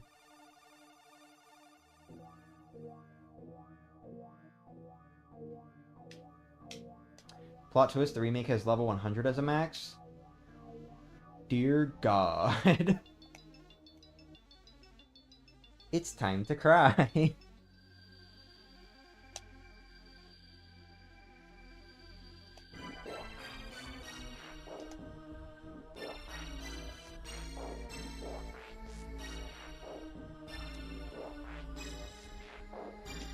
I think it's, like, if I had to go to level 100, I think I could still get that done before I have to leave for dinner. Probably. And looking up at my star point count right now, maybe. But, I really doubt it. I think it's gonna cap at 99 like the original. Unlike Mario and Luigi, they wouldn't really have a reason for changing that.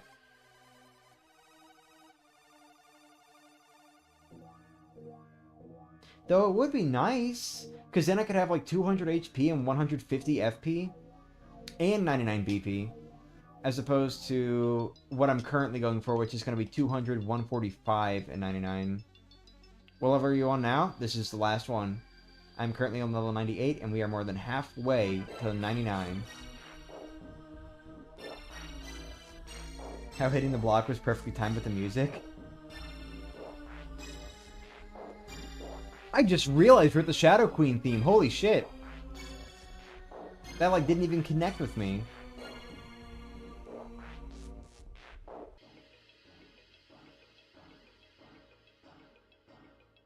Congrats. Thank you.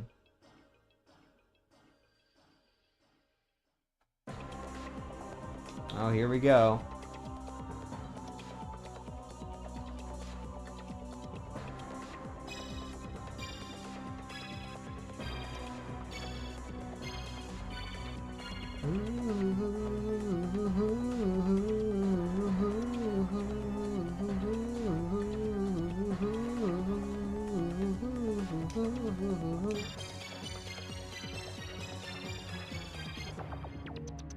If I make an RPG, the level cap will be only slightly above the average level for beating the game. So like Paper Mario, I guess? Or like Undertale? Well, Undertale's not a good example. But like, Paper Mario? Kinda? Because like, I mean, it depends on how you play, I guess. But I feel like on average, players are going to be around like level... somewhere between like 20 and 25 when they finish the game. And the max is 27. Oh, we're halfway there. No! That's 7 fights now, I think.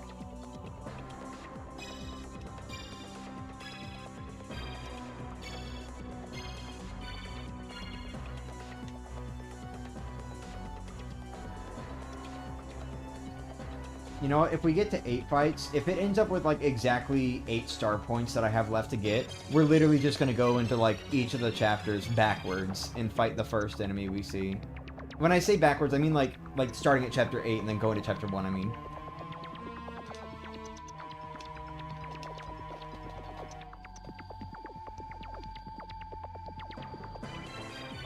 Had the idea to make it 32, but the final boss will be 27.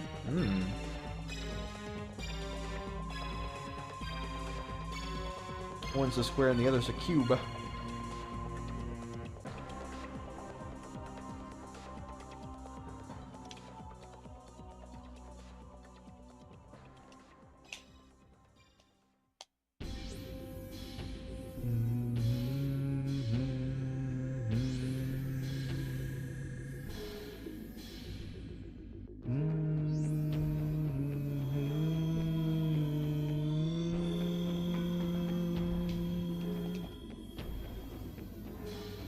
Oh, that was so good for a second.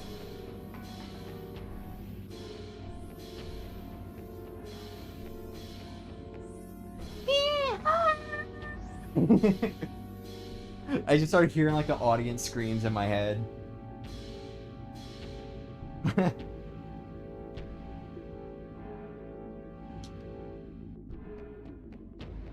When did this game come out again? 2004. Game celebrated its 20th anniversary this year, just a few months after the remake came out.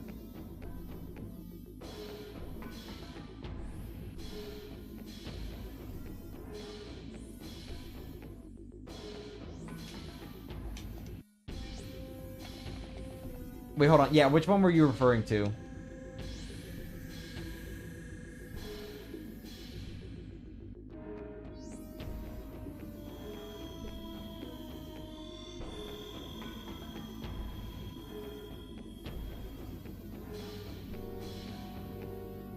Paper Mario 64 had a level cap per area, if you think about it. Oh, because it, like... Wait. Actually, never mind. I don't know. Meant the remake? Oh, it came out in May. Half a year ago as of yesterday.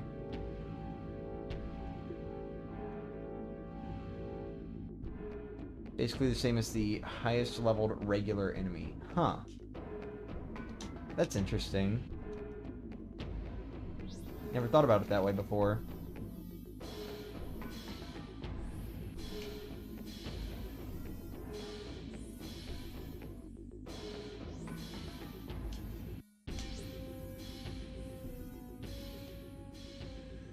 Yeah, I just barely missed, like, finishing this all up within half a year. I honestly could have beat it on, like, the half-year mark if I streamed this yesterday and did yesterday's stuff today, but, like, I just did not want to do, like, another stream. I already did 2 in a row prior to that point.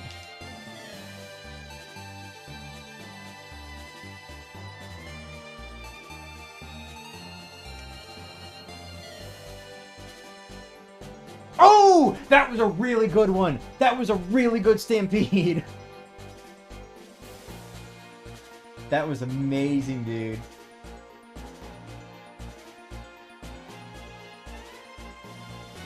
And it's all thanks to you, my supporters from afar. I know, you believe in me, Mario.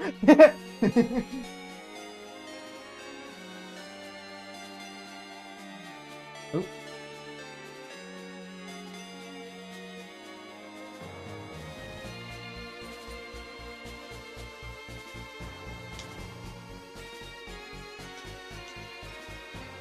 We are reaching the 80s as we close up with this soundtrack.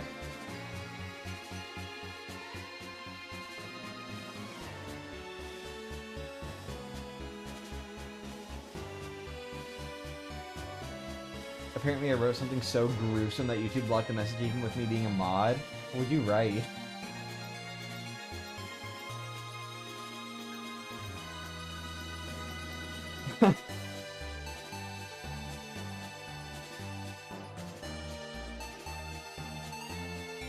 Howdy. Welcome back.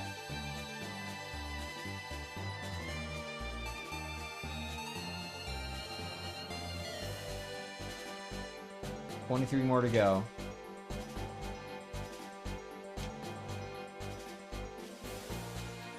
You have a curse word.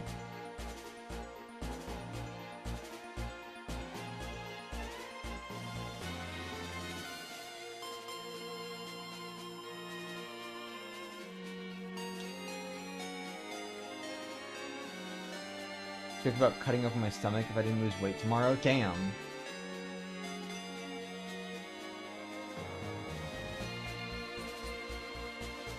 That's a little gruesome, not gonna lie.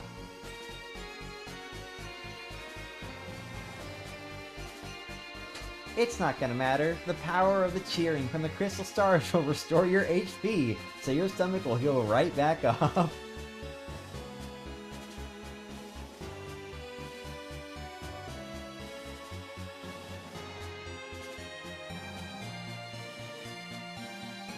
I do wish I'd moved just a little bit faster. Wish I was a little bit further along, but oh well. Imagine how insane this moment would feel if I was like in the 90s as far as star points are concerned. Would have been poetic. Here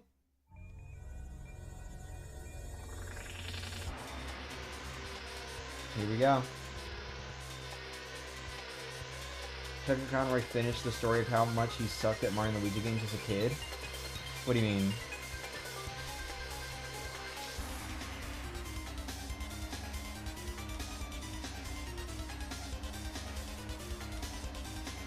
Yeah, look at that little piranha plant dance. You know what you're dancing to.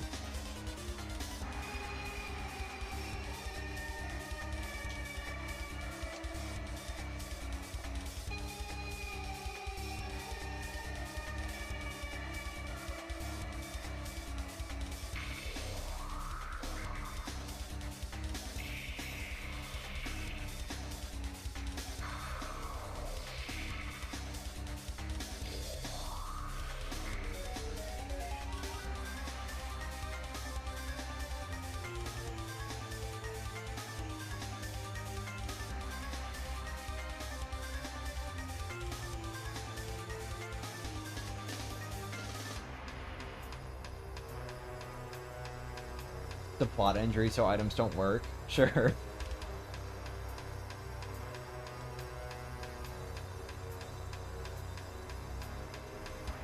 In all those Mario and Luigi videos, he mentioned various things he did or didn't do that made the games harder for him, like selecting HP on every level because he didn't know he could pick a stat. Oh, so he like finally finished the last of those like tales of how much he sucked or something. I literally just, like, I just said your comment. Yeah, whatever. You know what I mean.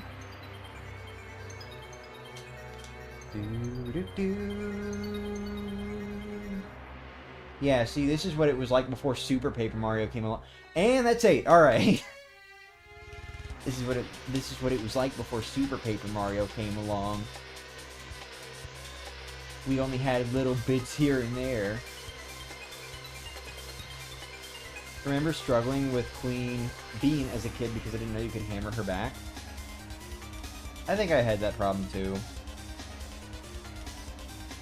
Granted, by that point, by the time I'd played Superstar Saga, I was already very familiar with the Mario and Luigi games in general, because I'd played Bowser's Inside Story, Partners in Time, and Dream Team.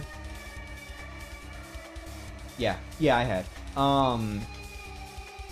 So, like, I don't think I was having as much trouble, but, like, I do remember that being, like, a problem I had during that fight.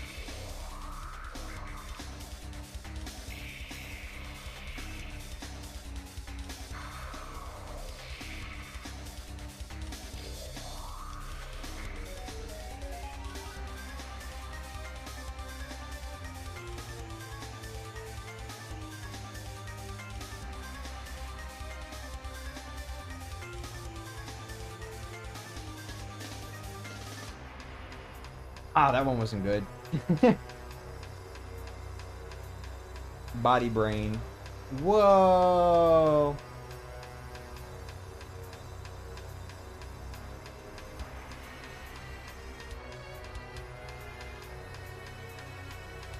The DS hadn't come out when I played Superstar Saga. Yeah, you're grandma.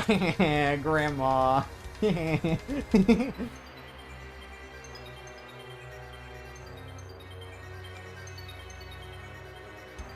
Yeah, I definitely, like, started with, like, the current games that were out just because, like, I was a kid and they were the current games, so I, like, didn't know anything about this series' existence.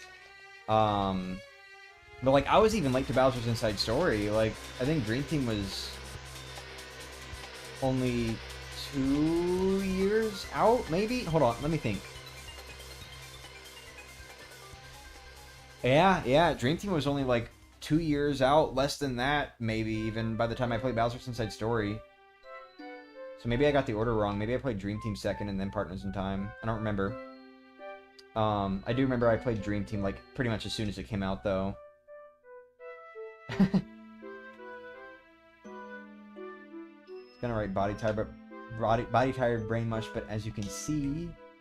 Back in my day, we used to sit under the lamp and we couldn't see the darn game.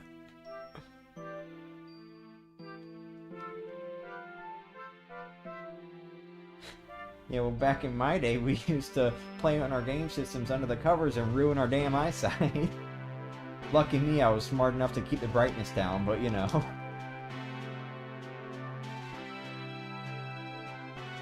No, like, a friend actually kind of ruined his eyes from doing that. Like, he would play on the fucking max brightness, and he played, like, every night, and that's part of why he wears glasses now. But, you know, granted, part.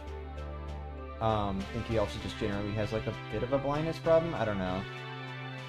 But, like, that didn't help.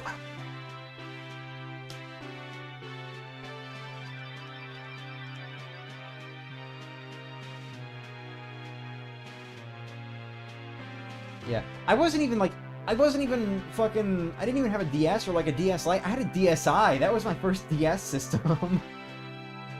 My younger brother actually ended up getting a DS Lite. And the DS Lites were, like, still available. Like, when I got my DSi, of course. But, it was, like, that kind of thing where I didn't really know there was a difference. So I just got the one that looked cooler. And, like, he got his DS Lite after I got my DSi. Like, it was a few months later. Thank God it was only a few months later, because we were young at that point, and that meant sharing. I had to share my DS until he got his own. But, you know. Playing in the dark on the car ride home and only being able to see the game when there was a street light. Damn. I did get to experience a little bit of that after I got my Game Boy Advance that I currently have. But, you know.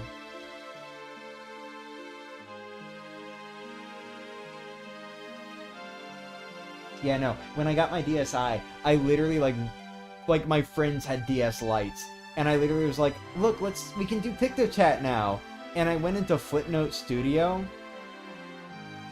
I did not see PictoChat. I went into Footnote Studio because, like, that was the one by that point, like, on the, like, few days I had of playing with the DSi before, like, meeting up with friends who still had their DS Lites. I went into Footnote Studio because I was familiar with that as, like, the drawing app. And I was like, wait a minute. This looks different from your PictoChat. Took a little bit.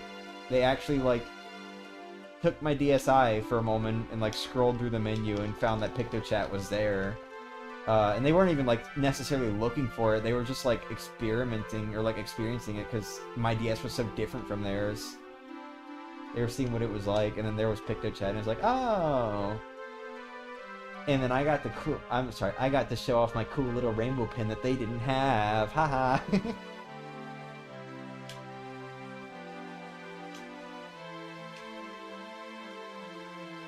You started with the DMG, the damage.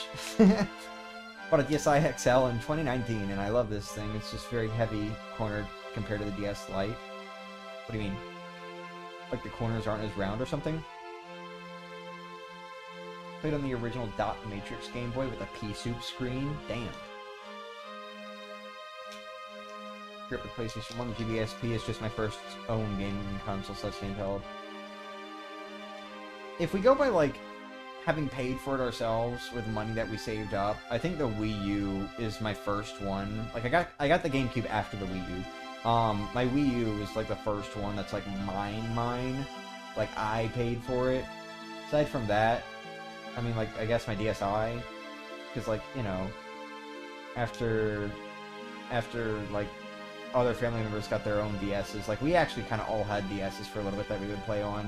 like as a family. It was pretty cool.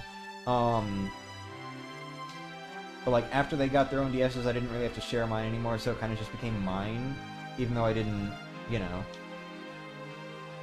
like I didn't buy it myself. I was 7, but you know.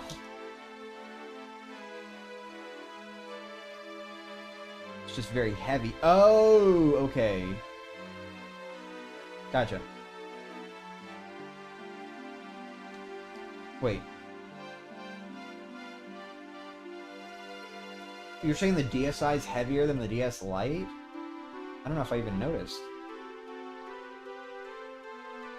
There are a number of Game Boy models that precede the Game Boy Color. Gotcha. DMG dot matrix Game Boy. Nah, I'm gonna just say damage. That's funnier. The damage. Wait a minute. Did I miscount? Hold on. This, and then... Oh, wow. Okay, so I only have 6 battles to do. Alright.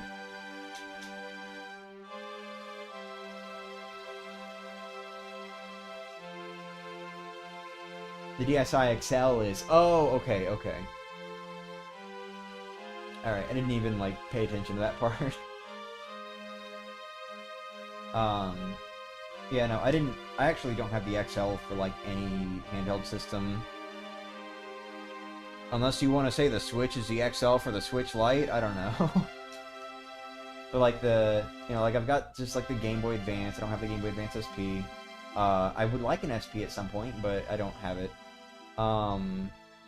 I have just the DSi and just the 3DS. I have the original, like, small 3DS, and I still can't do Ambassador Program shit with it because I didn't get it, like, within the period. What a stinker.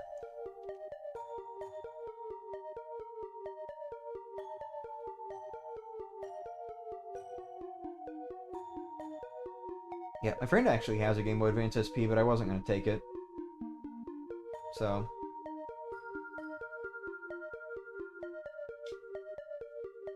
You know what I'd really like someday? I don't know if it's something that can really happen, but I would like if someday I can have an authentic Four Swords Adventures experience. Not through an emulator or anything, just like actually having the GameCube game, put it in. I've got 3 friends to play with. Among the 4 of us, there are 4 Game Boy Advances, regardless of who owns them. Got the link cables and everything. And just playing the game together. It's an experience I've never really gotten to have, you know? I was too late for that. I hope I can have that experience someday, because it is something that I actually wanted for a pretty long while.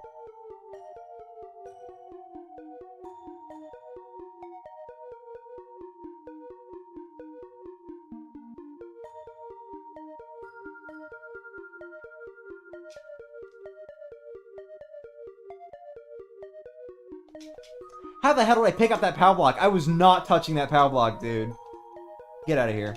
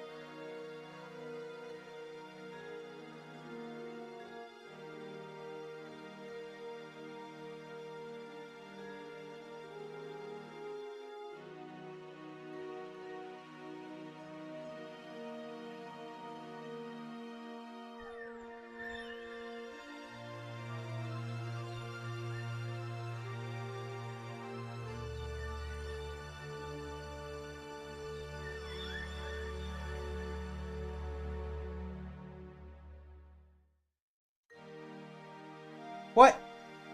Why is it doing a second loop? No! Kingdom Hearts Insider, you fucked up! No, it's not supposed to do a second loop. Well, fine, you know what?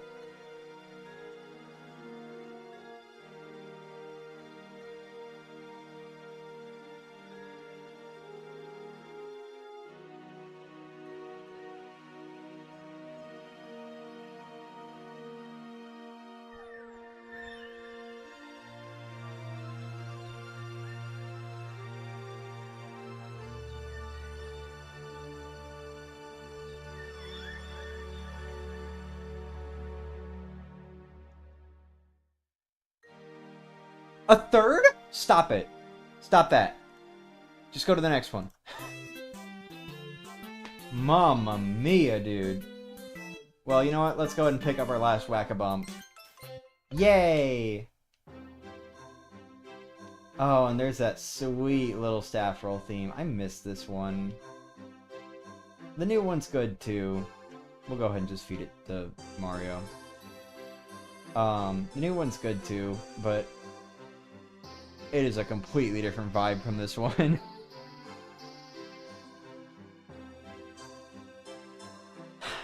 There we go.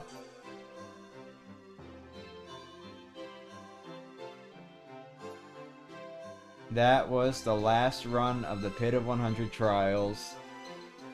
We are 6 star points away from reaching level 99, and I'm gonna let the staff roll theme just kind of play itself out, I guess. For 5 minutes, because I feel like that's gonna be 2 loops. It's saying it's 10 minutes long. I don't think that's right. So I guess I'll just stop it after, like, the first loop. But this has been really, really amazing so far. Oops, forgot about that. That is the last pit run. Sorry you didn't get to hear the Wacka Battle theme one last time or anything. I just kind of wanted to keep this going because it was, like, we were right at the end of the soundtrack, you know? So, I do want to say thank you to everyone who's been watching. I know this hasn't been, like, some grand series like Countdown to Brothership was, but it's still been pretty fun. And tedious. It's been very tedious doing this level 99 grind. And now we are 6 star points away from finally reaching the end of that. Hi, Uzi. It's been quite the experience. Get the joke? I'm sorry, that was so stupid. But no, genuinely, it has been, like, an interesting experience. I don't know if I'll... excuse me. I don't know if I'll really do this sort of thing again. Because, I mean, like, it's literally just me sitting here for stream after stream. Just... No, I'm level 98. It's literally just been me sitting here for stream after stream, just fighting the same enemies over and over again. For, like, at this point, 12, roughly 5 to 6 hour long streams. You know, I wouldn't say that's, like, the grandest thing ever. But, you know. It's still been interesting. I just don't know if I'll do it again. At most, I'll do it with Super Paper Mario. Just because, like, why not? Let's keep consistent whenever I continue these Paper Mario completion streams. Right?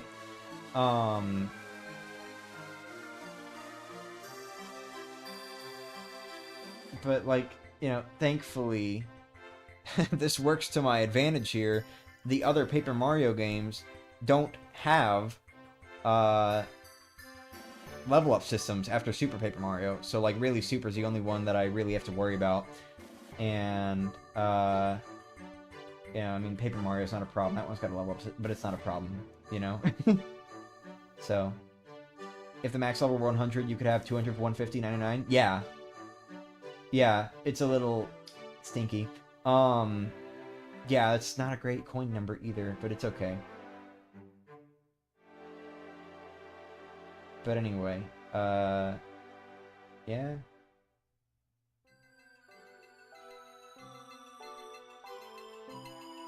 I'll just let this credits theme play itself out, and then we'll turn the game audio back up while we go ahead and take out the last 6 enemies for this entire series. It's been great. Thanks for watching. I know not everyone's that interested in this. I understand why the viewership dwindled, but, like, thank you. Thank you either way. Thank you, especially to those of you who actually, like, stuck around and watched through all these streams, you know? So, you know. That's it. That's all I really have to say, so let's just enjoy the staff roll theme. And then we'll take out the last 6 enemies. I'm thinking...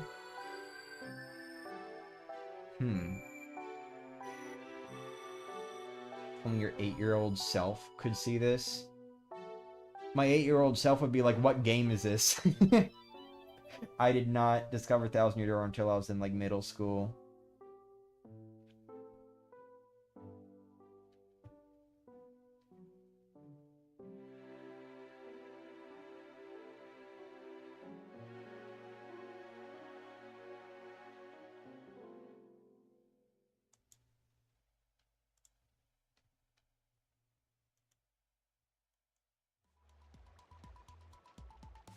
Alright. Oop, nope. Wrong tab. Sorry, you didn't see that. Anyway. It kind of sucks that there's not a pipe to Chapter 8. I probably should have just gone ahead and walked into... Wow. I probably should have just gone ahead and walked into the door while I was passing by it. Oh well. I'm thinking we'll do every chapter except... Well...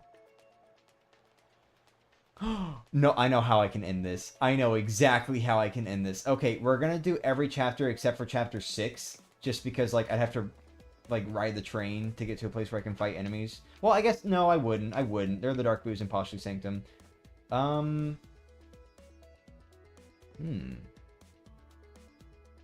Okay, I'm having thoughts. I'm trying to think of which chapter I want to omit. I think I'm still going to omit chapter 6 anyway, just to keep the peace of that chapter. So we'll go ahead and head into Far Outpost. We'll go to Far Outpost. Let's get these last 6 star points and last 10 coins.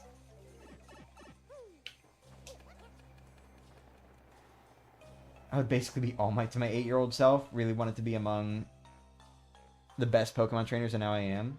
Congratulations. Whoa, Mario looks cool in this area. Good joke. Remember when I found out about Super Mario 6 for DS at the end of 2009 and I didn't know it was a remake? Oh, listen to that beautiful battle theme. This one's definitely my favorite among the battle themes in this game. Too bad we don't get to listen to it for very long. See you later. YC Gold, it's a 100% reward.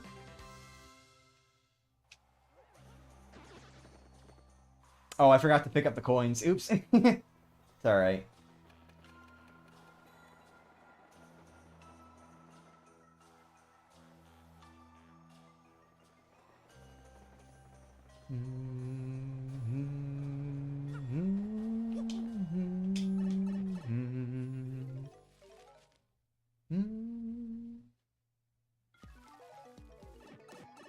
I did know it was a remake, but only because my aunt actually had a Nintendo 64 and Super Mario 64 on it, so I spent a lot of time playing that. It's actually one of the earliest games I ever played. Not that I'm good at it, but, you know.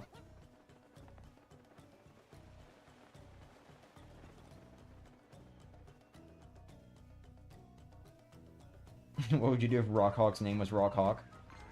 Sounds the same to me.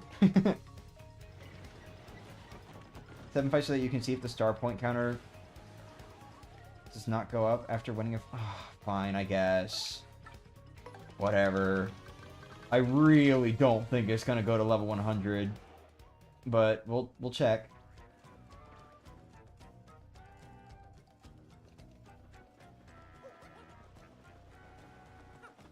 I guess we'll go ahead and do a fight in Chapter 6 then. But I might... Because we've heard the extra battle theme enough, and I think that's what we're going to hear if we fight in Posthume Sanctum, so I think I'll have to actually ride the train if we want to hear the Chapter 6 battle theme. Don't remember which year it launched? 2004.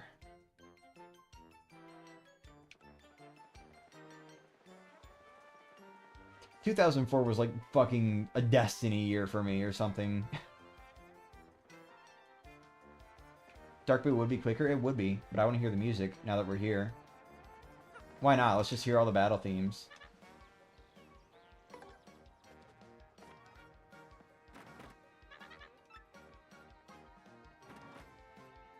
Yeah. 2004 was like a little Destiny year for me, because, you know, my favorite game of all time came out that year. And also so did the DS. Which, I guess that was cool. Alright, let's go to Riverside Station.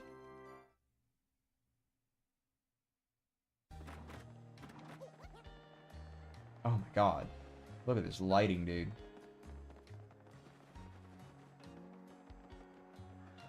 Damn, I was really hoping somebody was gonna, like, pop out and be like, no, you can't go that way.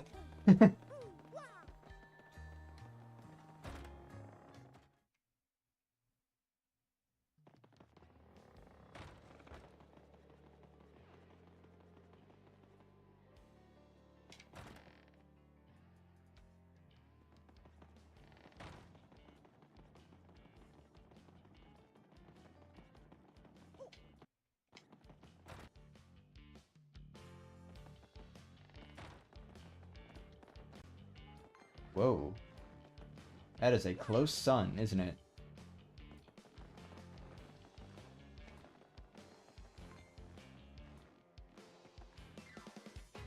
Somehow not making Mario just, like, absolutely glimmering. Oh. It's beautiful.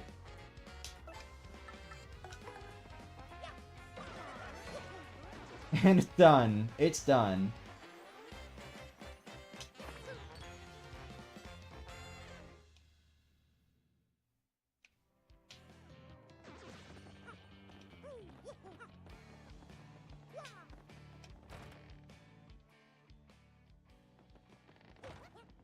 Sunset Shimmer.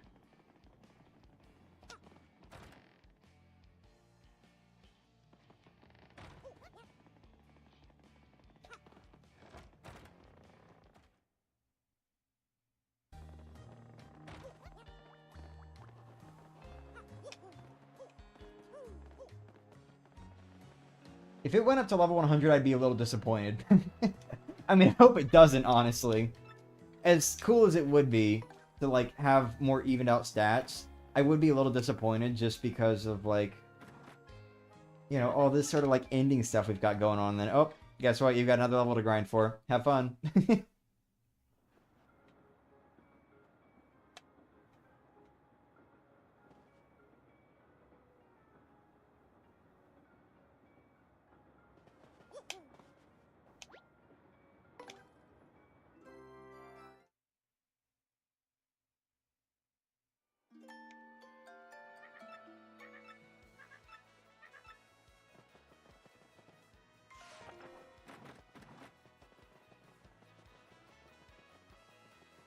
I never really did take the time to just walk around as Golden Mario.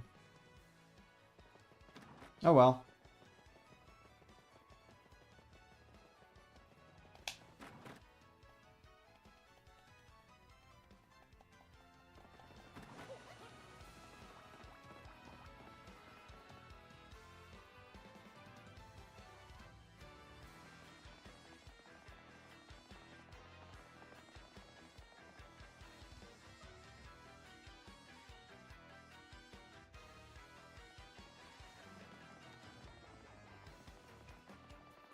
Another night sky for another beautiful future.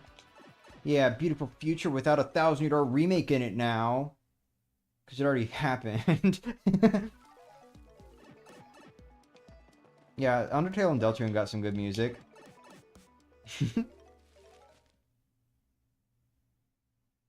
Bro, I can't wait for the 40th anniversary of Paper Mario the Thousand Year Door, where we get Paper Mario the Thousand Year Door remake. That would be insane. Nah. Honestly, though, as long as you, like, every now and then just bring this game onto a new system, whether it's the original or the Switch remake, just some form of remaster, I'd be okay with that. Well, more than okay. I want that. I want that, you know?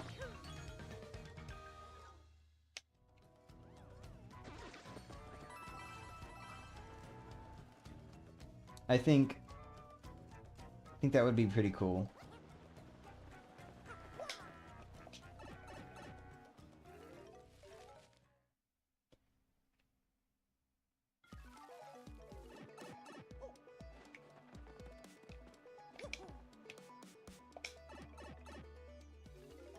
Chapter 3 and 4. I'm going into Chapter 4 right now.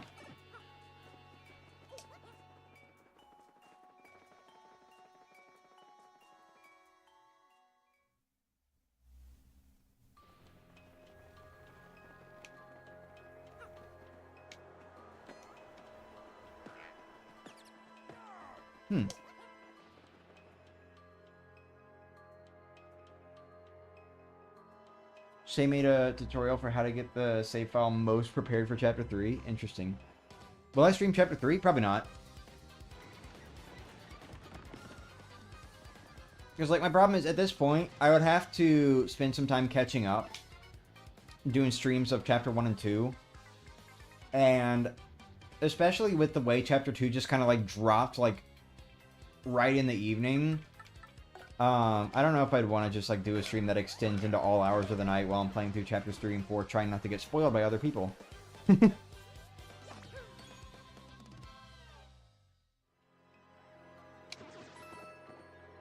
Logan's a real YouTuber. He stretches content that would take 1 minute into several. Hell yeah, dude. Look at that.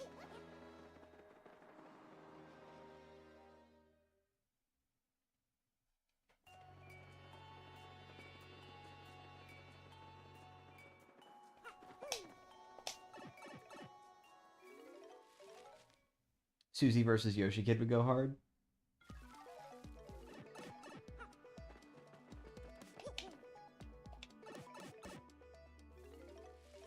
I'm asking because I don't know if I want to play it myself.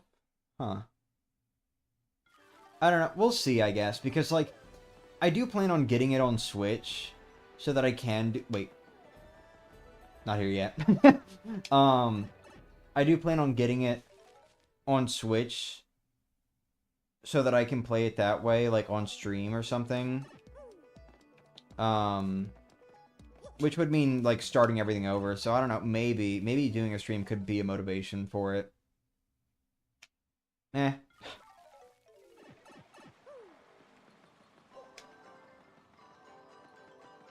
My God, this area is beautiful. What's going on right now? Well, just doing some last trips around the world. Wait, I'm sure. No, actually, no, I'm not so sure about that.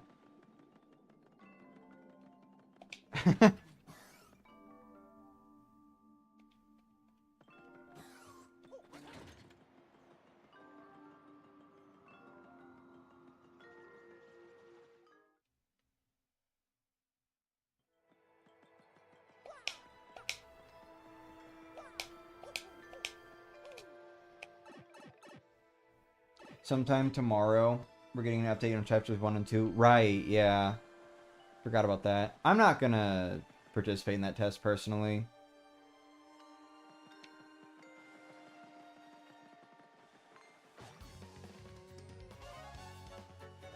Oh, dude, chapter 2's battle theme is so good. I really like it. Too bad it's over now. Did you... Hey. That was weird. A button stuck down and wouldn't come back up.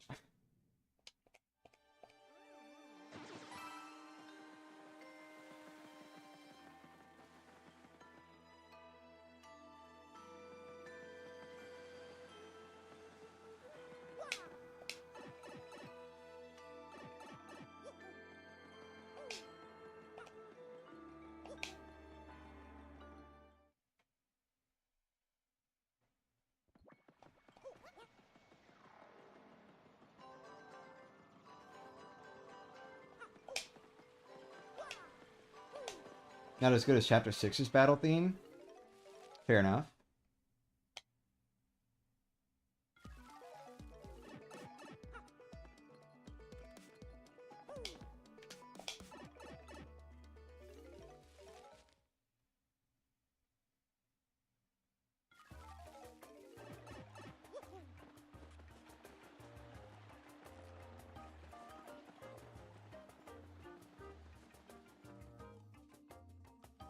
It would have been quicker to go the other way. Whoops. Oh well. What's a game you're looking forward to?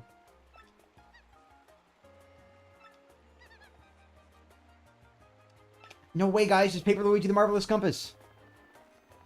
Just kidding. It actually turned out to be Super Paper Mario.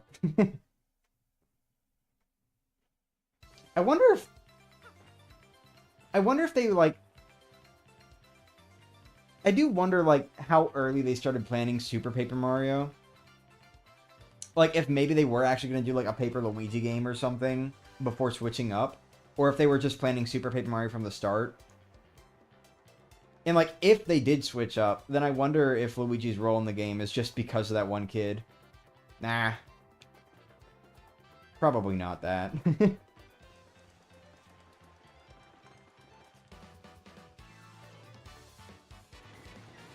That was in the original, by the way.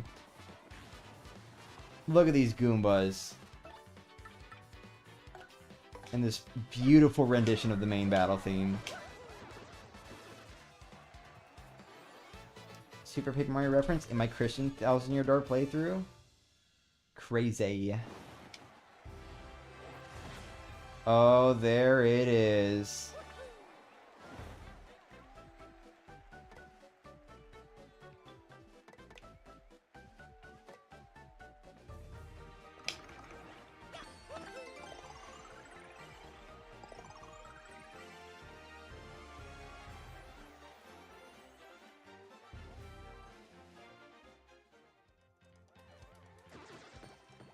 A mini Mr. Mini is my reward? No way. Oh. Was really hoping for like a star or something.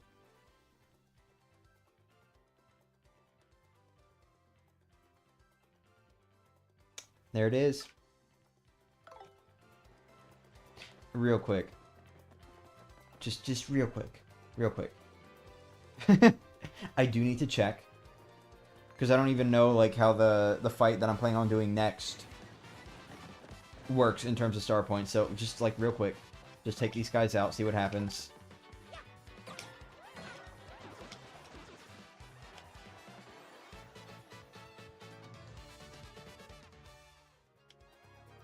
Oh, whoops. Maybe I should have let that play out. Well, there it is. You know what? We'll let it play out. Why not? Why not? Let's relish in this victory. Let's just relish in this victory. I'll let it play itself out.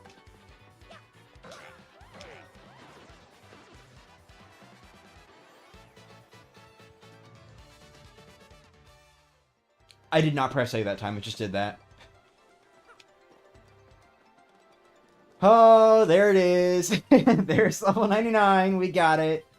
We got level 99. This massive run is finally over. And now we just have one more thing to do. And let's play Super Mario Run? No, I'm kidding.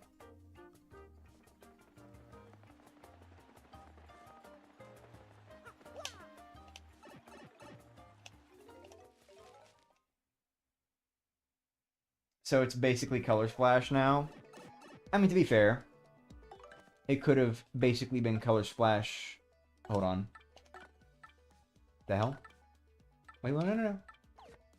Could have basically been Color Splash before with,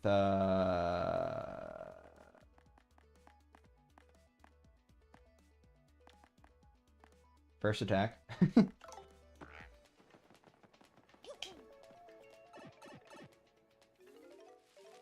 Now to go for level 100 in Brothership. Yay!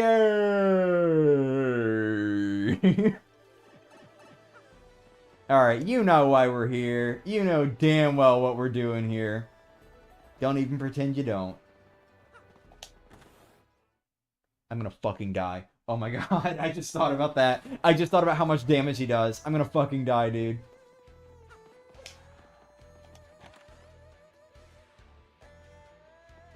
Let's see how many tries this takes.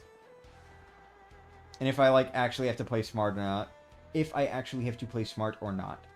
Sorry.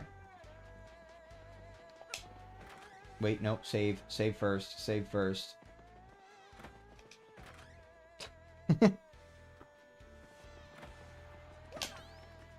Color Splash is probably the worst video game ever made. Saying that when Sticker Star exists is crazy, dude. And even that I wouldn't say is the worst ever.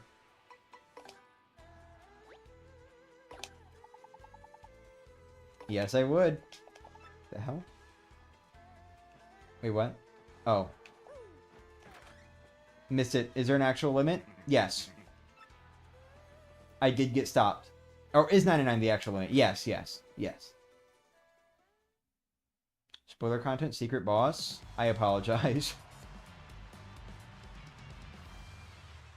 Bro, I am fucking shining golden. Do you think you stand a chance against me? Well, I guess they say gold is malleable, but... it's also heavy as shit. Get ready to have some gold boots on your head, dude.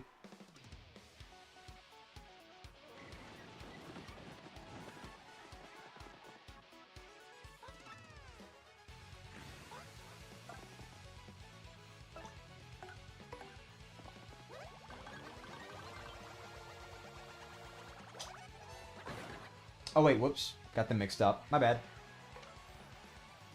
Oh, that's not great, actually. I did not think about that. Oops. Fuck it, art attack.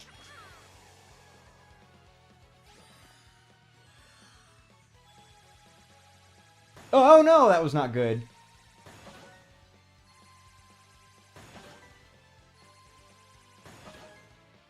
Come on, one more. There we go. Okay. Here we go. I thought he was going for Yoshi. Also, wow, I'm fine. Never mind.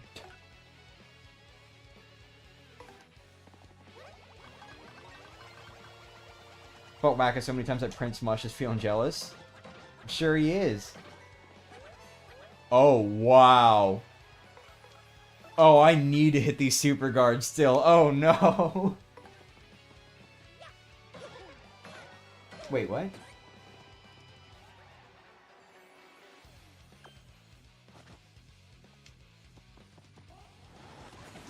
Damn it, too early.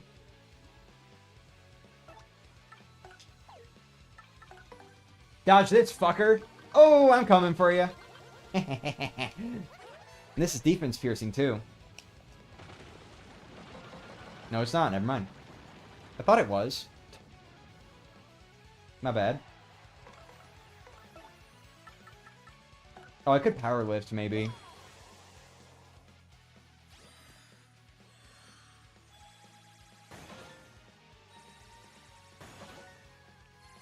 Oops. No. Fuck. Alright, that's an extra damage I'll have to compensate for. Okay, well, I got it. Oh, here we go. I'm gonna fucking die if I don't super guard this shit, dude. Or not. Oh, maybe. Hold on. What's he doing? What's he doing?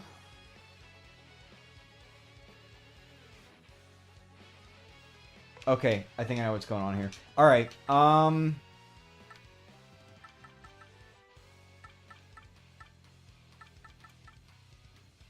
just Earth Trimmer work. Possibly. Could probably try that. Let's do Hoops. And Shell Shield. I know that's not great. Oh, that was perfect. Alright. And then let's try... Oh, wait, never mind. I don't have enough for an Earth... Oh, wait, now I do. Hold on. There we go. Let's try Earth Trimmer. See what happens.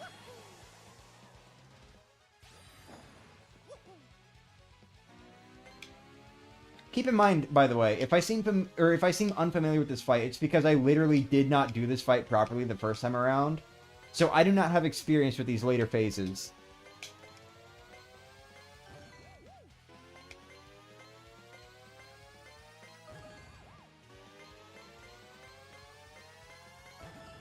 Here we go.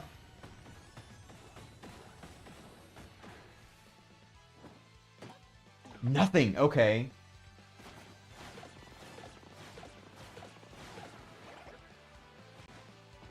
Oh my. The hell are you doing now? What? Oh no. Okay, hold on. Let's see. Let's see here.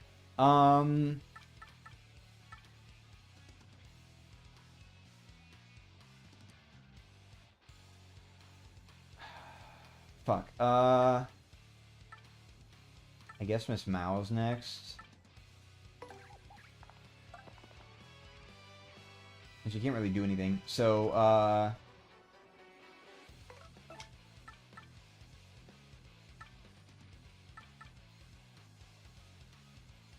sure. Oh, wait, whoops. Forgot I'm not doing Rally Wink.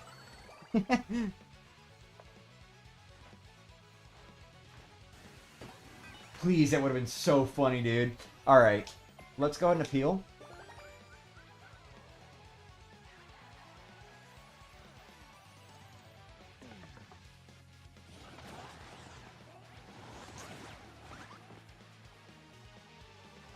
Uh, not great. Yeah, he just chooses not to take damage.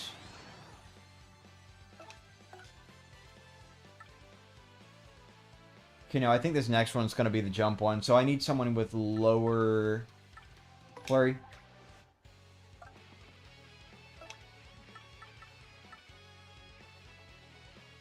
I can't do, like, anything with this, right? Like, nothing will work if I don't super guard, right? Yeah, nothing. Okay.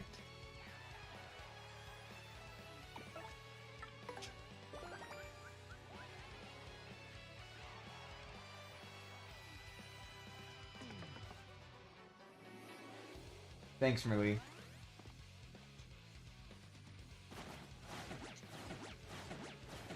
I can't fucking... What is the timing for this, dude? He just goes at it. Okay, I think the next one's going to be the slide one. So if I can get Bobbery out, that might be good for me. Let's defend. Why not at this point? Okay, hold on. Let's see.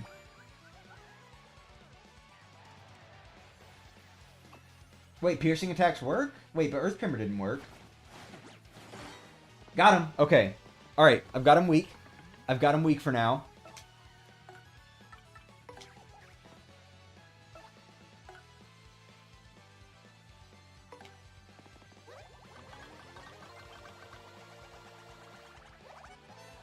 Once the HP... Yeah, no, you can't super guard anymore once the HP's gone. Anyway, beat him.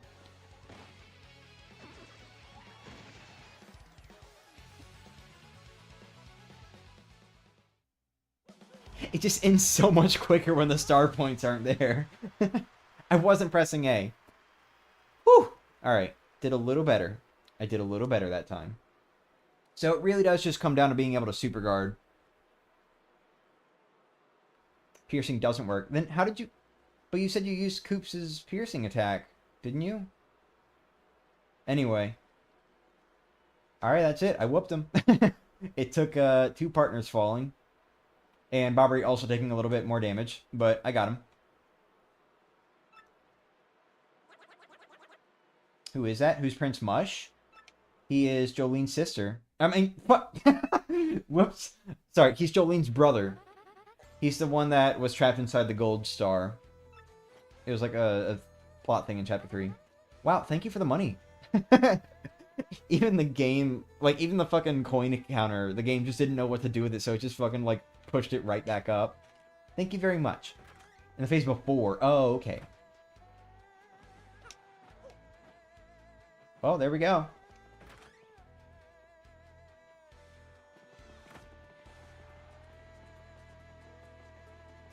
30 fucking coins. How about none? No fucking coins. You get nothing. Mush is trans! Yay! Princess Mush. That's just Peach.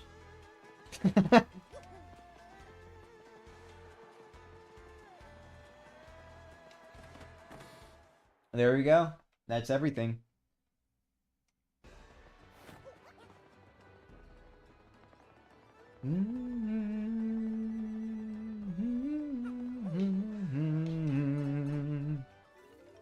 I appreciate that, like, both of the super bosses that are new to the remake can be refought as many times as you want. That's nice.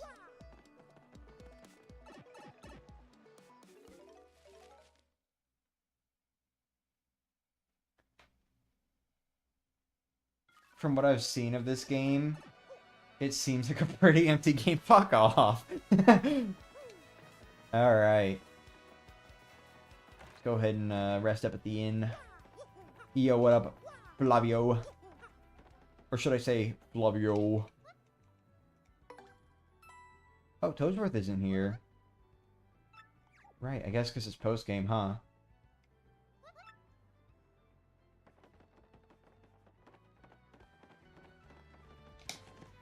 Did you sleep in 50 ins? Yeah, I took care of that in the post-game stuff. Like the post-game stream. Wait, let me go ahead and save real quick before I do this outro.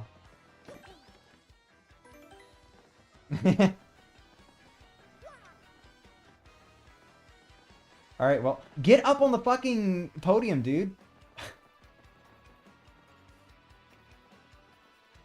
Face the viewer. Shiro, face the viewer. Come on. There we go. Good enough.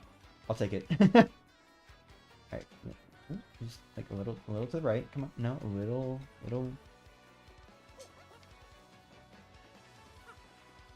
No. You know what? Good enough. Alright. Well. No, it isn't the post-game set. They killed Toadsworth off. Oh. It's over! It's all...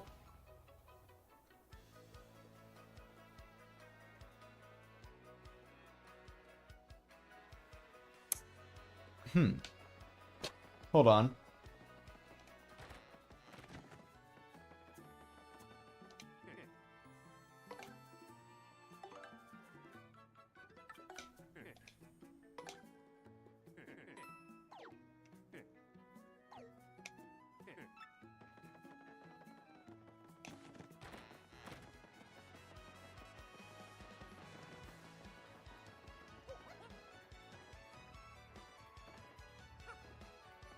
Not quite what I wanted. Wait, paste this one? There we go. Yeah, there you go. Alright, that's perfect, actually. Alright, well. I need to go save. Because yeah.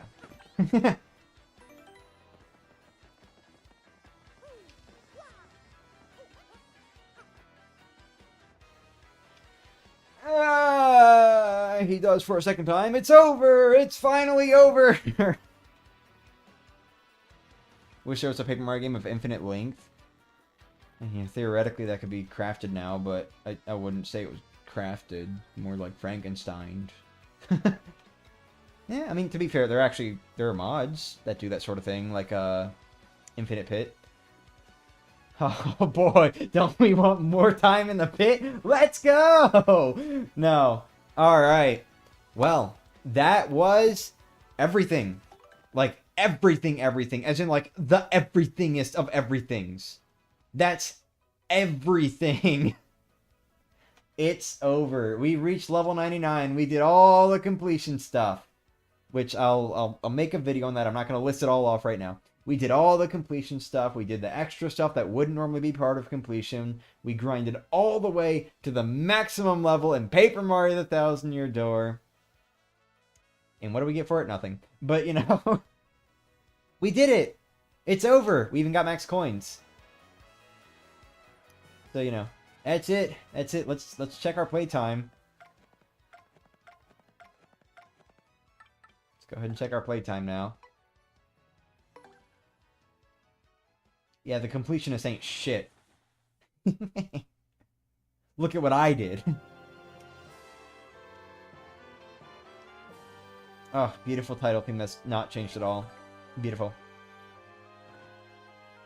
111 hours and 54 minutes. Level 99. Wow. It took just over 50 hours for me to go from level 34 to 99.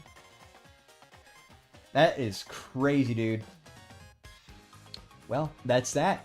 Thank you all so much for watching. I really appreciate you all being here. You've been a lovely audience. This has been a series, and honestly, maybe we'll do something like this again. Most likely not. I mean, you know, I've already been talking about it with Super Paper Mario when I do completion for that game. That is the next one. That's the next one. I'm completing Super Paper Mario next. Look forward to it. Yeah, so Super Paper Mario's up next on the completion block. Especially now that all the new games are out of the way. That is the game I'll be doing next. We will be doing absolute completion for that game as well. Maybe that includes level 99, or maybe not. But, you know. Oh, you know what? There is something we didn't max out. I'm kind of staring at it right now. Who's ready for the streams where we have 999 hours and 99 minutes of playtime? Yay! I bet it goes even higher than that, dude. Fuck that. Probably goes into like the thousands or whatever, because I think Switch does keep track of that sort of thing. But anyway, yeah, that's it. So Super Paper Mario is up next on the completion block. Aside from that, though, like, I'm not going to start it immediately. It's probably going to be a little bit before I start it, because next up on my series list is Mario Party 3. We're finally starting Mario Party 3, and that will be not next week, but the week after. Next week, there will not be any streams unless I think of an idea for a one-off stream that I just really want to do on Tuesday, and it will be Tuesday. Excuse me. It will be Tuesday if I do stream, but, you know, probably just not going to stream next week. But after next week, Mario Party 3 is getting started. Maybe we'll start Non-Tuple Pain. Maybe. But, you know. Thank you, Linky. And congrats, Ed. Thank you for the gifted membership. But anyway, yeah, that's it.